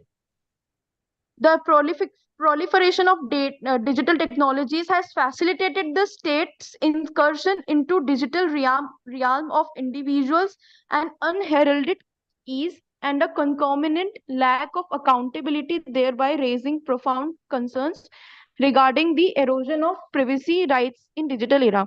So some of my suggestions that how we can balance the privacy rights in this in this era. So one of my suggestion is, first suggestion is first of all reforming the legal framework, a call for enhanced data protection and safety guards. So in my view, the viable solution lies in amending the DPDP Act with the specific focus on elevating privacy to a paramount position, superseding the interests of surveillance. To achieve this, a processing of personal data should be subject to a stringent set of safeguards akin or can be parallel to the European Union's GDPR framework. Second is establishing effective oversight mechanism, that is a quasi-judicial approach can be followed. So a formulation of robust oversight authorities is essential to ensure that the rights of individuals are protected from excessive infringement by the state in the name of surveillance.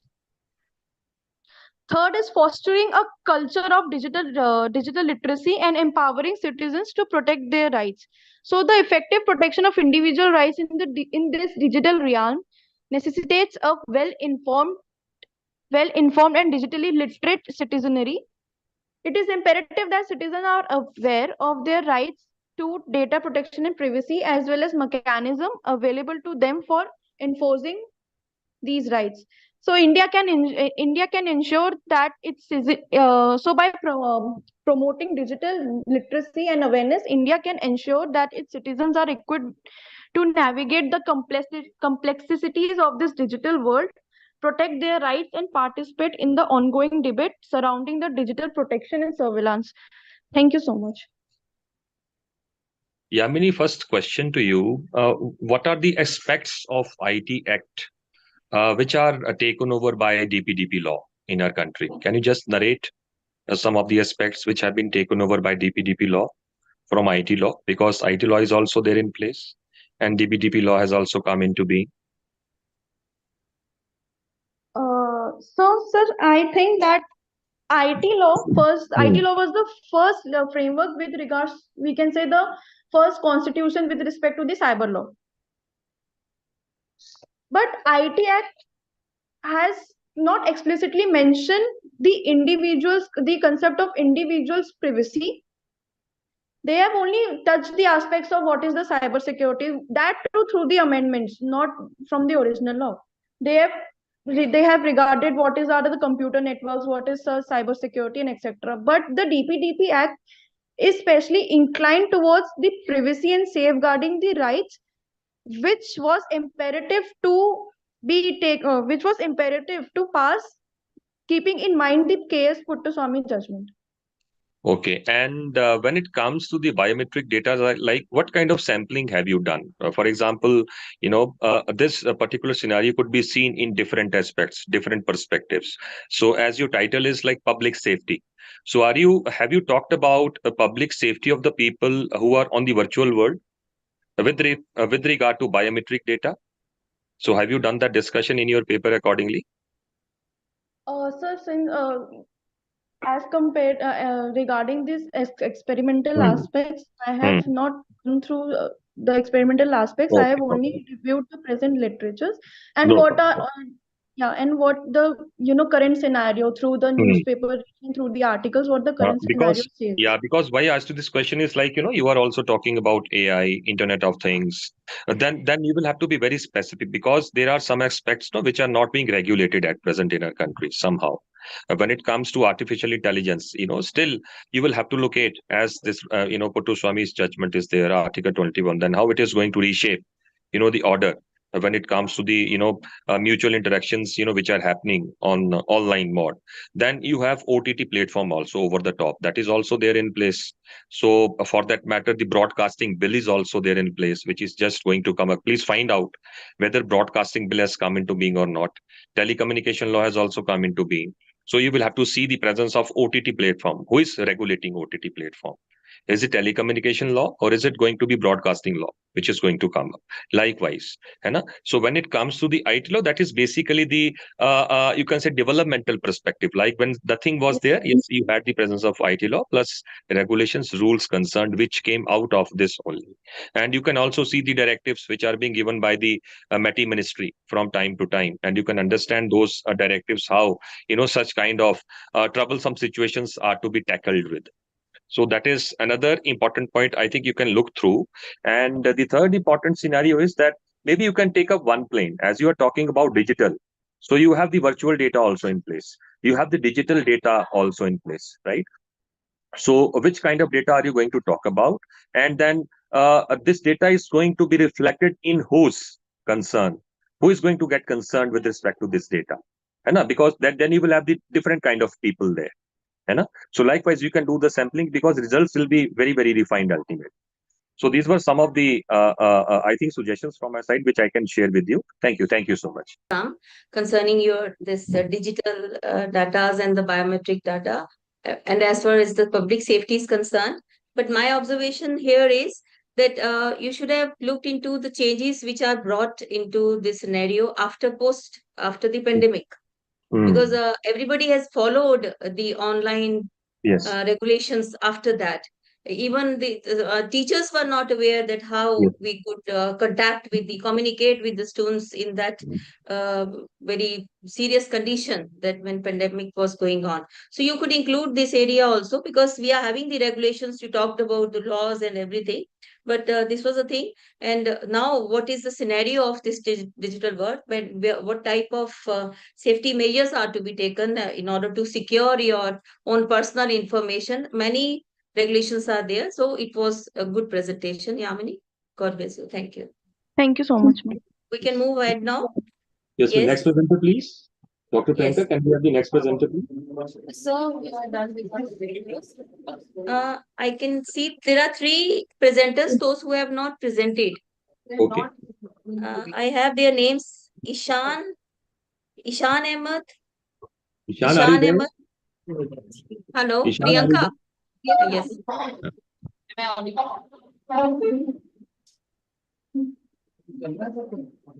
Hello. So, ma'am, am I audible?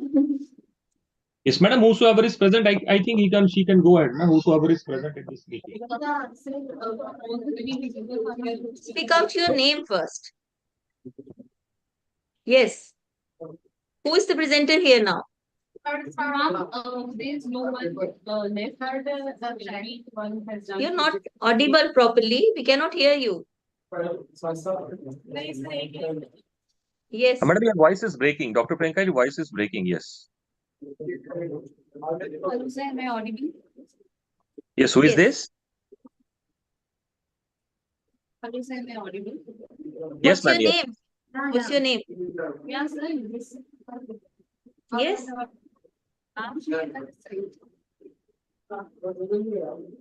We can't hear you. We can't hear you. Dr. Monica ma'am, I think somebody like Prakhar is there, ma'am. Avkash is also there. So are they going to present a paper in this session, ma'am? Yes, now we can have others presentation Other here now. Yes, sir. Yes. Jaideep here. The Sir, others are actually, I guess, we are from the next track, but I don't know why organizers are not announcing the name in that format. So that is an issue because let's talk to Priyanka. Priyanka, you're the Doc- moderator of this session. Yes, Priyanka. Dr. Priyanka, are you Hello. there? I cannot Dr. see Priyanka? Priyanka on Even screen. madam, yes, madam, she's not there, I think, in this video. Ma'am, can the presenters from other track present in this, those who are available right now? No, it is No, the no, onus because on the yes, moderator. We cannot do themes. on our Yes, own. themes are selected accordingly. And sub themes are there, Yes. so the sentence have been created accordingly. So just you wait for the I call just to. want to just confirm, sir. Actually, my theme was related to this session only. I had theme related to ethics, but I was put into track 2 of technical session 2. That's why I was inquiring that my theme is related to this session. This session. Okay. Now, Let us Monica, talk ma'am? to the organizers, Bachi. Let if us the talk to the organizers organizers. permit, if the organizers Wait, permit. Wait, Yes, madam, where are wait. the organizers? Dr. Monica, ma'am, Hello? I think they are not here in this meeting. Dr. Priyanka is not seen, ma'am.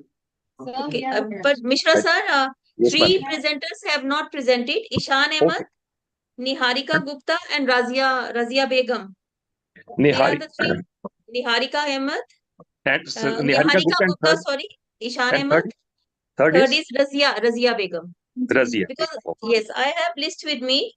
Right. So they are clearly visible in the list, but they have not presented the papers. Okay, they There are haven't three presented the parts. paper. So rest of the Yes. students are done, na, madam. Rest of the Yes, students are done. rest of them they have presented. So Up then, till madam, it is up to Priyanka ma'am actually to take a call, na? Like is there is any yes. other student who wants to But just go on?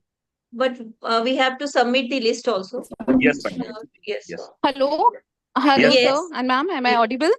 Yes, Yes, ma'am. audible. Yes. Yeah. Sorry for the inconvenience, ma'am. Sir. Yes. Thank you so much. Thank you so much for sparing your valuable time for this session. Thank you. It's a privilege for us. Yeah. It's Is it Priyanka? Yes, ma'am. Priyanka this Priyanka, side. So, three participants have ma'am, not presented the paper. unfortunately, they are not available. We connected with them, yeah, but we coordinated But with them. it's our duty. It's our duty to let you know that there are three Yeah, definitely. participants. They are Yes. Ishan Ahmed, Niharika Yeah. Gupta, and Razia Begum. They are not Razia Begum, ma'am, we coordinated with Razia and she'll be presenting her paper in next session. Due to some reason, she was not present right now. Yeah. Okay. So thank you so much again, session chair. And now we are moving towards our next session, which is the technical session 2, track 3. Okay. Yeah. So I have my own paper also. I should remain connected. yes, ma'am. Yes, ma'am. My And that my is going scholar to is be going to present present. in next Yes. session. Yeah. Okay. Madam, the paper I received, I think your paper was there in my session, Dr. Monica ma'am. It was there in my session. But they have not kept it. They said no, the co-chair, their paper will not be presented in that session. In the same session. So it was good, sir, hearing you, and you Same here. moderated the papers very nicely. It was nice, madam. It was nice meeting you also. So, Thank you, bodily, we will Same. see each other again in some conference on this platform. And Okay. I must once again congratulate, the entire management, especially Priyanka ma'am, Tomar ma'am also, for having given me this a wonderful opportunity to learn, unlearn, and relearn things from all the participants. So that is wonderful. That is how we share the knowledge from each other. And looking forward to see you again, in the capacity of, session chair, or you can say maybe in Sure, the. sir. Sure. Thank you so much, sir. Thank you so much. Thank you so much for being the Now we co-chair. are moving. Now we are moving ahead towards our next technical Sure. session. So over to you, Amartya, sir. So should I leave this meeting, ma'am? Yes, sir. You can. Thank Yeah. you. Thank you. Yeah. Thank you. Thank you so But much. I have to be here because of my Yeah, paper. ma'am. Please be there. Yeah. All right.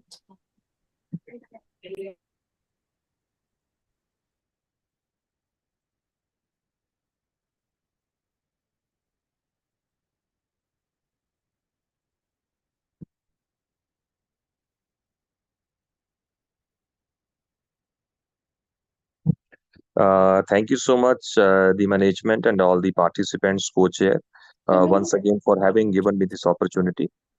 Thank you so much. Thank you so much, sir. Thank you.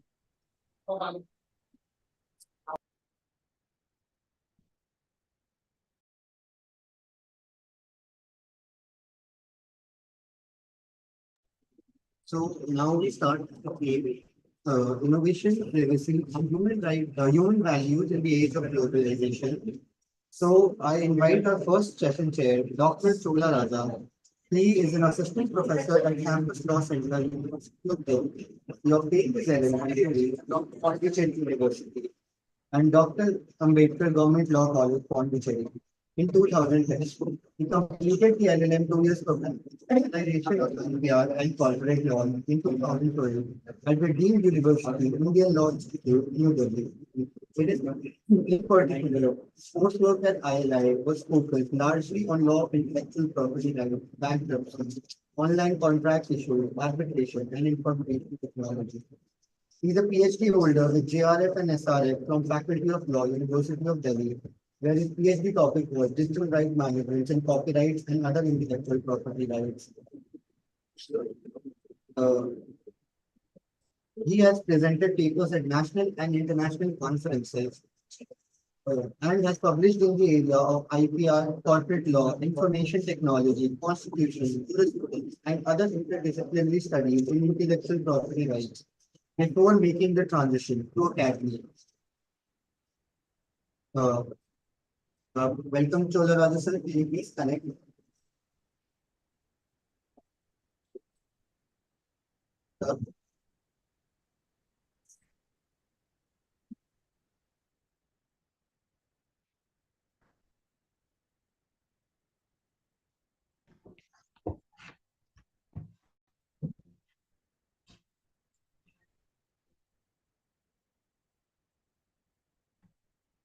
Hello. Good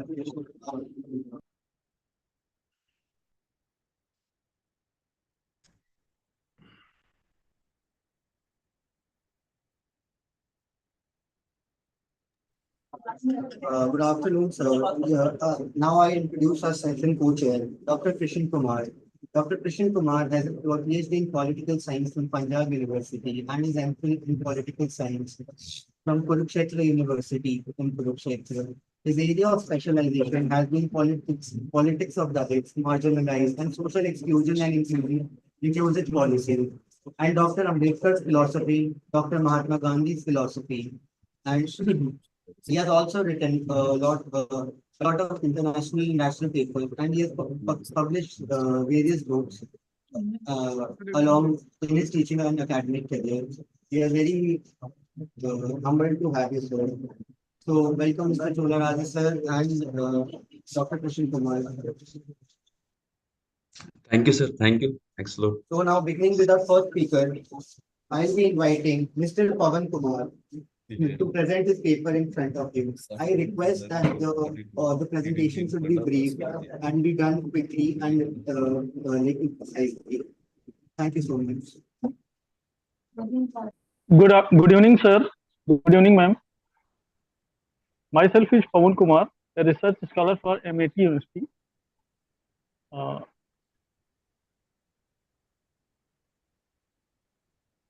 Sir, kindly share. Yes, Stop sharing your PPT so that I may share my PPT.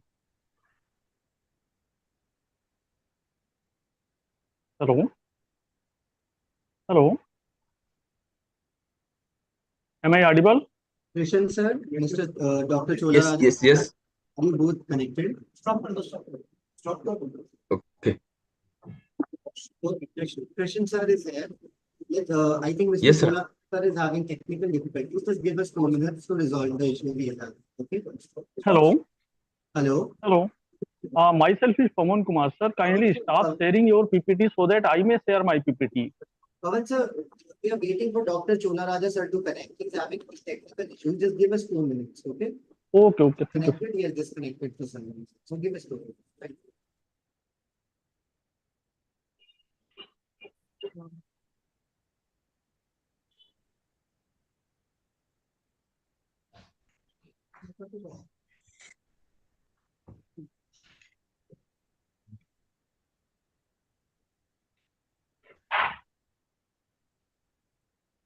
Hello. Hello. Okay, so Chola sir, you're connected to us. Yes, I already connected. Last 1 hour, I am there only. Let's start with the presentation.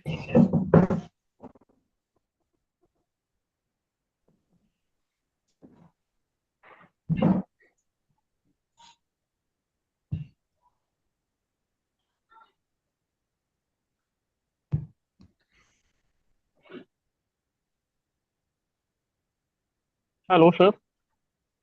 Yes, myself, my PPT is visible. Hello. Yes, sir. Hello. Yes, Myself, Your myself is Pawan Kumar. The title of my research paper is Introduction of One-Person Company (OPC). That is called OPC under the Companies Act 2013 and analysis of its scope in India. Basically, the Act 2013, Companies Act 2013 defines OPC.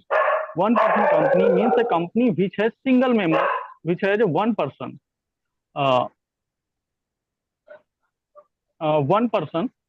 as a member. The concept of OPC is new for the India, but not for the other countries like UK, China, USA, Australia, Singapore, Qatar, Pakistan, and several other countries. The United Kingdom is the first one who started this type of company through a precedent stalled in its famous case, Solomon versus Solomon. OPCs are formed and working in UK for several years. The concept was brought in India first time in the report of Dr. J.J. Irani Committee. The incorporation of OPC was started by the notification, widest notification number such and such, 2013, and notified the Companies Incorporation Rule 2013 under the Companies Act 2013, issued by the Ministry of Corporate Affairs, Government of India. The first OPC which was incorporated in India by name as Vijay Corporate Solution OPC Private Limited, having CIN number such and such, on 20th April 2013 in Delhi. Mr. Vijay Kumar Sharma, who was the only director and shareholder of the company. The objective of my study is to analyze the concept of OPC through its historical background and under the Companies Act 2013. The second objective of my study is to analyze the performance and growth of the OPC in Indian economy. Following are the research question of my study: what is the concept of one-person company and what are its key features under the Act 2013? Whether the OPC will prove catalyst for the Indian economy. The following are the benefits of OPCs. OPCs had separate legal entity of individual member as of other company. It can also raise fund from the market as of other company. It has minimum liability and required minimum compliance. It receives benefit of small scale industries such as minimum interest on loan and had greater credibility. The feature of changing OPC to any other form of company is also attracting the small entrepreneurs. The research methodology which is used in the study, the present study is following an exploratory research design. The researcher collected the data from the secondary sources like books, journal, magazines, official websites of companies and governments of India, and the research reports presented by the various government agencies. The researcher applied a qualitative method of analysis of secondary data for driving a fruitful conclusion. The data had been analyzed and presented by way of bar chart to indicate a clear finding. This is the scenario since the incorporation of the enactment of the Companies Act 2013. This is the scenario which has been regarding the registration of the OPCs during the financial year 2014 to 2013. In the year 2014 to 15, there are 1,403 OPCs were registered and with their cumulative authorized capital value 31.13. And this is the data which has been taken from the annual reports presented by the Ministry of Corporate Affairs. This is this particular figure is depicting the growth of the OPCs in Indian economy during the 9 financial years. Findings: during the financial year 2014 and 15, total 1,400 OPC registered with a cumulative authorizing capital value of rupees such and such. During the financial year 2015-16, the total number of OPC registered is 2,761 with capital value of rupees 66 0.82 crore, which shows a rise of 197% in number of company registered and a rise of 215% rise in authorized capital value in comparison to the previous year. During the financial year 2016-17, the total number of OPCs registered is 4,605 with capital value of rupees 115.62 crores, which shows a rise of 167% in number of company registered and a rise of 173% rise in authorized capital value. During the financial year 2017 and 18, there is a rise of 126% in number of company registered and while a rise of 113% in authorized capital value in comparison to the previous year. During the financial year 18-19, the total number of OPC registered is 5,019 with capital value of 142.49 crores, which shows a rise of 90% in number of company registered and rise of 109% in authorized capital value in comparison to the previous. During the financial year 19-20, a rise of 140% in the number of company registered and a rise of 185% in authorized capital value. During the financial year 2020 and 21, a rise of 92% in number of company registered and rise of 109% rise in authorized capital value. During the financial year 2021 and 22, the rise of 130% in number of company registered and a rise of 115% rise in authorized capital values. During the financial year 2022 and 23, a rise of 104% in number of company registered and a rise of 110% rise in authorized capital value is visualized in comparison to the previous years. Conclusion. The path-breaking suggestions of J.J. Irani Committee realizing idea for the introduction and application of information technology in manufacturing and service sector and further acceptance of information technology by the people. The most right time to give the people an opportunity to participate in economic activity and such an activity should be made through formation of a company. From the backup of this idea, the committee recommends that law should recognize the formation of single person economic entity in the shape of one person company and such company should be provided with a legal legal compliance with certain exemptions in order to save the time, energy, resources on a procedural aspect. This recommendation shaped in the form of company law and well accepted by the people of the country.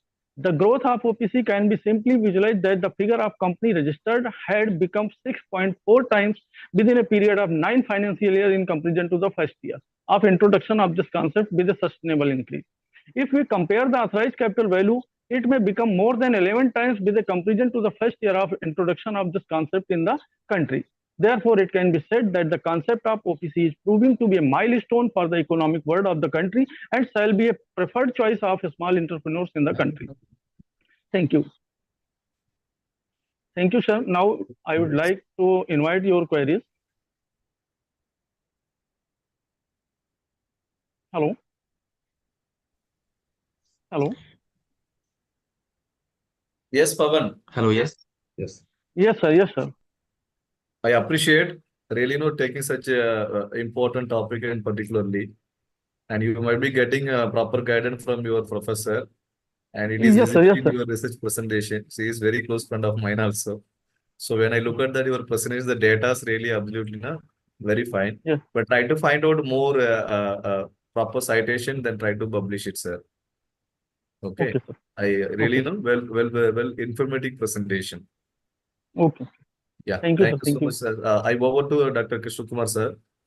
He might be have some question and some suggestions. Thank you. Please. Yeah, thank you, sir.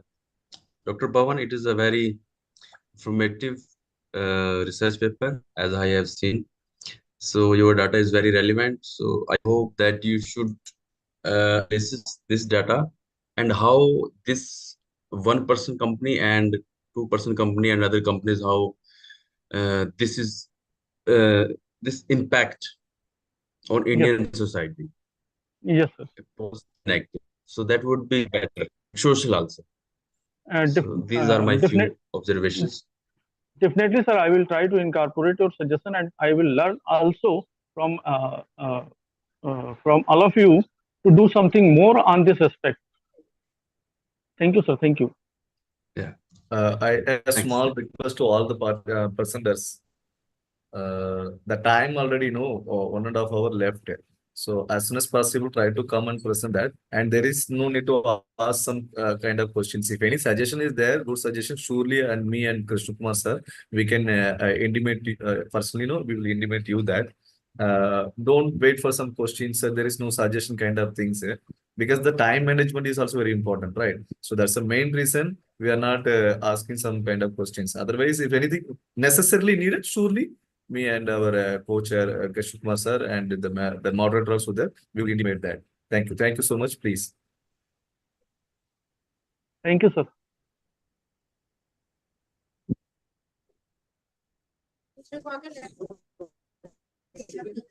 Inviting the next participant, Ms. Jaideep Pindoria, I invite you to please present your paper. Thank you. Yes. Yes. Am I audible, sir, clearly? Jaideep, audible? No, it's not audible. Am I audible now, sir? Yeah, little. And my PPT is visible, right, sir?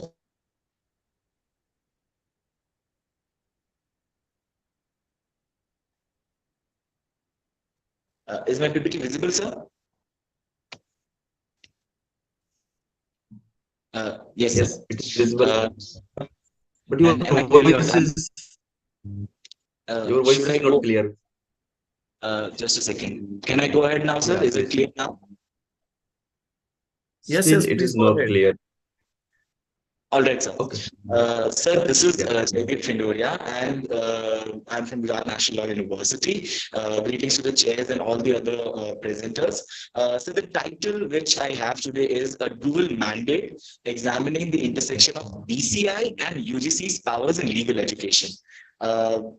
Sir, what I would like to give gist to the topic is that we see that there are two regulatory authorities in India when it comes to legal education. There is definitely UGC and the other one is BCI.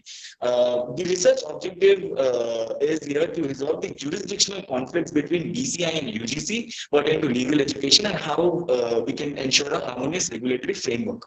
The research question pertaining that how can BCI and UGC's overlapping jurisdiction in legal education be reconciled to benefit aspiring legal professions and the broader legal community. The hypothesis is here that the consolidating decision-making authority under a single regulatory body would be more effective in resolving jurisdictional conflicts and ensuring a high-quality legal education system. Sir, the methodology here is purely doctrinal and qualitative in nature. The reason being, here we are talking about the constitutional provisions, statutory powers, and understanding it from the lenses of the judicial pronouncements. To understand that what is a better position, how more unified structure could come when it comes to the legal education pertaining to higher legal education, to be precise. So I would just like to give gist about how this all started. So we know that before independence, people tried their best to come up with the legal education, but then post independence after 1947, the most important issue which was to be addressed pertaining to legal education was that of standardization of legal education. Many reports and recommendations dodged up, and then what happened was we can here clearly see that there have been two acts which is governing the entire legal education. The first is BCI, and then there's talk about Advocates Act 1961. There, Section 10(2)(b) gives the power to BCI to form an legal education committee, which will be looking to the promotion of the legal education. The second important provision is Section 12, which talks about of UGC Act, which talks about teaching, examination, and research across the universities. Now, the problem comes is we have three triangular regulatory framework when it comes to that of legal education in India. First is definitely Bar Council of India, that is an independent variable here. We have in University Grants Commission, that is also independent variable, but then there comes the discretion of the various universities, which is a dependent variable. So it is an established notion that these universities have to be adhering to the norms of BCI as well as UGC. The question comes that what if this is overlapping or this is usurping each other's power? So that That is the question which need to be addressed and which need to be we have to take care of. And even the judicial pronouncements, there are lots of cases, but the prominent ones which I have added in the presentation is the first is state of Maharashtra versus Manubhai Pragjibhai Vashi, where court clearly said that these bodies are the ambassadors of social change. They need to be in the consonance and adherence to the changing dynamics of the legal education. So to consider the professional knowledge, cope up with dynamics and all these bodies have to be functioning. But the need is to check that whether they are operational in that manner or not is the question. I would just taking the positive time into the scenario. We see that BCI and advocates purely is responsible for the we can say chiefly responsible for taking the legal education into the purview. But the question arises here is that one body is there to set the standards, the other body is there, but that body has no statutory power to set the standards, but they can confer degrees. So the later one is deciding the standards in this. So it has to be in consonance. There are cases where clearly it is mentioned that BCI needs to be more operational. If we talk about these provisions where Section 7H of the Advocates Act, Section 7.1 and the power to make rules, a wide power is given to BCI. Now, sir, the point here we need to take it, there is Commerce Council of India, Medical Commission and many others. But then we can say there is little synchronization when it comes to that. Here we need to work on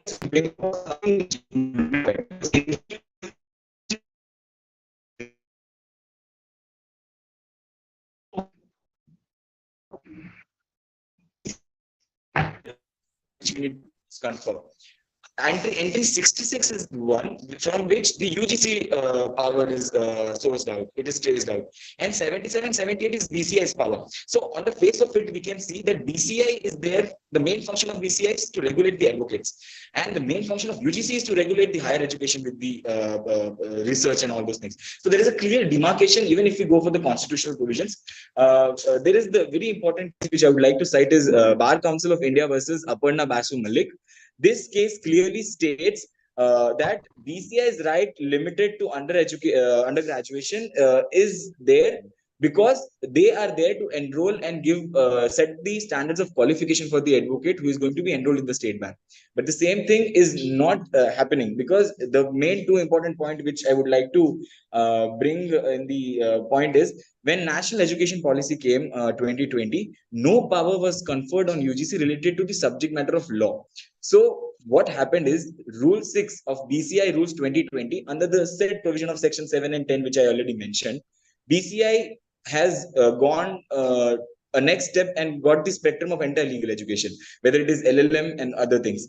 The question here arises that UGC, to meet the global consensus, what happened was they brought the 1-year LLM course, and the BCI under this rule said that no, will not be recognizing it, and that is the concern where consortium of NLUs went to the court and challenged that it is something which is under the purview of UGC but not under the BCI.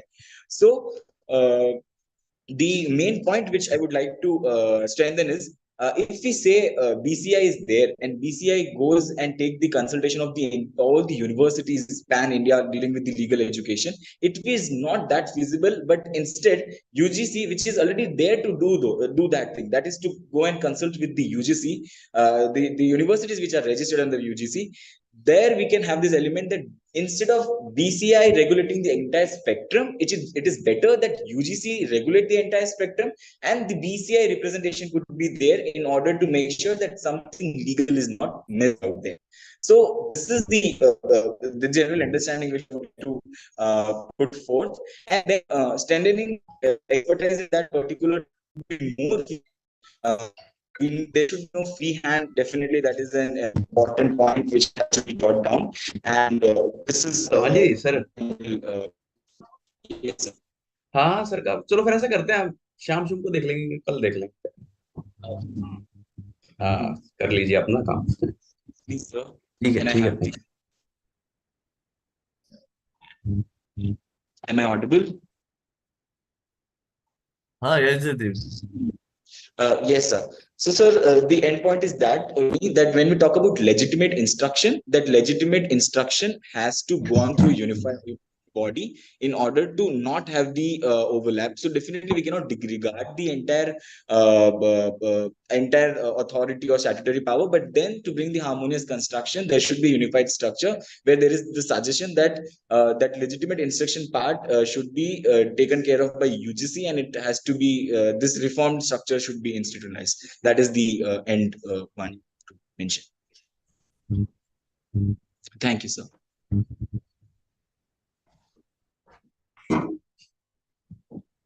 Thank you, Krishna, Jaideep. Really, such a critical area as well as power vessels always there between the Bar Council and UGC and who have that holding that. Okay, that really, you compared with the sections as well as the UGC regulation as well as even the constitution provisions also. We are also expecting that forwarded some of the things to do updated about the legal education from the both the side regarding the research fund related, even the course related, the course related also.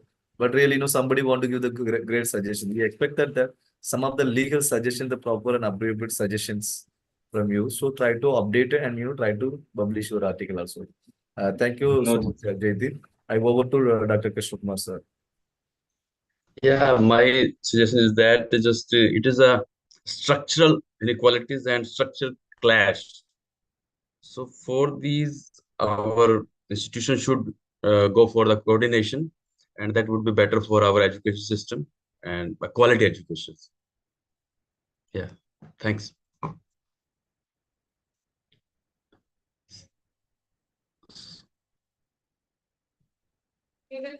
Without further ado, I will invite the third speaker, Ms. Shrabani Acharya, to come forth and present the paper. Thank you.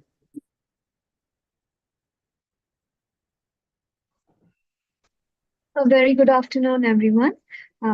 So I'm presenting my screen.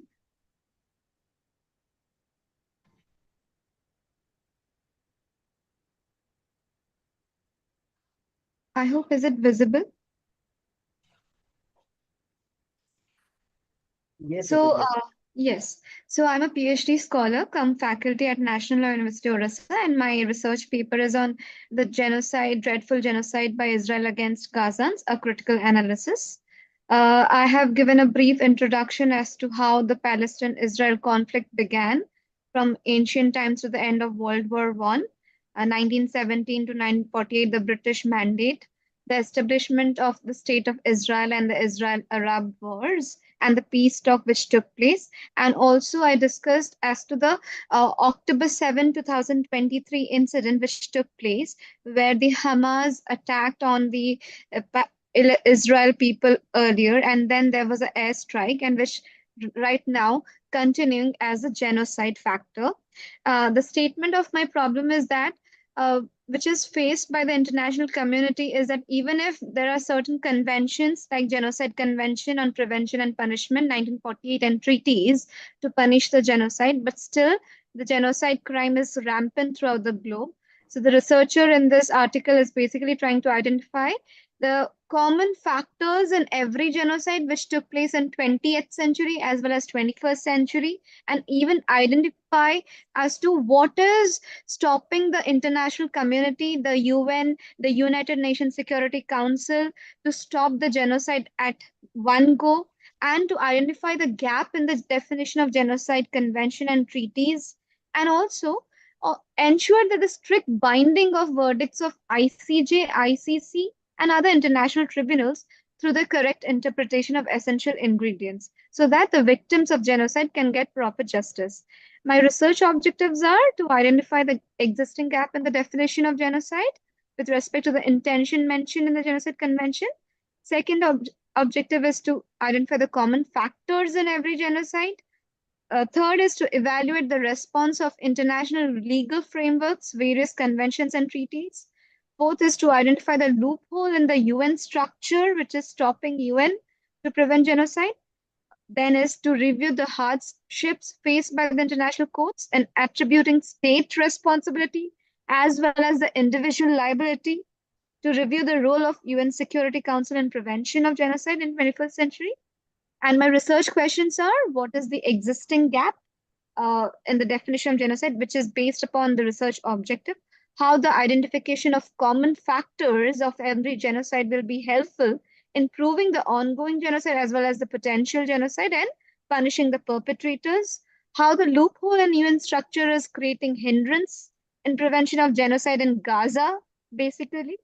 As of now, although I have focused on 5 case studies, that is Rohingya Muslims, Uyghur Muslims, then the Yazidi Muslims, and the earlier 21st century genocide, that is Darfuris. Why international courts facing difficulty in attributing liability to the state perpetrators? What is stopping UN Security Council to prevent genocide in 21st century?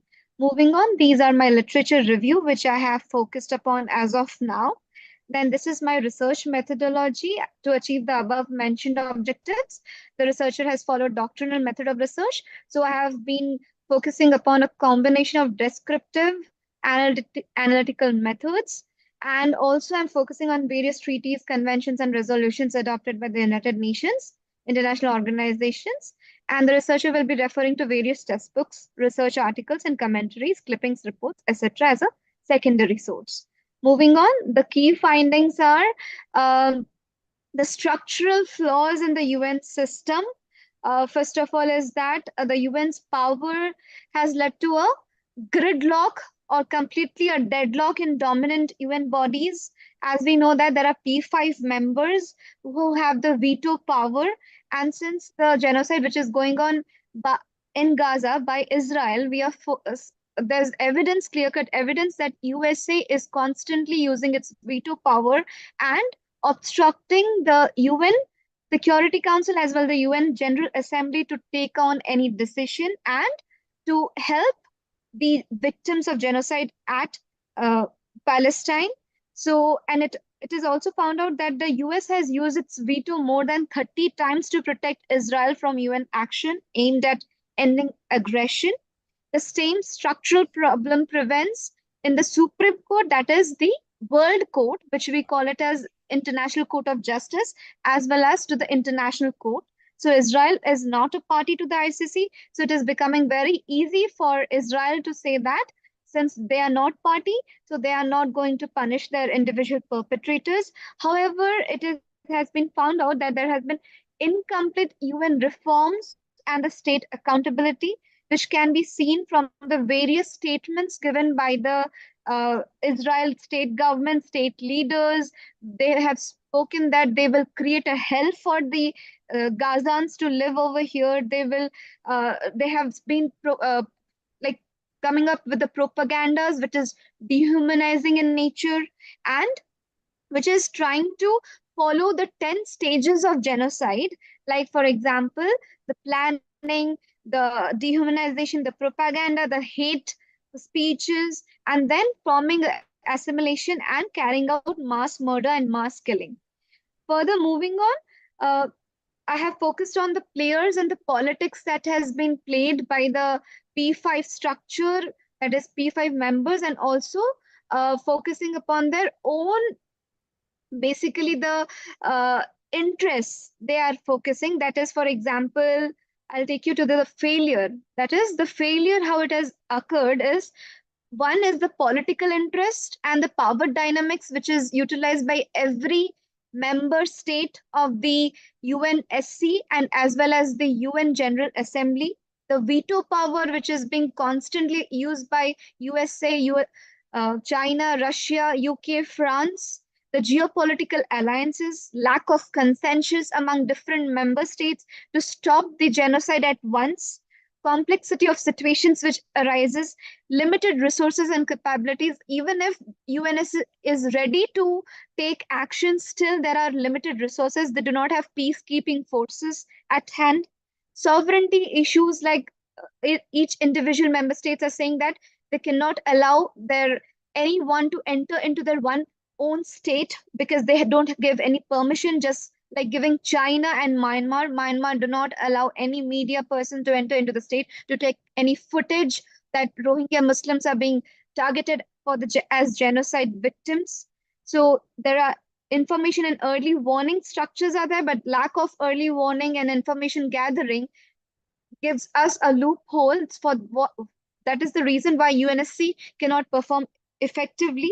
And slow decision-making, institutional challenges, historical precedents which has taken the flaws and which has made the Security Council ineffective and the UN completely ineffective. And what can be done at hand is that these are the propositions which I have found out to be uh, good for like the UN to take upon or to international community to suggest upon, the get knowledgeable on the reasons behind mass strategies and genocide, get familiar with the international atrocity prevention methods, take into account innovation strategies and tactics to halt genocide and stop atrocities, make use of resources. The United States Holocaust Memorial Museum has defined several major calamities often linked to genocide, which can be adopted, that is called as GAMAC, and educate yourself about international mechanisms for atrocity preventions and so on. Thank you for my presentation. Now I would like to have your observations and suggestions for my presentations. Sarfani, really very good informative. But the problem, what I found out that you want to learn how to make the PPD. Okay, you are very young. That's why I'm telling to that. Otherwise, I cannot that kind of manner. Just by presenting, for example, research problem. I know when we make a lot of information in the PDF itself also. So PDF itself means there's something bulletin kind of points, something you want to put that. If you're writing kind of manner, it's very difficult to understand for the others who were the evaluator or maybe the other audience also. So try to learn something that's some of the tricks how to very things also.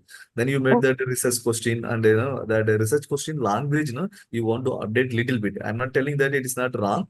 I'm telling that the question is okay, but you want to reframe the sentence appropriately. Some legal statement kind of some sentence should be appropriate. Then again also the statement of the problem, when I saw that you mentioned that while presenting good, but when I look at the PPD, it is something readable things, lot and lot is there. Then again in the research methodology, you mentioned document method. After that, some of the things you mentioned that also something you need to update that. The same manner when I look at that review of the literature also something. Yes, you have the knowledge. You are doing such a hard work, and it is reflected in your presentation. But while evaluating, we will expect something that right. Please, the PPT, how to make the PPT? What are the things should be know? I want to intimate that I should wrote in the PPT, and how should be more clear and more should be precise. That should be very important, very precise. All the information we cannot put it in the PPT. That is why I'm telling you that just to improve that. Otherwise, it's really very hard working. Show that your international document, all those things also. I'm appreciate that. Okay. Thank you so much for the informative presentation. Now I over to Dr. Krishna Kumar sir. Yes. Yeah, it is a very informative paper. I have some observation that you mentioned about the United Nations. So I did MPhil on United Nations. So during that time, I found that United Nations is not work as per the peace. It is work just for some powers, and all time all vetoes countries divided into 2 blocks, 3 blocks. So that is happening in during these conflicts. So it is very informative, and keep it and just mention some another issues like that peacekeeping forces and responsibility to protection. I think R2P. Yeah. Yeah. So now I over to Dr. Amrita sir.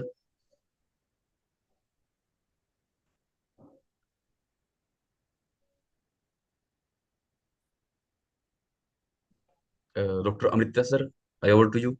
Please call next presenter.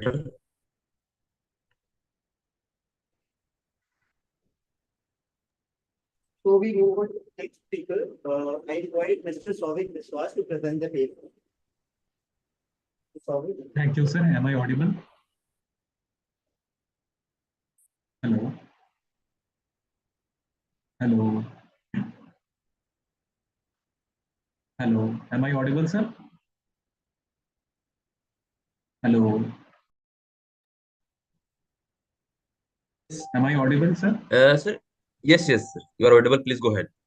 Thank you, sir. Thanks to the moderator and thanks to the Honorable the session chairs for giving me this opportunity. Let me share my screen. Just a second. Is the screen is visible to all of you? Yes, yes, it is visible. So good afternoon to all of you, all of the session chairs and all of the participants over here. Now, I am Sauvik Biswas, and the title of my paper is Ethics versus Innovation, Balancing Morality and Legality in the Startup World. So proceeding to the presentation. In this presentation, we will cover the topic, the ethics and innovation in the startups and how it helps and how it strikes the innovation and the startups. So in this Sorry, the voice is really truly is not audible. I couldn't able to get it anything. Can you improve little bit, please? Okay, sir. Sorry, sir. I'll try. Little louder at least, please. Okay, okay, sir. Now are you audible, sir? Am I audible, sir? Now? Hello? Yes, yes, sir. You are audible. I think. Yes, thank you, sir. Thank you, sir.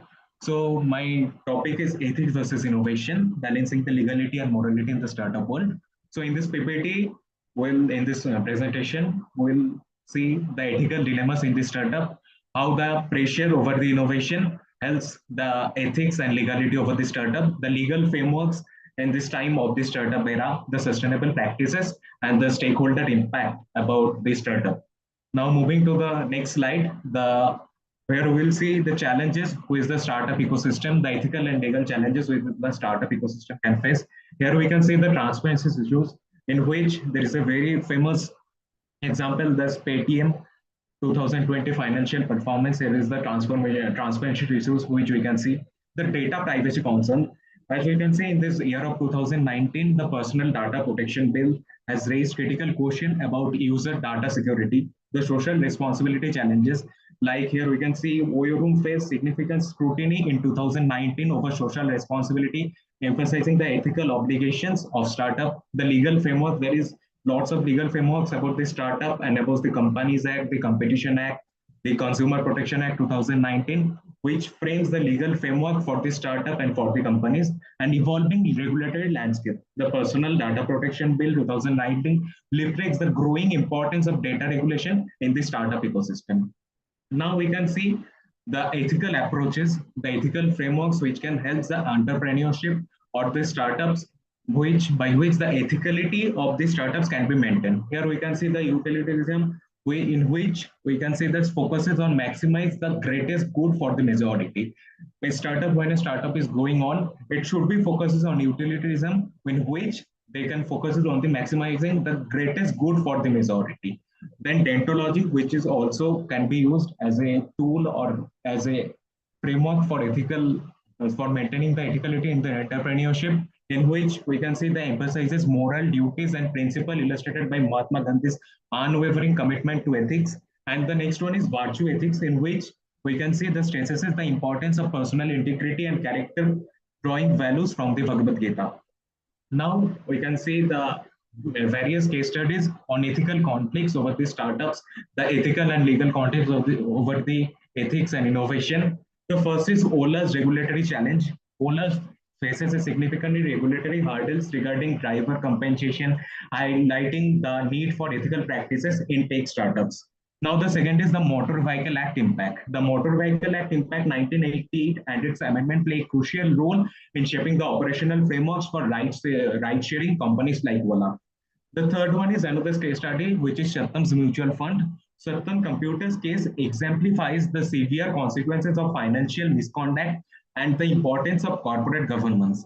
Now, the Companies Act reforms, the Companies Act 2013 introduced reforms to enhance corporate governance, aiming to prevent incidents like Shattam's collapse. And the next one is balancing innovation and ethics. This case study emphasizes the necessity of balancing innovation with the ethical and legal consideration in the startup ecosystem.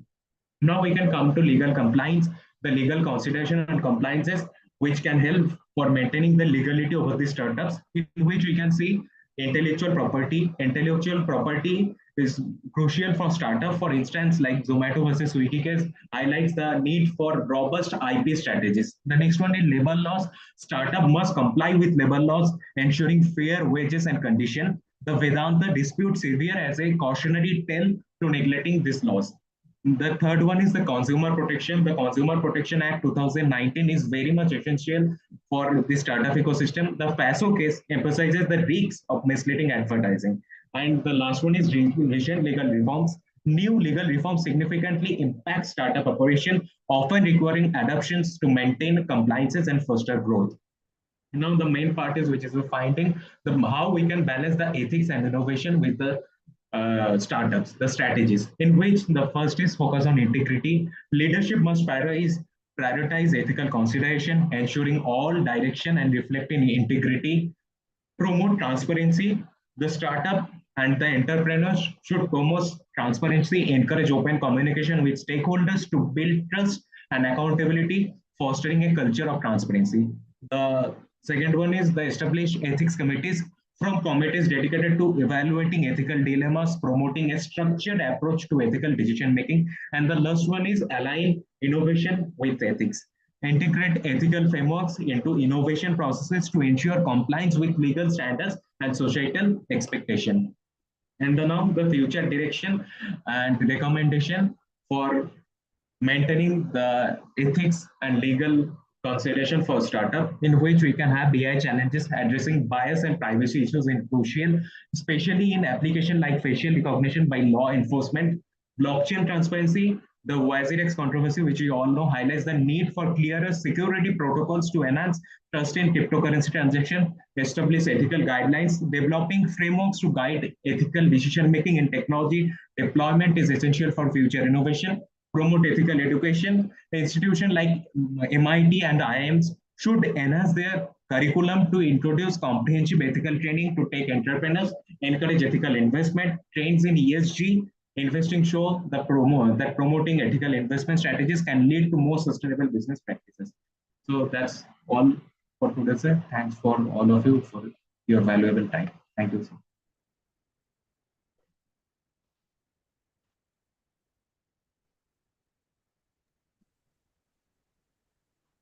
Shobik? Yes, sir. Yeah, really, I appreciate that the new innovative areas of moralities, ethics, that's really, under the startup world is a currently needed area also, because nowadays the booming the startups lot and lot. Even the students also starting the startups, they are opening the website, journals, kind of things. Even the law firm also, even the in India and abroad law firm also. And Yes, I sir. look at that your PPT really very nice, and some technical knowledge you updated that kind of way of the PPT also, and try to find out the real and purpose of the issues and the statement of problem, try to update it, then you try to publish it also. Some of the legal valid point along with some cases, cases related, try to Yes, update sir. it. That's really Okay. appreciable. Thank you, sir. Your work really appreciable. Okay. Thank I you so over much, sir. to now my friend Dr. Krishna Kumar sir.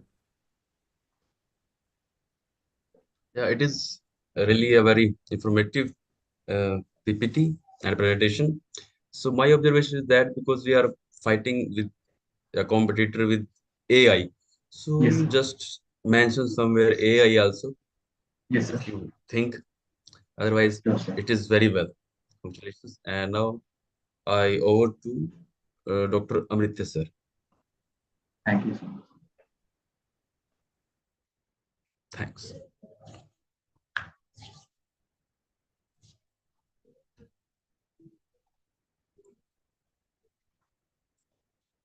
Yes, please, Dr. Amritya sir. Call next president. Okay, so we can move on to the next presentation. I call upon V. Radhakrishna and Vijay Kumarji to present the paper. Thank you.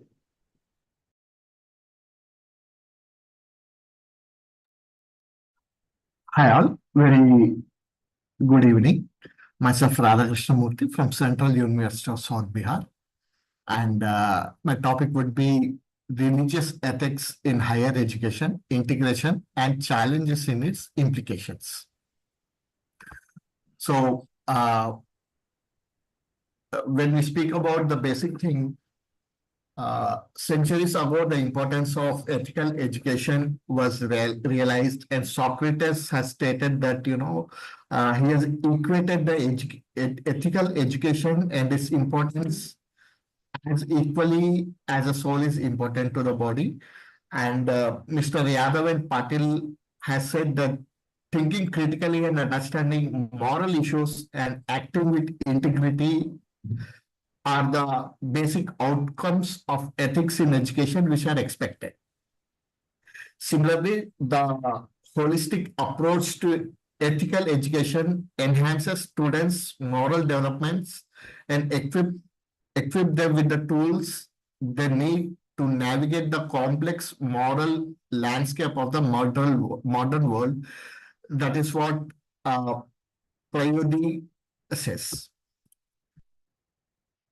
While speaking about the purpose of the study, higher education has focused on development of intellectuals and technical skills, but still there has been a growing recognition for a need to foster moral and ethical developments in recent decades.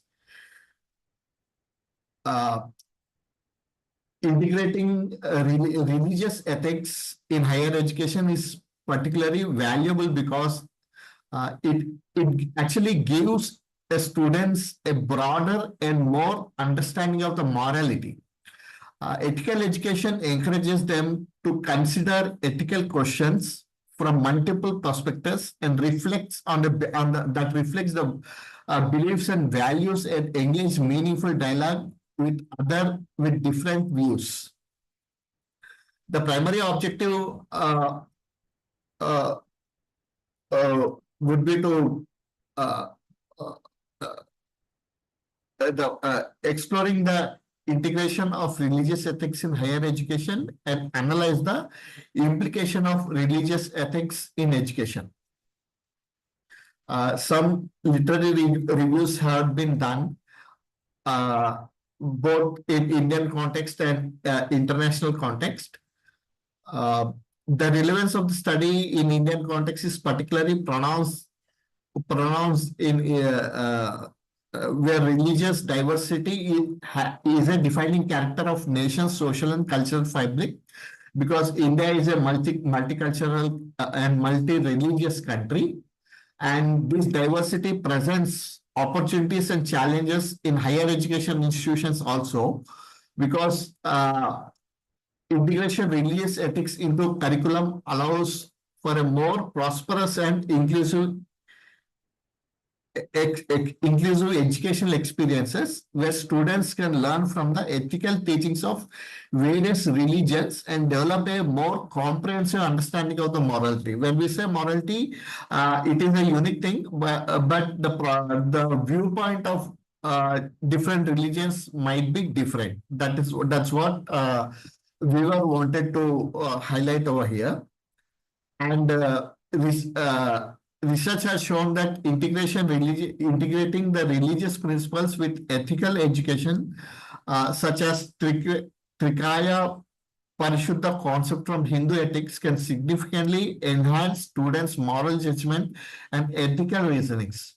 Similarly, studies in higher education have also highlighted the role of religious ethics in promoting a holistic educational experience that align with the country's richest spiritual heritage. In the PPT, I had provided only 3 literary reviews for our reference. One quick minute. Let me move on to the next slide. When coming to the methodology, the study of employs a literature-based analysis utilizing an extensive review of existing scholarly articles, institutional reports, and case studies to explore the integration of religious ethics into higher education.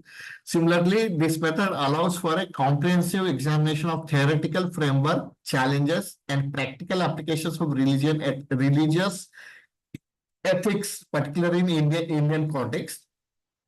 And by analyzing the findings from peer-reviewed academic research and institutional documents, the study offers insights into how ethical education, specifically religious ethics, is integrated with curricular and broader implications for students' moral development. The analysis of these case studies sheds light on strategies, challenges, and outcomes of integrating religious ethics in higher education and emphasizing inclusivity in the diverse landscape of Indian religions. How integration of religious ethics in higher education can be done. Basically, it can be done through curricular design, where religious ethics can be introduced in course on moral philosophy, comprehensive religion, or ethics in professional practices. For example, in BHU, there are already some courses on various viewpoints of Islam, Buddhism, and Hinduism, where students can explore the diverse ethical frameworks. And also, Ashoka University includes models for ethical reasoning in philosophical programs, both in a viewpoint of inculcating secular and religious ethics in the students. Secondly, institutional policies. The successful integration of religious ethics into higher education policies, promoting religious diversity from inclusivity, are essential for creating an environment where religious ethics can be taught respectfully, and institutes should develop policies that promote academic freedom for faculty members to teach religious ethics without bias, ensuring balanced curriculum. These policies create a foundation for dialogue on religious ethics and can be freely pursued. Third one would be the role of the faculty, where continuous professional development programs are essential for equipping the faculty or the educators with the skills to teach religious ethics in diverse multi-faith contexts of India. Faculty training at institutions like DU already includes a workshop on diversity and ethical education, ensuring educators are prepared to teach this type of religious ethics with inclusivity. And then the final one would be the how the students' outcome would be. The ethical education encourages critical thinking by requiring students to engage with complex and conflicting ethical frameworks. And programs like Belief, which is initiated in Northern Illinois University, demonstrate that structure of ethical education significantly improves students' ability to recognize ethical issues and strengthen their decision-making skills. What we want to say is it helps in overall personality development of the students. And of course, there would be a number of challenges which we would be encountering in Indian context. Primarily, it would be the diversity and inclusivity, because we are a multi-faith nation, and educators may face difficulty when students are monotheistic and polytheistic traditions approaching more issues differently, means especially in context of Abrahamical issues. And basically, to address this, institutes must address the religious ethics of thought in a way that respects all traditions and does not prioritize one over another. That is a major thing which needs to be taken care of. Second would be the secularism versus religious education. Since India is a secular country, there might be a very narrow acceptance for this religious education and constant tension between maintaining secularism in education institutions and integrating religious ethics. Balancing secular ideas with the inclusive and religious ethics require careful curriculum design that focuses on ethical principles that transcend specific religious teachings.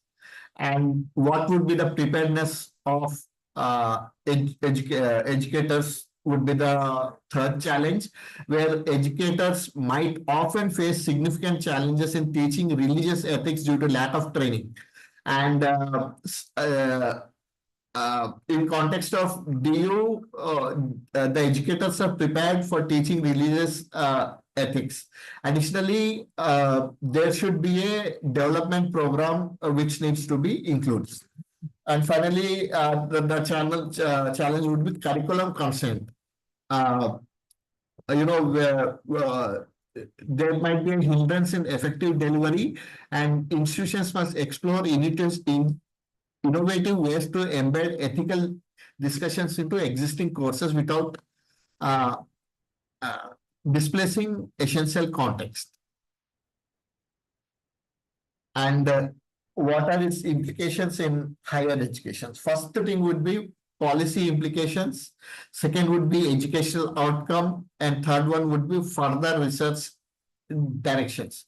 When I speak about policy implications, institutes should develop policies that encourage the inclusiveness and diverse ethical perspectives. Similarly, this includes policies that support academical framework, secular principles, and such framework should promote the inclusion of ethical training as part of the education policies. Furthermore, the institutes could establish interfaith centers that promote dialogue on religious and ethical issues. Second would be educational outcome. The curriculum that includes religious ethics fosters critical thinking by encouraging students to engage with complex moral issues with multiple perspectives, which can translate into better problem-solving skills in real world. This enhances campus life and prepares students to work in increasingly diverse environment. By promoting ethical behavior, the universities can produce graduates who are morally upgraded. And in the next point, further research directions. Further studies could explore the longitudinal impact of religious ethics, educational tracking, how students' ethical reasoning and moral development evolves over time after exposure of such curriculum. For example, it would be helpful to assess whether students have received religious ethic training or better equipment to deal with ethical dilemmas.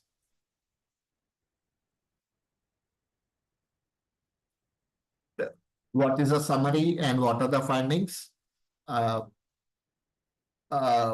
Summary would be, despite having all these challenges, and integrating religious ethics can enrich campus culture and improve student engagement and enhance graduates' preparedness to real-world ethical dilemmas.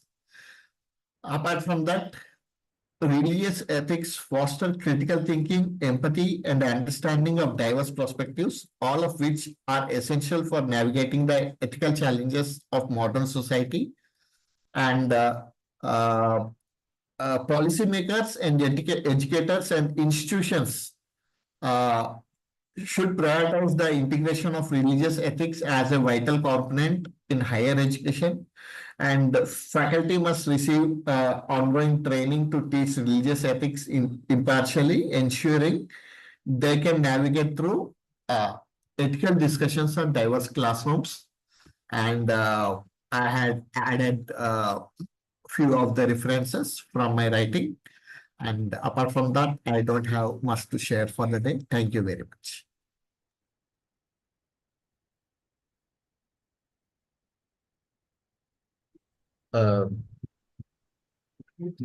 Sorry, dear BRK Murthy, really, when you started that itself, it's really amazing.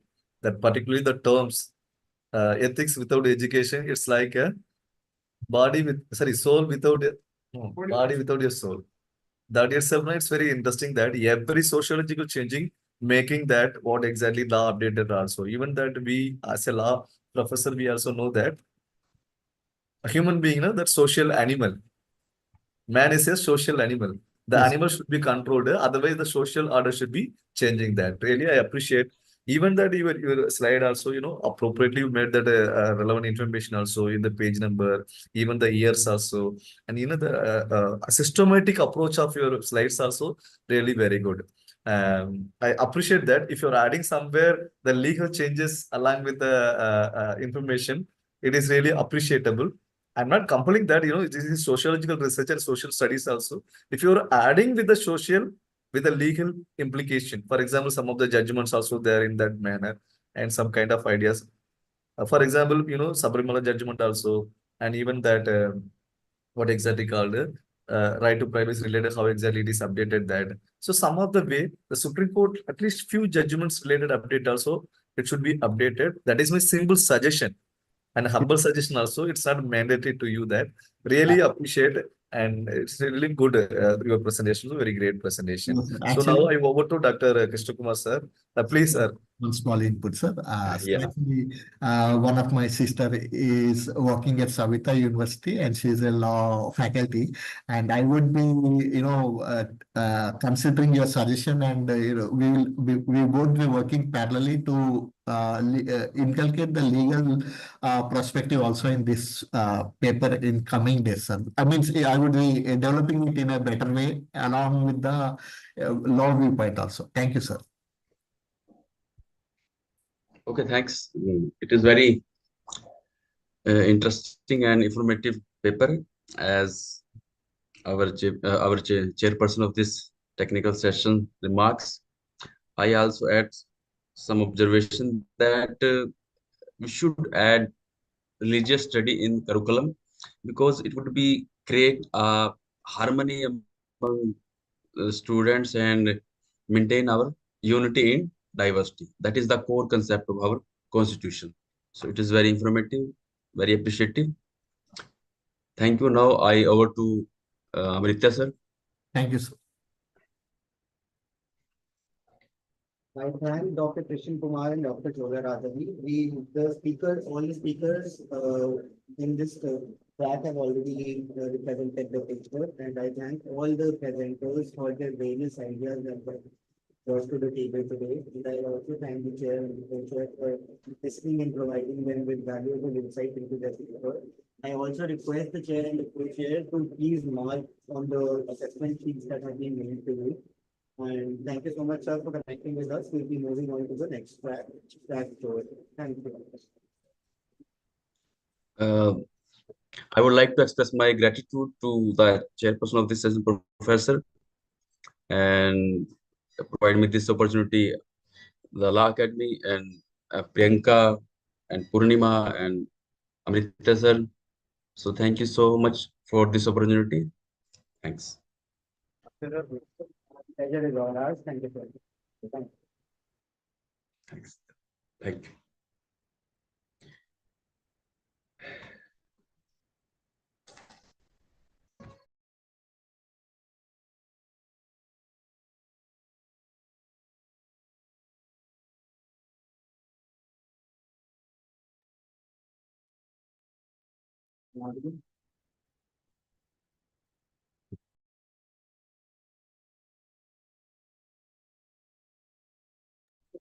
Hello.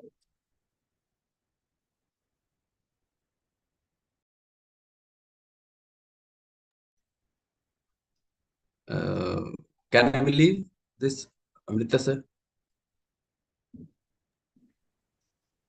So good evening, everyone. Good evening to all the dignitaries and participants present. We have received more than 100 papers, but only the selected papers were being presented today. I, Amrit Chaudhary, Assistant Professor, IBM Law Academy, am honored to serve as your host for the technical session 2, track 4. Today we have two distinguished jurists among us, Dr. Gururaj Devarhogli and Mr. Gaurav Kumar, session chair and session co-chair, respectively. Now, firstly, coming to Dr. Gururaj Devarhogli. He is an assistant professor of law at Institute of Law, Nirma University, Ahmedabad. He has completed his PhD and LLM from KNLU, Gandhinagar, specializing in intellectual property rights. He has participated and presented several papers at various international and national seminars and conferences, and published articles in reputed international and national journals, indexed in Scopus and Web of Science and UGC papers. So over to you, Dr. Gururaj sir. Thank you for this invitation. I would like to thank IPM Law Academy Purnima ji and Meenakshi ji for this kind invitation. Thank you. Now coming to our next guest, Mr. Gaurav Kumar. Mr. Gaurav Kumar is our co-chair for the technical session track 4.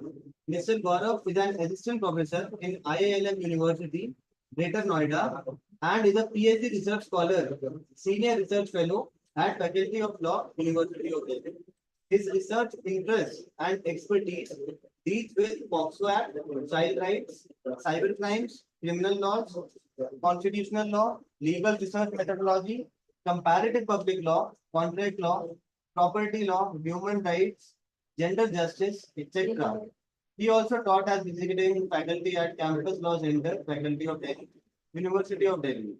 He has an impressive publication record with numerous research articles published in UGC Care and peer-reviewed journals as well. He has also contributed to book chapters to several edited books by renowned publishers. He has also presented papers in more than 20 international and national conferences and seminars. Over to you, Gaurav sir. Thank you so much, Mr. Angad. And I would like to congratulate, first of all, the entire team of IPM Law Academy, especially HOD ma'am, Meenakshi ma'am, Purnima ma'am, and the conveners and the co-conveners of the conference for organizing such a wonderful event on such a relevant topic. And the theme for the today's track 2 session is which is innovation, privacy, and human values in the age of globalization. So it's a very relevant and current theme, because in the age of globalization, we can see that there is a more spread of knowledge and technology across borders. We can find the increase in easier access to foreign knowledge, which has especially positive impact on emerging market economies. But in the age of this growing technology, especially artificial intelligence, we need to focus on the ethics part also, which is the prime concern today. Because machines have become an integral part of our human lives. We have so many devices like Siri, Google, Alexa, ChatGPT we are using. And so it's a confluence of technology and human experiences, which we can say a phenomena of tech humanism. So therefore, we need to focus on this part that humans should not be subordinate to these machines. And we have created the technology, so we should remember that. So I'm looking forward to the wonderful presentations, and I wish all the best to the presenters. Okay, thank you, sir. So we'll be starting with our presentation. So our first presenter is Miss Ashna Bhasin, Jammu University. Good evening, everyone. Am I audible? Yes, ma'am, you are perfectly audible. Please ma'am, start with Good evening, everyone. My name is Ashna Bhasin. I am research scholar from Jammu University, and I will be presenting paper on behalf of my guide, Dr. Monica Naran. And it's an honor to be present in such conference and present paper in front of such dignitaries. The theme of my topic is medical malpractice in India with special reference to reproductive rights of women. So the main focus of my paper will be on certain criteria, like how the conduct of the doctors affects the reproductive rights of women in India, and what are the legal implications in result of that. How the family forces a pregnant woman towards abortion, and especially when these abortions are based on sex determination of the fetus, and find out the reasons behind the sex-selective abortions that are carried out in India in large scale. And lastly, what are the laws available to curb this menace, and how can the loopholes that exist in these laws that can be filled. Now, millions of lives are lost every day due to medical misdemeanors that are caused in India, and since the doctors, they have a duty towards their patients to provide them appropriate medical assistance. So it is their duty to see that before taking up any particular case, do they have the capability and the ability to treat that case? And if they have taken up this case, what is the utmost care of treatment that they need to give? And lastly, that during the treatment, should the doctor be careful and diligent in punishing the treatment?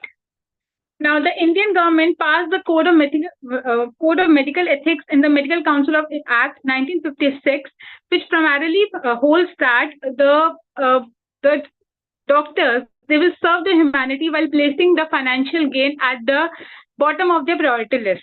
So the code specifically provides that unless it is provided under the grounds that are specified in the Medical Termination of Pregnancy Act, that sexual determination of the fetus can be done to determine some problem with the fetus, or that it can be dangerous for the health of the mother. Without other than these reasons, the pregnancy of the women cannot be aborted, especially if it is done on the basis of sex determination of having a male child.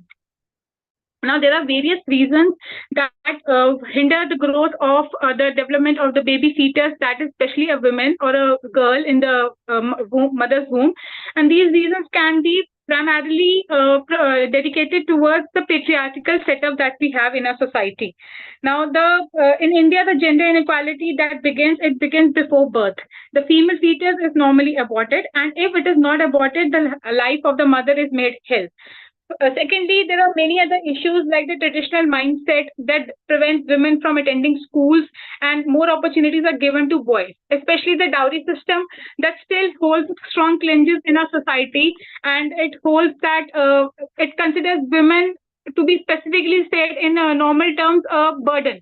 So, as a result of this, majority of women that are there, they are not educated, they do not work, and for financial support, they depend on their husbands. Now, women in India, even if they are allowed to, they're not aborted and they're allowed to see the world, they witness physical, emotional, and sexual violence against them that hampers their physical, mental, and reproductive health. Moreover, the women in India are generally seen as baby producing machines. That is the only main focus that is given to them, and hardly there are very few section of the society that considers that the women should be educated, they should work, and they should be given equal treatment with regard to men. Now, as a result of all these ideologies and all these philosophies that exist in India, the reason or the issue of selective abortions has been on rampant. And to be specific, what abortion means is to end the pregnancy through the removal or evacuation of a fetus or embryo from the uterus, which ultimately results or causes its death. Now, there are two types of abortion. One is medical abortion and another is surgical. When the abortion is done before 10 weeks, it is done when a pregnancy is less than 10 weeks old and the abortion is caused, so it is medical abortion. But when the pregnancy has taken a period above 10 weeks and there are some complications that the doctor suggests that the abortion needs to be done or the baby needs to be aborted, then they resort to surgical abortion.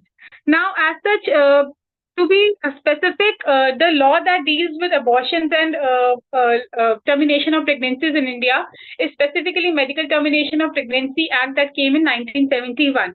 But the cases of abortions existed before also, and to deal with that, we had some provisions in the Indian Penal Code 1860. Section 312 to 318 of the code defines provisions.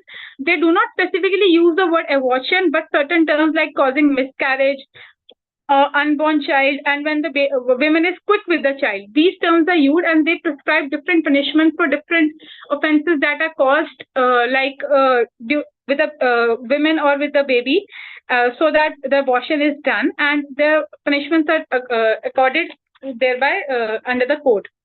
But the first specified act that came into dealing with the abortions was the Medical Termination of Pregnancy Act through the Shantilal Shah Committee, and the act provided the committee provided that there are more than 7 million abortions that are caused every year, and to necessitate keep a check on it, the MTP Act 1971 was framed.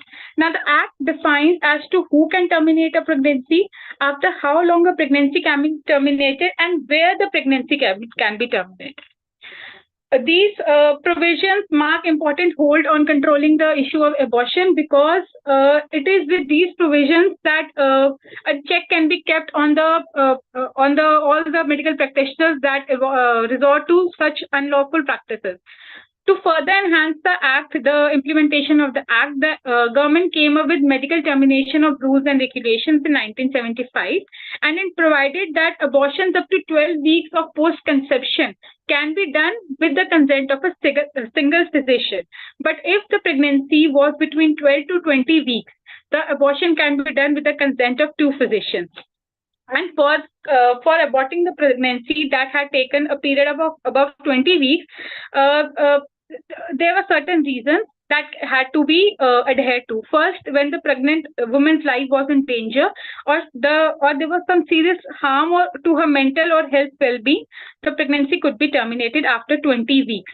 Or if there are significant chances that the child, if born, will die or will suffer from physical or mental disabilities, the permission for aborting the pregnancy after 20 weeks was given. Now, after this, the rules also provided for specifically that a person who has a medical degree prescribed under the Indian Medical Council Act and has a name listed in the state medical register can only perform these abortions. Any person other than this is liable to be prosecuted under the act. Later in 2021, there were further changes made, and the MTPA Amendment Act 2021 came into being. That includes.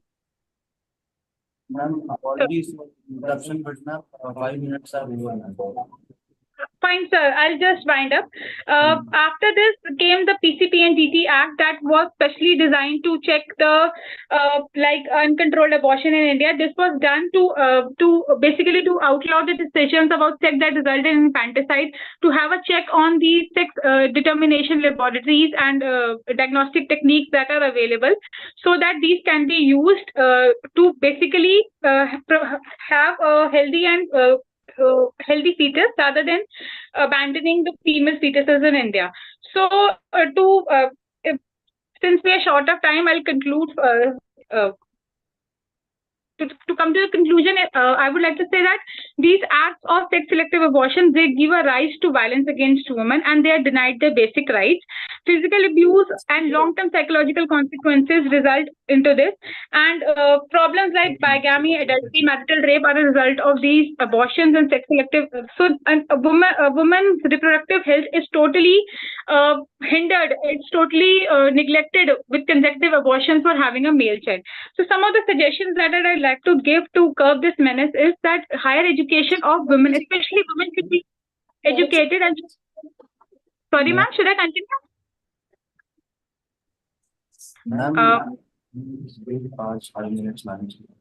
Fine, sir. I'll wrap up, sir. If permission is given, I'll give suggestions. Otherwise, I'll wrap up, sir.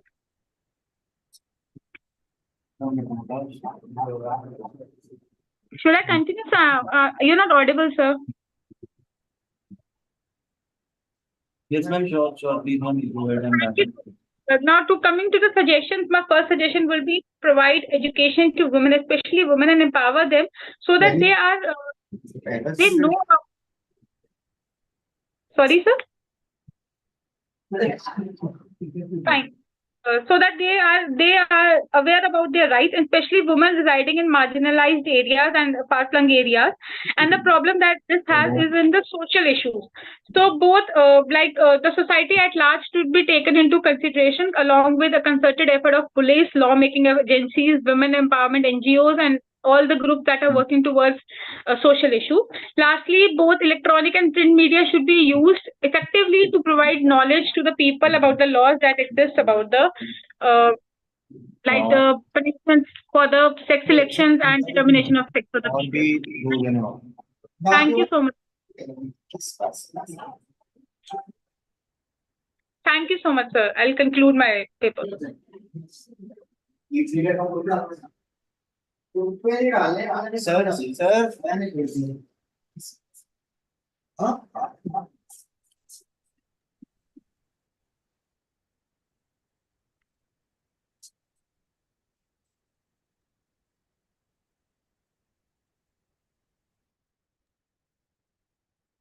now our next presenter is Dinesh Kumar Mishra. Mr. Dinesh Kumar Mishra, Assistant Professor of Law, Rai University, Ahmedabad. Am I audible, sir? Yes, sir, you are audible. Okay.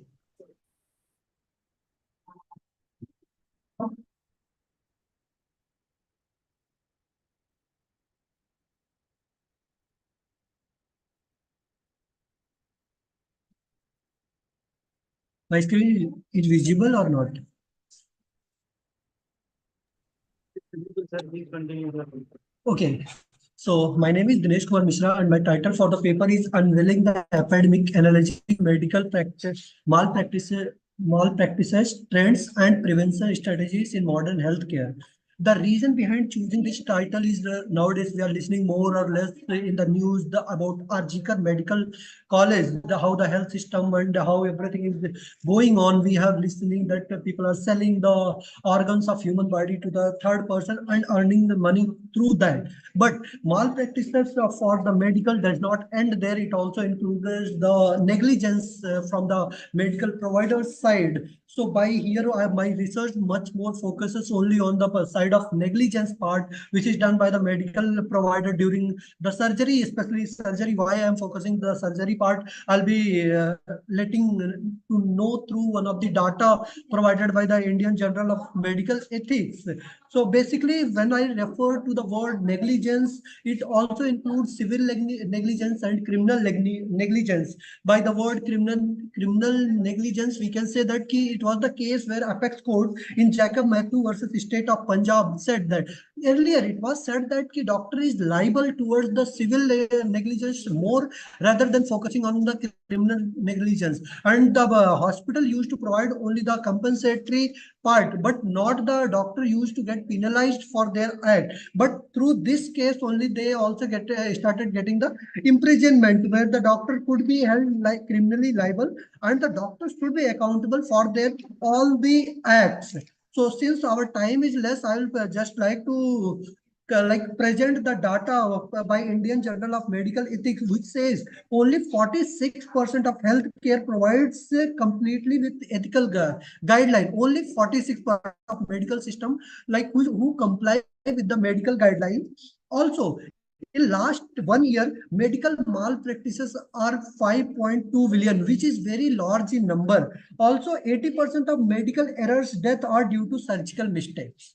So by this number, we can say that how heinous is going to be from the medical side, which we are in the way where we are ignoring these are at mass level. Also, one of the data says that 70% of emergency facility for mismanagement. Whenever we visit the hospital, we see that we most of the time we waste searching each and everything. We even not able to find out where the medical stores are. And also, when we talk about the state-wise, the large number of medical malpractices in India comes from Punjab, where it talks about 24%, West Bengal 17%, Maharashtra 16%, and followed by Tamil Nadu, which is of 11%. My research problem is that the lack of understanding of medical malpractices, critical causes and consequences, and the absence of effective prevention strategies hinder the development of safer and more efficient healthcare system. The complexity of medical malpractices involving human factors, system failures, environmental pressures, and technological advancement necessitates a comprehensive examination of the issue to identify evidence-based solution. Which I talk about environmental pressure. We always see whenever we visit the hospitals, we just try to get a call from some or other authorities where our number can get approachable through the doctor to whomever we want to consult. This shows how we are lacking through the infrastructure wise. And my research objective are to identify the critical causes for medical malpractices, to examine the consequences of medical malpractices, including patient harm and injury, financial burdens on the healthcare system, and legal repercussion of practitioners and institutions. Third is to propose evidence-based prevention strategies to reduce the incidence of medical malpractices. Even CBI, after in Arjikar Medical College, even the institutions like CBI are searching, and they will be very at hard part where they will be getting the evidences. So if the CBI is lacking, then how can we assume that a normal organization or normal? Am I audible? Yes, yeah, sir. Dinesh, we got the point. Directly jump to the conclusion part. For what basically you conclude from this particular topic. Sir, basically conclusion and suggestion I have, which is more or less towards the statement of Dr. Sunil Khatri, who have pursued MBBS first and followed LLB later part, and he is the advocate in Supreme Court, also National Consumer District Redressal Consumer, and he says that to bring the transparency, the people's accountability, especially the medical practitioner accountability, should be set on daily basis. And there should be an institution for medical practitioners separately who can set their duties and rights separately.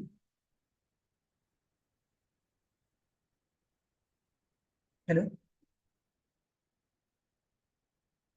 Hello? Okay, thank you. Okay. Our next participant is Lakshmi MP. Oh, okay, sir. Sir, shall I start?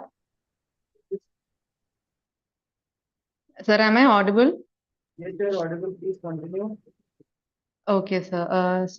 Good afternoon, all. Good evening, all. So, with the due permission of Chair and Co-Chair, I would like to start my presentation. So, my presentation topic is drug decriminalization policy in India and Canada, a comparative analysis. So, for many years, there has been a strong push to legalize drugs that are currently illegal. And people from all walks of life and nations around the world has been debating this topic. So, is my PPT visible?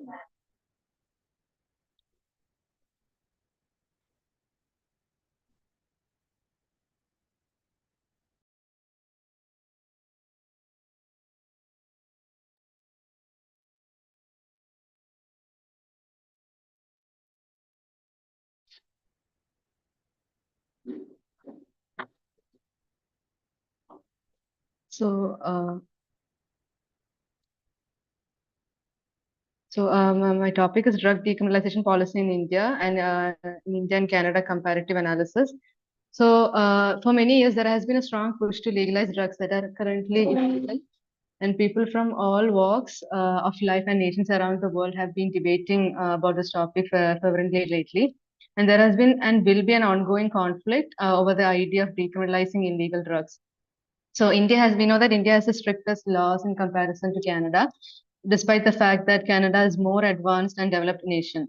So the prohibition of drugs in India is done through Narcotics, Drugs and Psychotropic Substances Act, whereas in Canada, the prohibition is through the Controlled Drugs and Substances Act.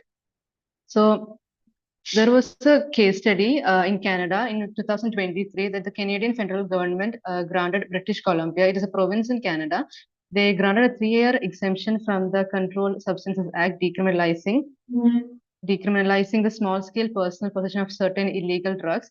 Under this exemption, this exemption was from Section 56, Clause 1 of this Act, and this exemption is limited to adults over the age of 18, and it only covers the possession of 2.5 grams of specific drugs for personal use. So, in a survey report, it was shown that only 63% of the respondents were aware about this policy. So there was a lack of knowledge and poor awareness, and less effort was taken to share information about among the people. When it comes to India, there is a prominent case study of Vidhi Center for Legal Policy on the scenario of Mumbai. Its name is Vidhi Center for Legal Policy Reports 2020. So they have conducted studies related drug decriminalization within the society of Mumbai to study the different impacts during the period of criminalization and decriminalization of drug policy. So it was understood that over the past 2 years, especially consumption of drugs has caught the eye of the public as well as the government, since high-profile Bollywood celebrities were also involved in cases of consumption of cannabis. And looking into the Section 27 of the NTPS Act and reading it with conditions in Mumbai, we can observe that how badly or ill-conceived or vaguely drafted laws can give arbitrary power into the hands of the police and lead to misuse and exploitation of the same. So this study specifically tries to demonstrate how the criminalization of drug usage affects the poor section of the society, and the people from the high-profile strata are to roam around freely and not subject to the law due to the loosely drafted nature of the law. So criminalization has turned to be a tool especially targeted to the poor and young cannabis consuming population in India. So if we look into the data of the population consuming these drugs or into the cases under the NTPS Act in Mumbai, then we can observe that 97% of the cases are of personal use and 88% among the arrests. Sorry to interrupt you, Lakshmi. Can you directly Yes, jump sir. to can you directly jump to the Yes, sir. conclusion part? Yes, sir. Yes, sir. Yes, sir. So, in conclusion, so we are giving some recommendations also, like the recommendations to be suggested for the drug policy reformation in India by gathering insights from the decriminalization efforts adopted by Canada and other international arenas can be initiated by introducing decriminalization concepts into the Indian regulations similar to that of what they did in British Columbia, which allow the possession of small amount of drugs for personal use. So the complexities which exist in learning and addressing the issue of drug use and trafficking of India and Canada could be observed by looking into the historical aspects of both the countries. And the recent decriminalization efforts from Canada, especially in British Columbia, showcase a shift in the nature of Canada in handling the drug-related policies to a more holistic approach by taking into consideration the requisite of public health as a factor of importance. The progressive approach adopted by Canada suggests a way forward which allows more of a compassionate method and a drug policy focused on public health together with comprehensive harm reduction strategies which will portray to be an effective drug policy. So hence by leaving behind India's rigorous approach and ongoing long debates regarding drug policies and by adopting similar approaches of Canada, we can also achieve a balanced regulation with keeping a public health as a prior consideration as well as reducing the stigma which is accompanied with the drug usage. Thank you, sir.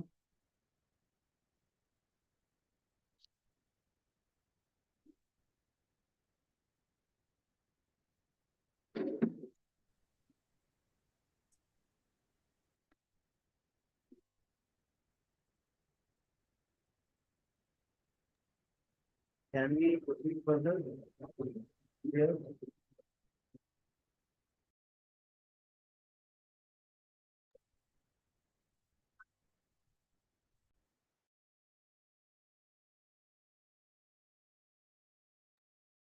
So our next participant is Ayush Sharma from Gujarat National Law University.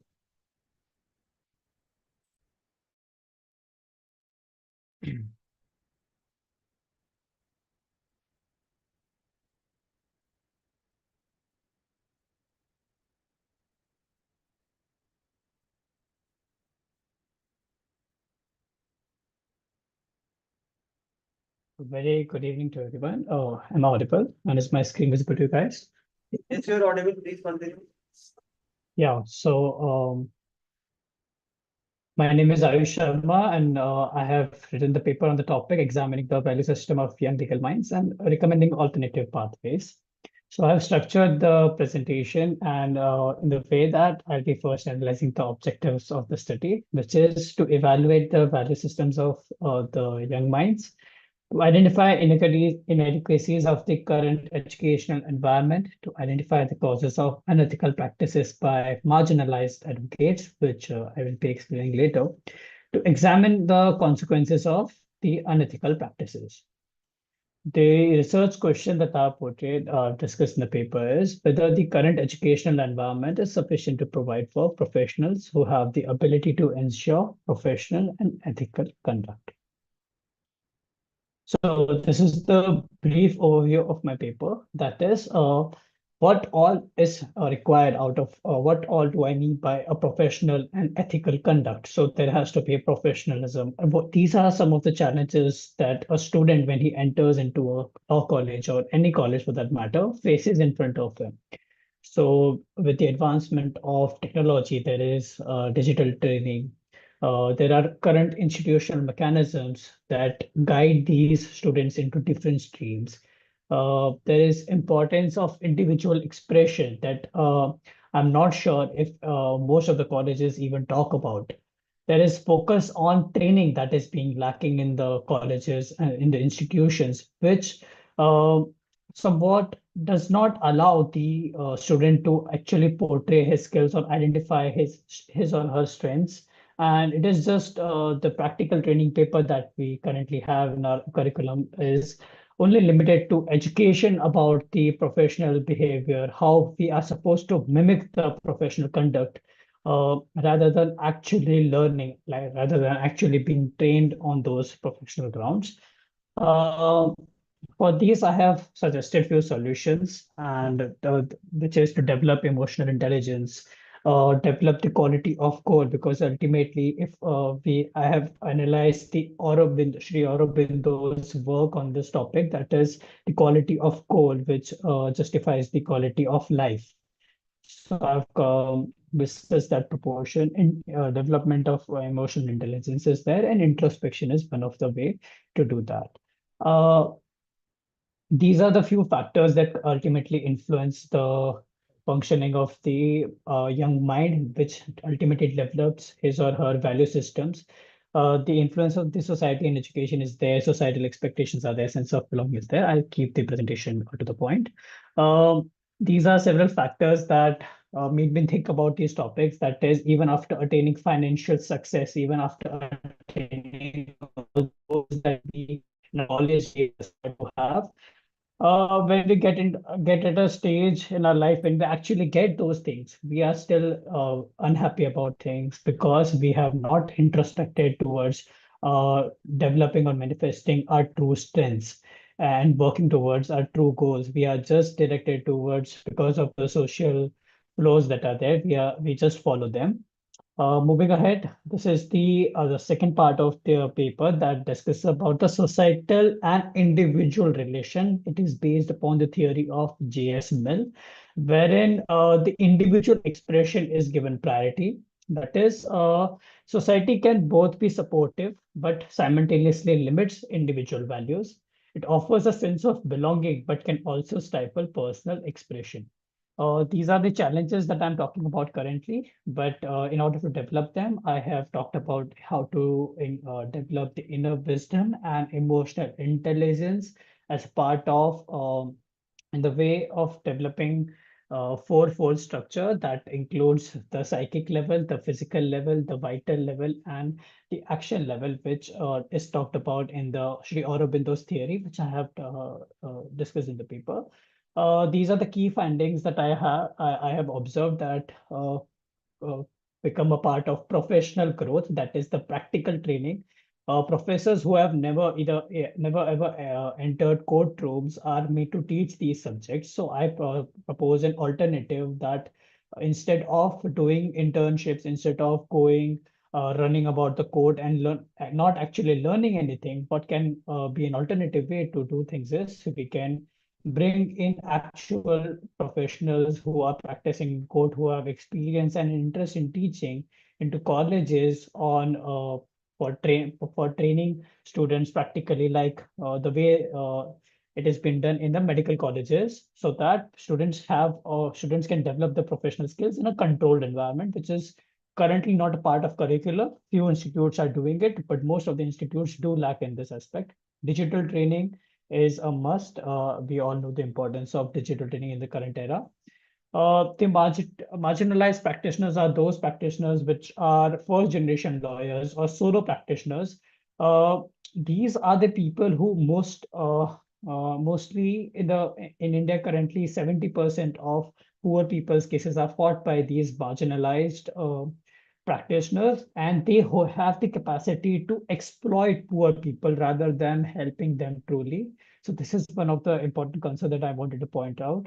And I have analyzed why and how these medical practitioners are growing and how they affect the system and portray the image of lawyers in front of the society at large, because people are truly afraid to get in touch with lawyers. They are not sure if they can trust lawyers. So this is because of lack of professional conduct and professional behavior on the part of these marginalized practitioners at large.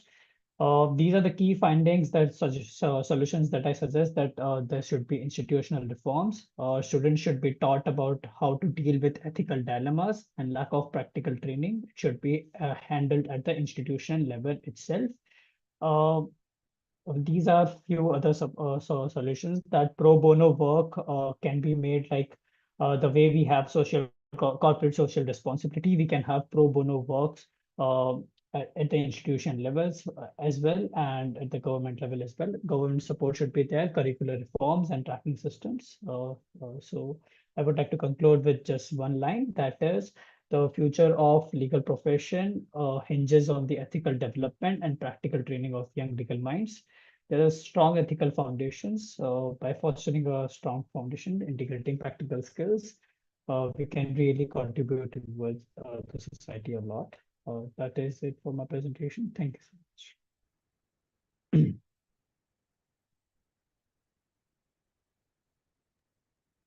Okay, Ayush, can you mention the specific changes or means what changes you want in the educational institution so that these values can be inculcated in the students? Means some of the findings you mentioned, some institutions are already practicing, as you also said.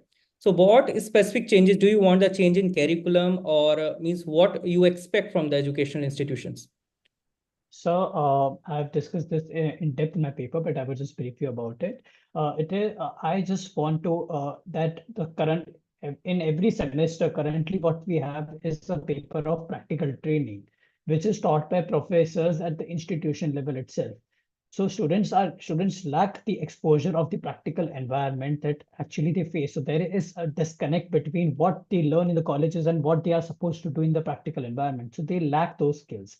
So to improve that environment, what I'm demanding is there should be interdisciplinary studies that needs to be done. So first of all, the students should be able to take interviews properly, which requires some amount of psychological studies that needs to be taught to them. Practical digital training needs to be taught to them, and professional advocates who are currently working in courts and have some amount of experience should be called and should be made in touch with the institutions so that they can over a consistent period of time teach these students and get paid for those services rather than just training interns in their free time, like currently what we have. When we go to internships, students are supposed to do clerical work, or we don't even get to do sit in the office and actually learn something. Instead of that, these advocates can teach in institutions side by side, not as a but it should be done as a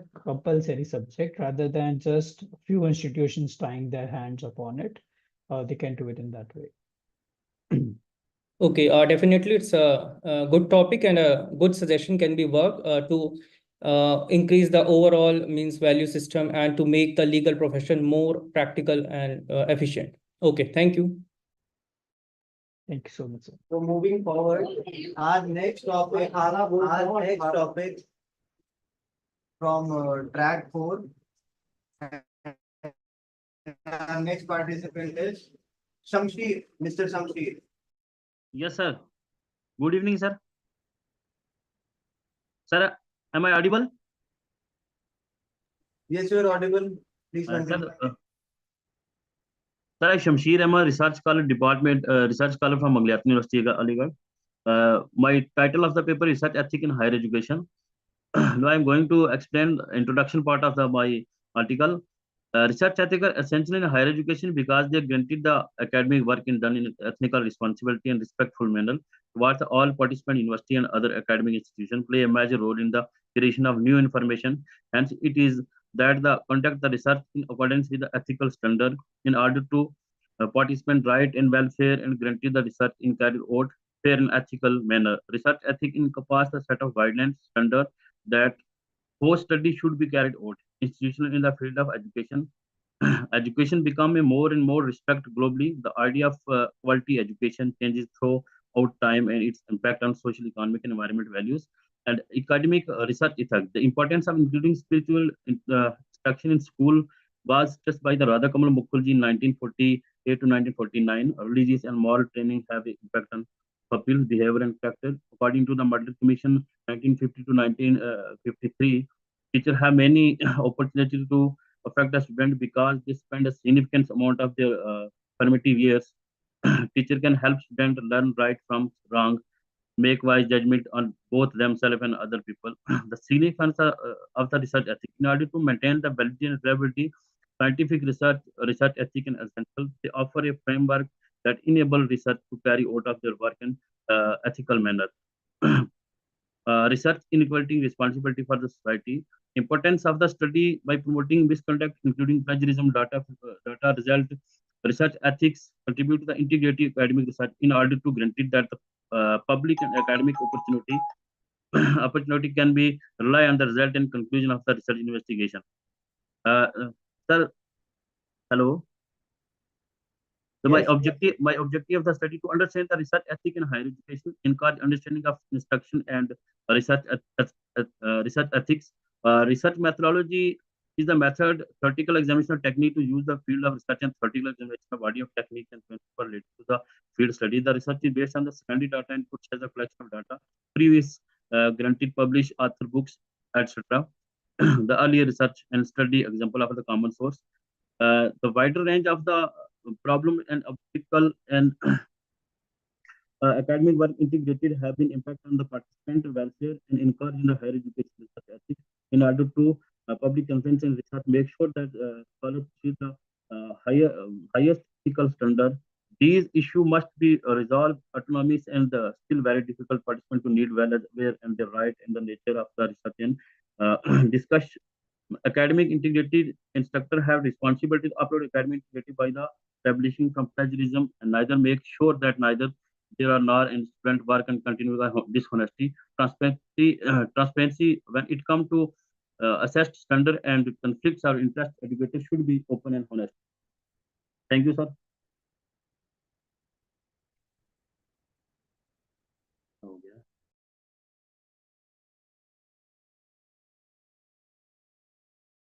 If you have any questions, then please give us.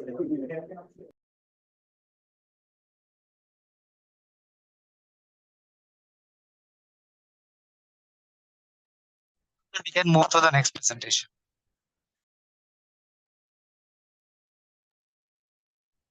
The next participant is Mr. Prakhar Kumar, student, GNLU Gandhi. Yeah, good evening, sir. Am I audible? Yes, you're audible. Yeah, so very good evening. I would like to continue with my presentation. My topic is on reinforcement of ethical and moral values to ensure global harmony. And in this paper, I will be dealing with three major issues. One is environmental concern. Second one is wars and conflicts around the world. And I'm dealing with two aspects of wars that majorly because of that wars and conflicts happen. And third would be related to the world trade with respect to WTO and its dispute settlement mechanism. So to just delve into the introduction of the part. All this talk about global unity cooperation is only existing because we think independent existence is possible. Basis of globalization is that we need to transact with the world, and it's the basic minimum transaction which is causing a lot of problems around the world. And it is because of this that international laws and frameworks shall be articulated in such a way that it empowers each and every nation regardless of their status of development in the world. And talking about boundaries only, like physical boundaries are territorial boundaries are needed to govern a particular nation only. But that mental boundary that we have made in our minds, which exists, which does not let us perceive the people of different ethnicities and different nations as our own, that is where the problem lies. And these such inequalities among the nations shall only cease to exist when this mental boundary is, done away. And therefore, to achieve all this, we need an inclusive approach. And the next problem that I would like to highlight is the environmental issues. The COP28, which happened last year in December, majorly talked about all the major concerns relating to carbon emissions and carbon footprints that is being caused around the world. And majorly, it talked about the setup of funding for least developed countries and island nations, which possess more threat. Because all the island nations do possess a threat of being submerged very quickly rather than the landlocked nations or different nations or the developed nations, which are, better strategically, politically placed in the world. So as we all know, the human beings are existing in a way which is very disastrous to every other creature. And there needs to be a distinction between what are the survival needs of a particular human being and what are the whims and fancies of a particular human being, which is being manifested around the world. And for that, we need ecologically sensitive policies with the intensive support of people's will. Because across the world, major nations are democratic nations, and it is ultimately the people's will that gets manifested into the world. And until and unless the general public demands an ecologically sensitive policies relating to every aspect of their life, the governments and the national leaders and international leaders will not be motivated to do something which will save our environment in those aspects. And that is where the particular individual ethics and morals of an individual come across to think beyond their own survival needs. And due to the enormous capability and competence that we have in our generation, which we did not possess ever, the choice is ours whether we really need to be complacent about it or committed about it. So that is where all the environmental issues from my side ends. Second, I would like to talk about the conflicts and wars and the two aspects of it. Since the formation of United Nations, we have known that there has not been a single day where the conflict has not arisen around the world. And the first major aspect relating to is the economic aspect. The economies are built on wars. That I think so, because all the top growing industries that we see, arms industry is one of them. And all the developed nations like US, Germany, France, these are the only one which are supplying all the arms around the world. And somebody needs to manufacture the bullets. And if the bullets are being manufactured, then they are being fired somewhere else. So that is why the question that needs to be asked is there any intent to stop this? Because if bullets are being manufactured, wars will inevitably take place.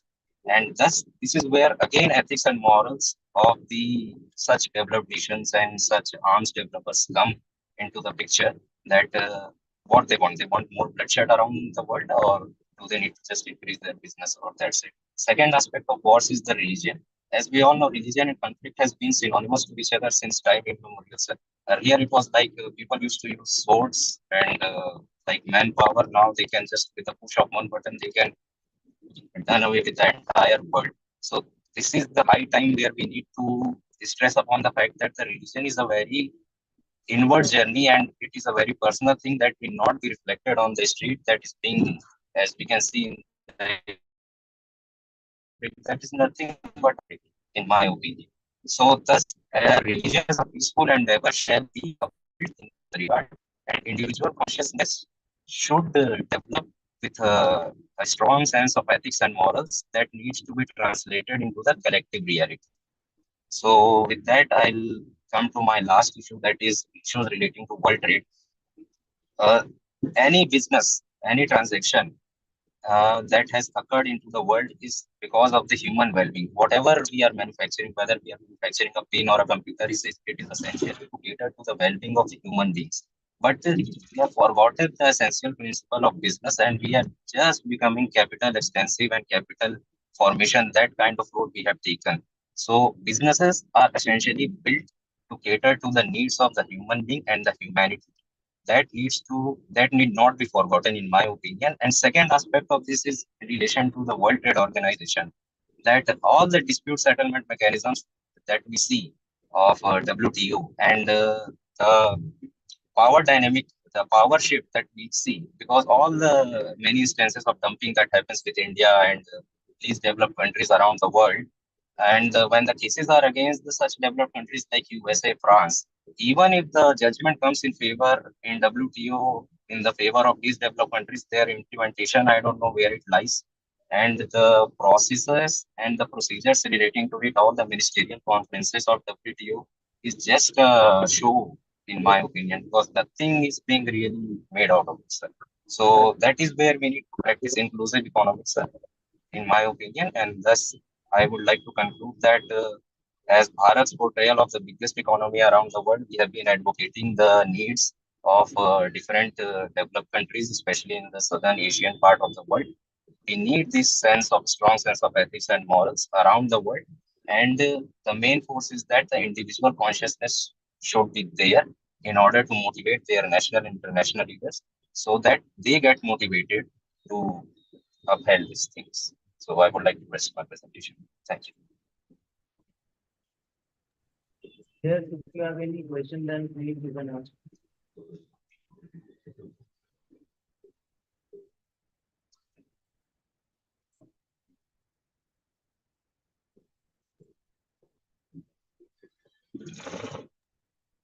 If you have any questions, then please do ask. No, sir, I don't have any questions. Okay, moving forward with our next presenter. Our next presenter is Mr. Amit Jain, Assistant Professor of Law, Nai University, Ahmedabad.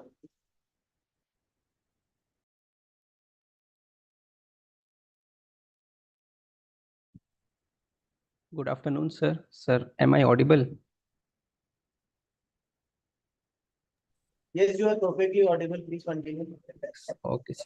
Good afternoon, one and all present in this international conference. I am Amit Jain and I am going to present my research paper, and the title of my paper is Cross-Border Collaboration in Academia, Exploring the Role of Mutual Legal Assistance in Higher Education Research.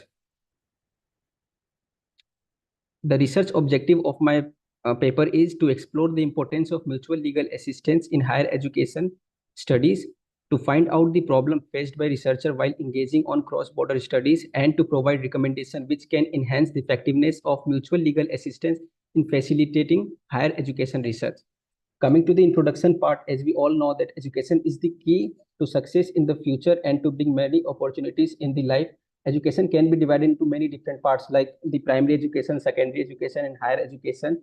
And as per the UNESCO, higher education is a rich cultural and scientific asset which enables personal development and promotes economic, technological, and economic social change.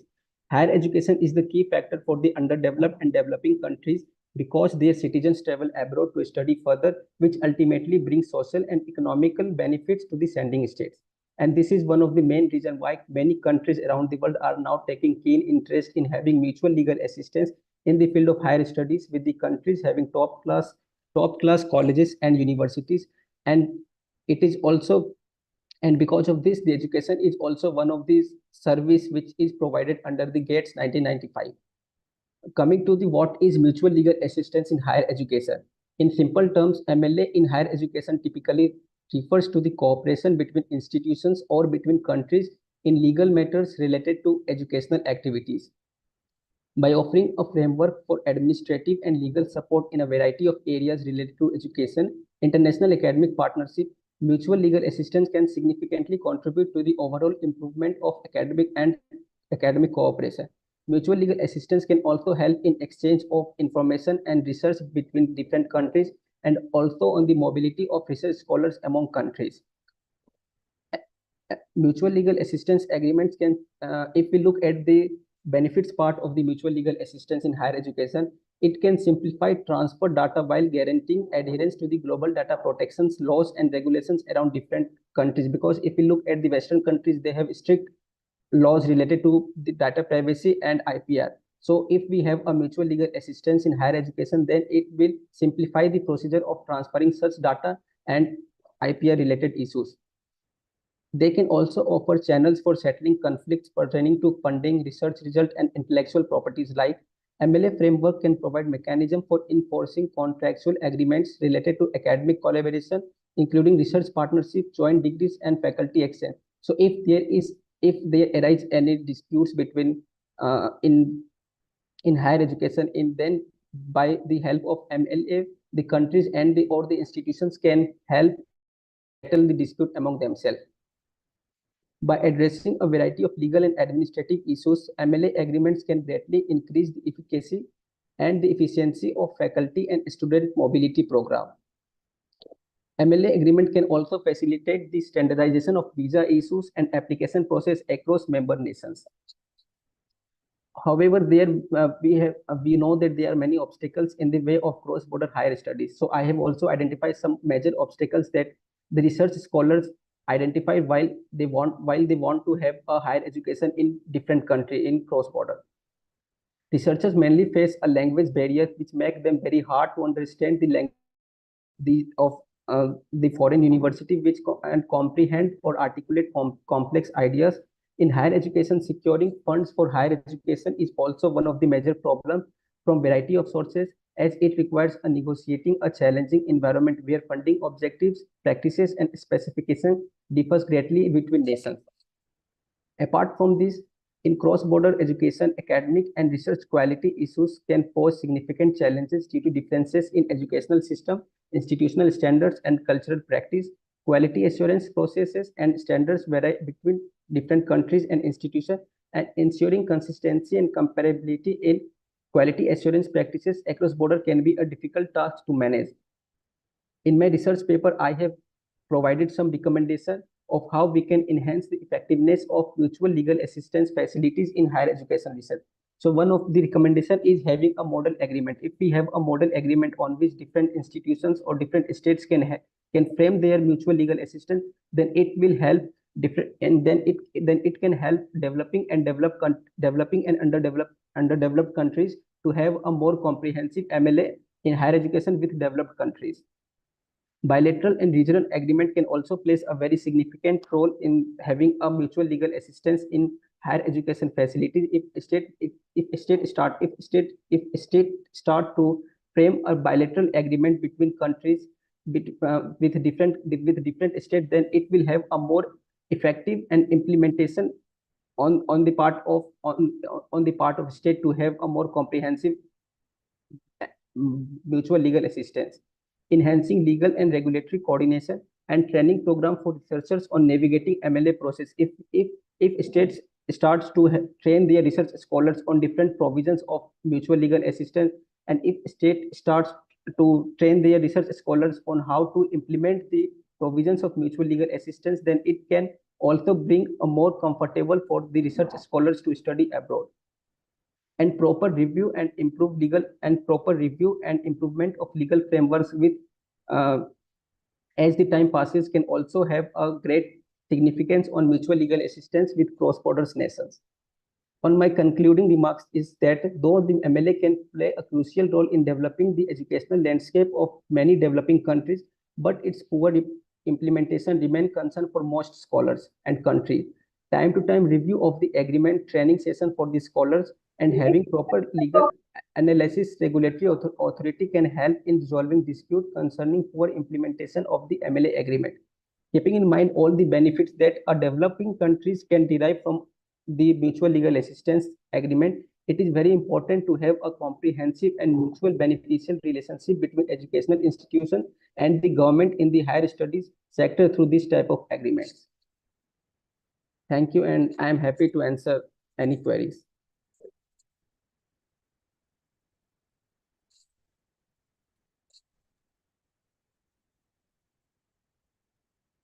Hello.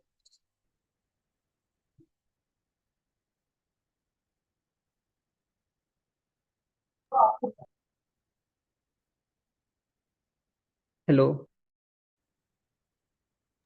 Hello. Hello. Yes, you are audible. I want to ask, have you also came across any provision in UGC guideline or new education policy regarding this mutual legal assistance? Different in India, we don't have the term mutual legal assistance, but many different institutions, IIM and many different universities, they do time to time, they want to have a collaboration with different institutions of the world. So in this type of collaboration, they specify that how many scholars or how can we exchange students from different institutions, and how can our scholars can go to their institution and they can get good education from those institutions. Okay, means you are talking of MOUs which we sign between universities. Yes, sir. MOU that university mainly they sign between different institutions. Okay, thank you. Thank you, sir. So our next participant is Mr. Avkash. Mr. Avkash.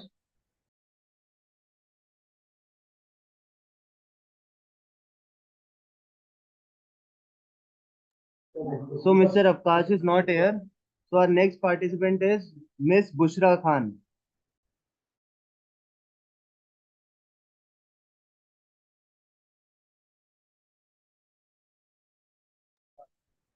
She is also not here. So our last presenter is Miss Razia Begum.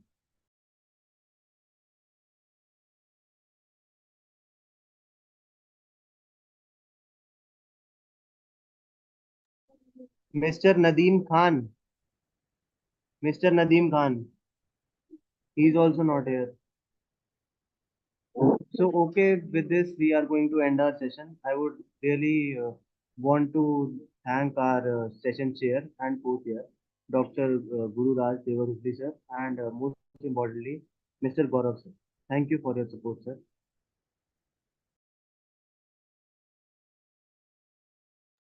Thank you, Angad, and thank you whole team of IPM Law Academy.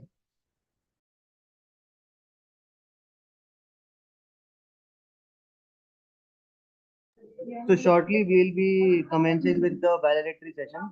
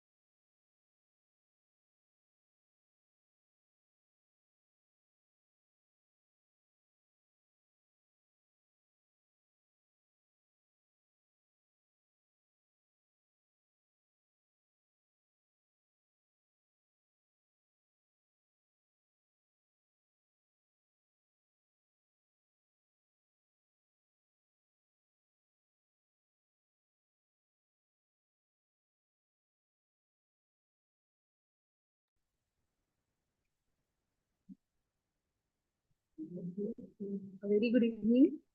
Am I clearly audible?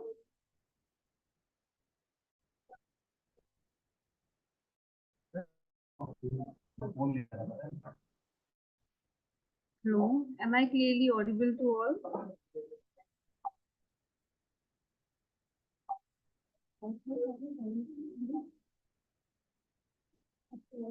Yes, ma'am, you are audible.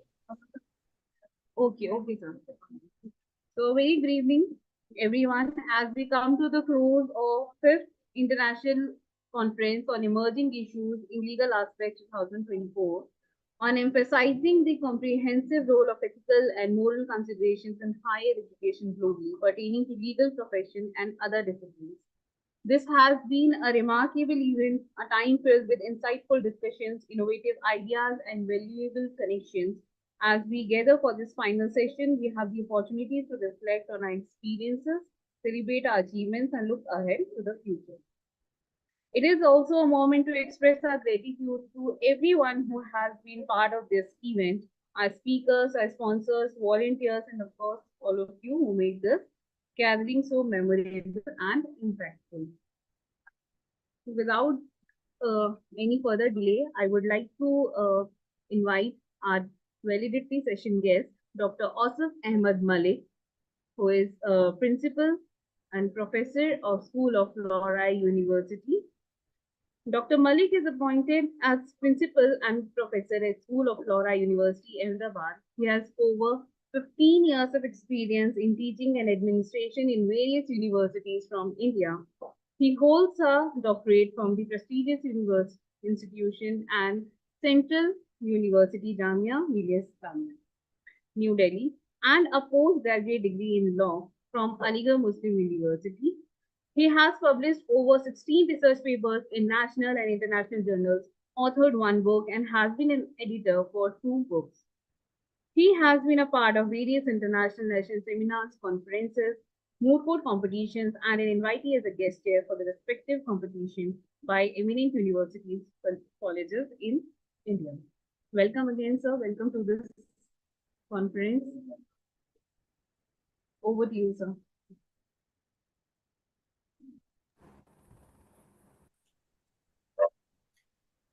Thank you.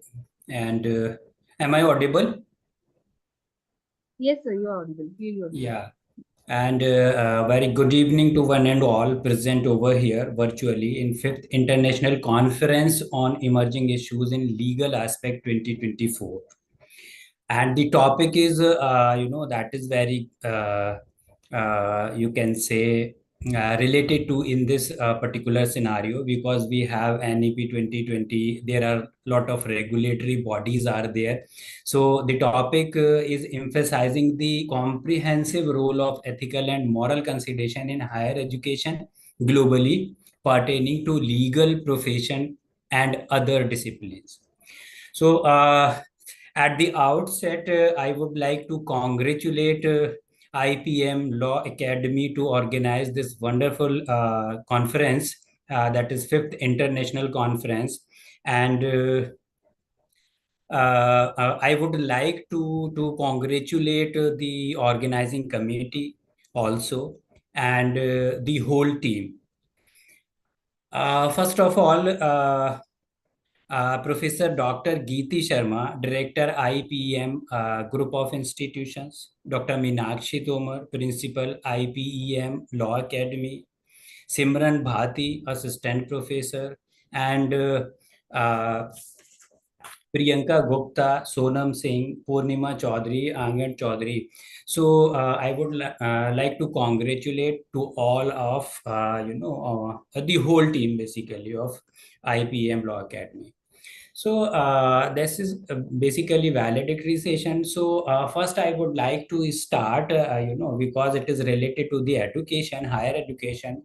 So basically, the Socrates said that education is bringing out of the ideas of universal validity, which are latent in the mind of every man. Right. So, if we are talking about that, so education plays a most important role in the life of human being.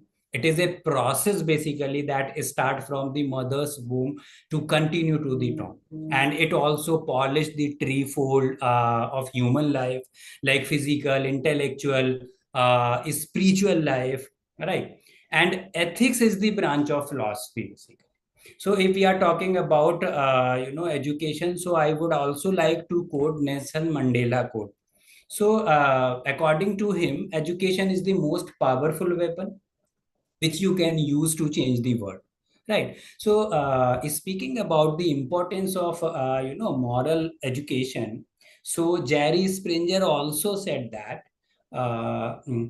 we are all born as empty vessels which can be shaped by moral values, right? So if we are talking about ethics, because there are a lot of presenter raise the issue. Some are talking about UGC, BCI, some are talking about some other regulatory bodies, some are talking about something privacy, some are talking about like AI and technology, etc. So a lot of presenter raise the issue in this particular conference. So ethics basically, according to Switzer, ethics is the activity of man like directed to secure the inner profession of his own personality, right? So educational institution have the moral responsibility of molding especially the youth towards the of nobility in this present, right? Because we have lot of regulatory bodies, we have NEP 2020, so there are big challenges like to follow every regulatory body to the guidelines of the NEP 2020. Like for example, if we are talking about legal education or medical education, so recently Bar Council of India issued a letter. The legal education should follow the guidelines of 2020, but it is not applicable to the medical education as well as legal education. So there are a lot of challenges like to the universities as well as to the professors and to the management to follow the each and everything accordingly, like UGC or regulatory body. So every human being learns basically ethics and values from the different sources, like they are like institutions, like family, school, or we can say like some religions, some professional ethics, and includes organization responsibilities of employees, etc. There are a lot of sources we have learned the ethics and values, right? Because the moral values of human being are reflected if they are taught at the level of education. So education is not only to provide the bookish knowledge. So it is also it is other than bookish knowledge. So we can learn some ethics, we can learn some human values, we can learn to survive in the society, and blah blah. So there are we can say a lot of advantages or disadvantages of that particular issues which those who are raising today by the presenter. So I'm talking about just I will take few minutes and I will talk about some kind of impact of the society or family. uh, we can say that the society and family also play the major role in molding the personality of the child, right? Napoleon also said that okay, mother is lab is the first school to the child. So that's I can say here the parents basically should be the best monitor of the child's behavior, right? If we are talking about in present scenario, so it is my suggestion basically they should strictly restrict their school going children from carrying the luxurious like cars etc to the school, which is completely wrong ethically, right? Since these things speaks volumes of their status. And we can say instead of making these students humble, they can make them adamant and aggressive, right? So some of the parents are unable to make out their valuable time, right, to monitor their children, and this lack of care the parents make the childs become easily victim to the excessive usage of internet, right? We all know or aware about the cyber fraud or etc. So that is the parents or the society also play the most important role in molding the ethics and values to the children. So if we are talking about impact of educational sectors, so I already quote about that. There are a lot of bodies, there are a lot of guidelines issued by the central government as well as state government. There are some regulatory bodies like AICT, BCI, PCI, like MCI, वगैरह वगैरह, and they have for example if we are going to run medical courses, so we follow the MCI. We are going to run pharmacy courses, so we follow the PCI. So there are a lot of bodies are there, but the important thing is that the impact of to the child is the school and the teachers. So teachers should set themselves as a role model instead of practicing the ethics rather than speaking about, right? So in present, if we are talking about presently there are many higher educational institutions are totally incapable of giving any education, let alone a quality of education, give the lack of minimal infrastructure, lecture rooms, libraries, laboratories, or campus. And also they are not following the norms which is issued by the UGC, which is issued by the AICTE, which is issued by the MCI, issued by the PCI, issued by the BCI also. So in absence of requisite permission from statutory body, degree certificate awarded by such universities, because a lot of times we have learned about through the news channels or etc. That kind of university is blacklisted, and it is this is the university, it is blacklisted as per the university sorry UGC. So lot of institutions, they are not fulfilling the norms of the governing body. All right. If we are talking about University Grant Commission, right? So University Grant Commission also issued the notice. Some of the state private universities have affiliated colleges and started off campus in UGC established maintenance of standard in private universities regulation 2003, and against the judgment also which is passed by the Supreme Court. Professor Yogesh Pal and others versus State of Chhattisgarh. So that is, we can mention here that there are some kind of ethics, some kind of norms, some kind of values that is not by the professor only, but it is also followed by the management, by the institutions.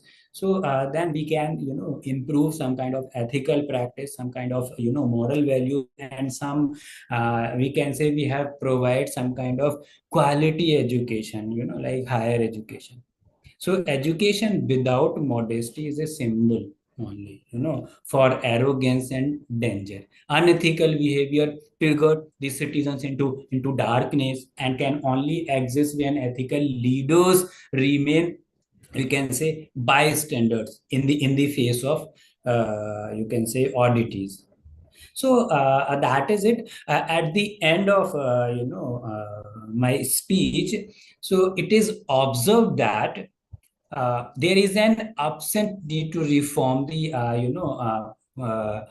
reform the ethical structure of education, especially in higher education. So where it sent new messages, academicians, researchers, and we can say the makers of the society in the days to come.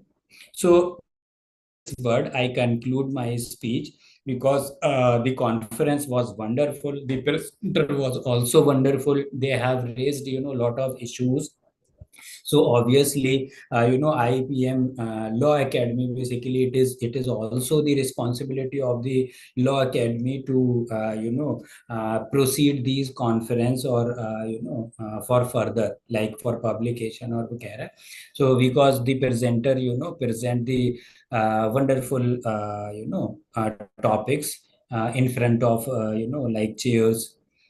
So congratulations, and thank you for giving me this opportunity to address as a valedictory session. Thank you, ma'am. Thank you so much, sir. Yeah. Thank you so much for your address for this validity session. Uh,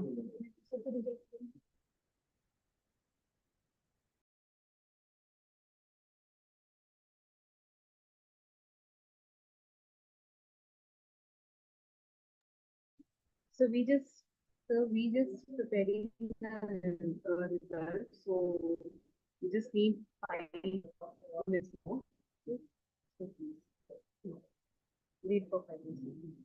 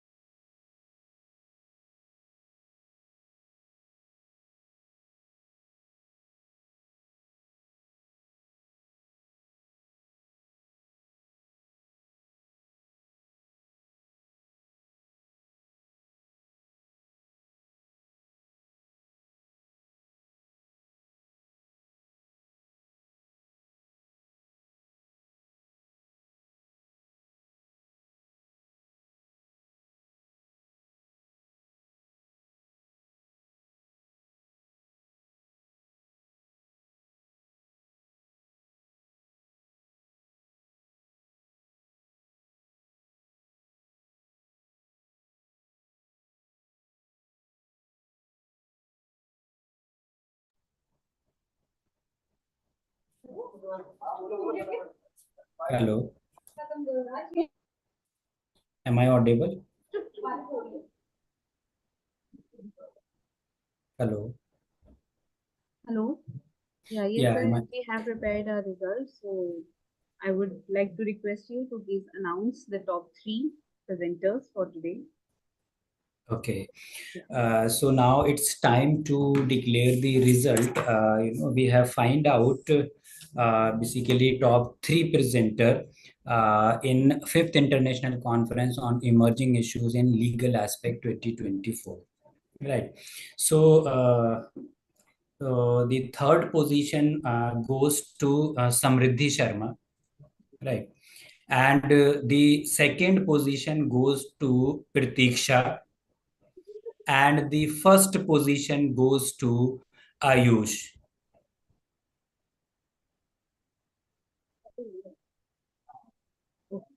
Yes.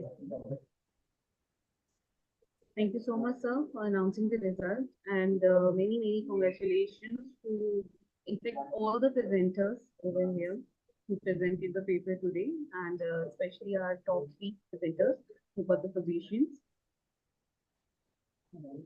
So now, moving further, it's time to vote of thanks, and for that, I would like to invite our For that, I would like to invite my colleague and the co-convener of this successful event, Ms. Priyanka Gupta. Please welcome, ma'am. Good evening, everyone. So, my name is Priyanka Gupta. I'm an assistant professor in hybrid law. I'm the co-convener of the National Conference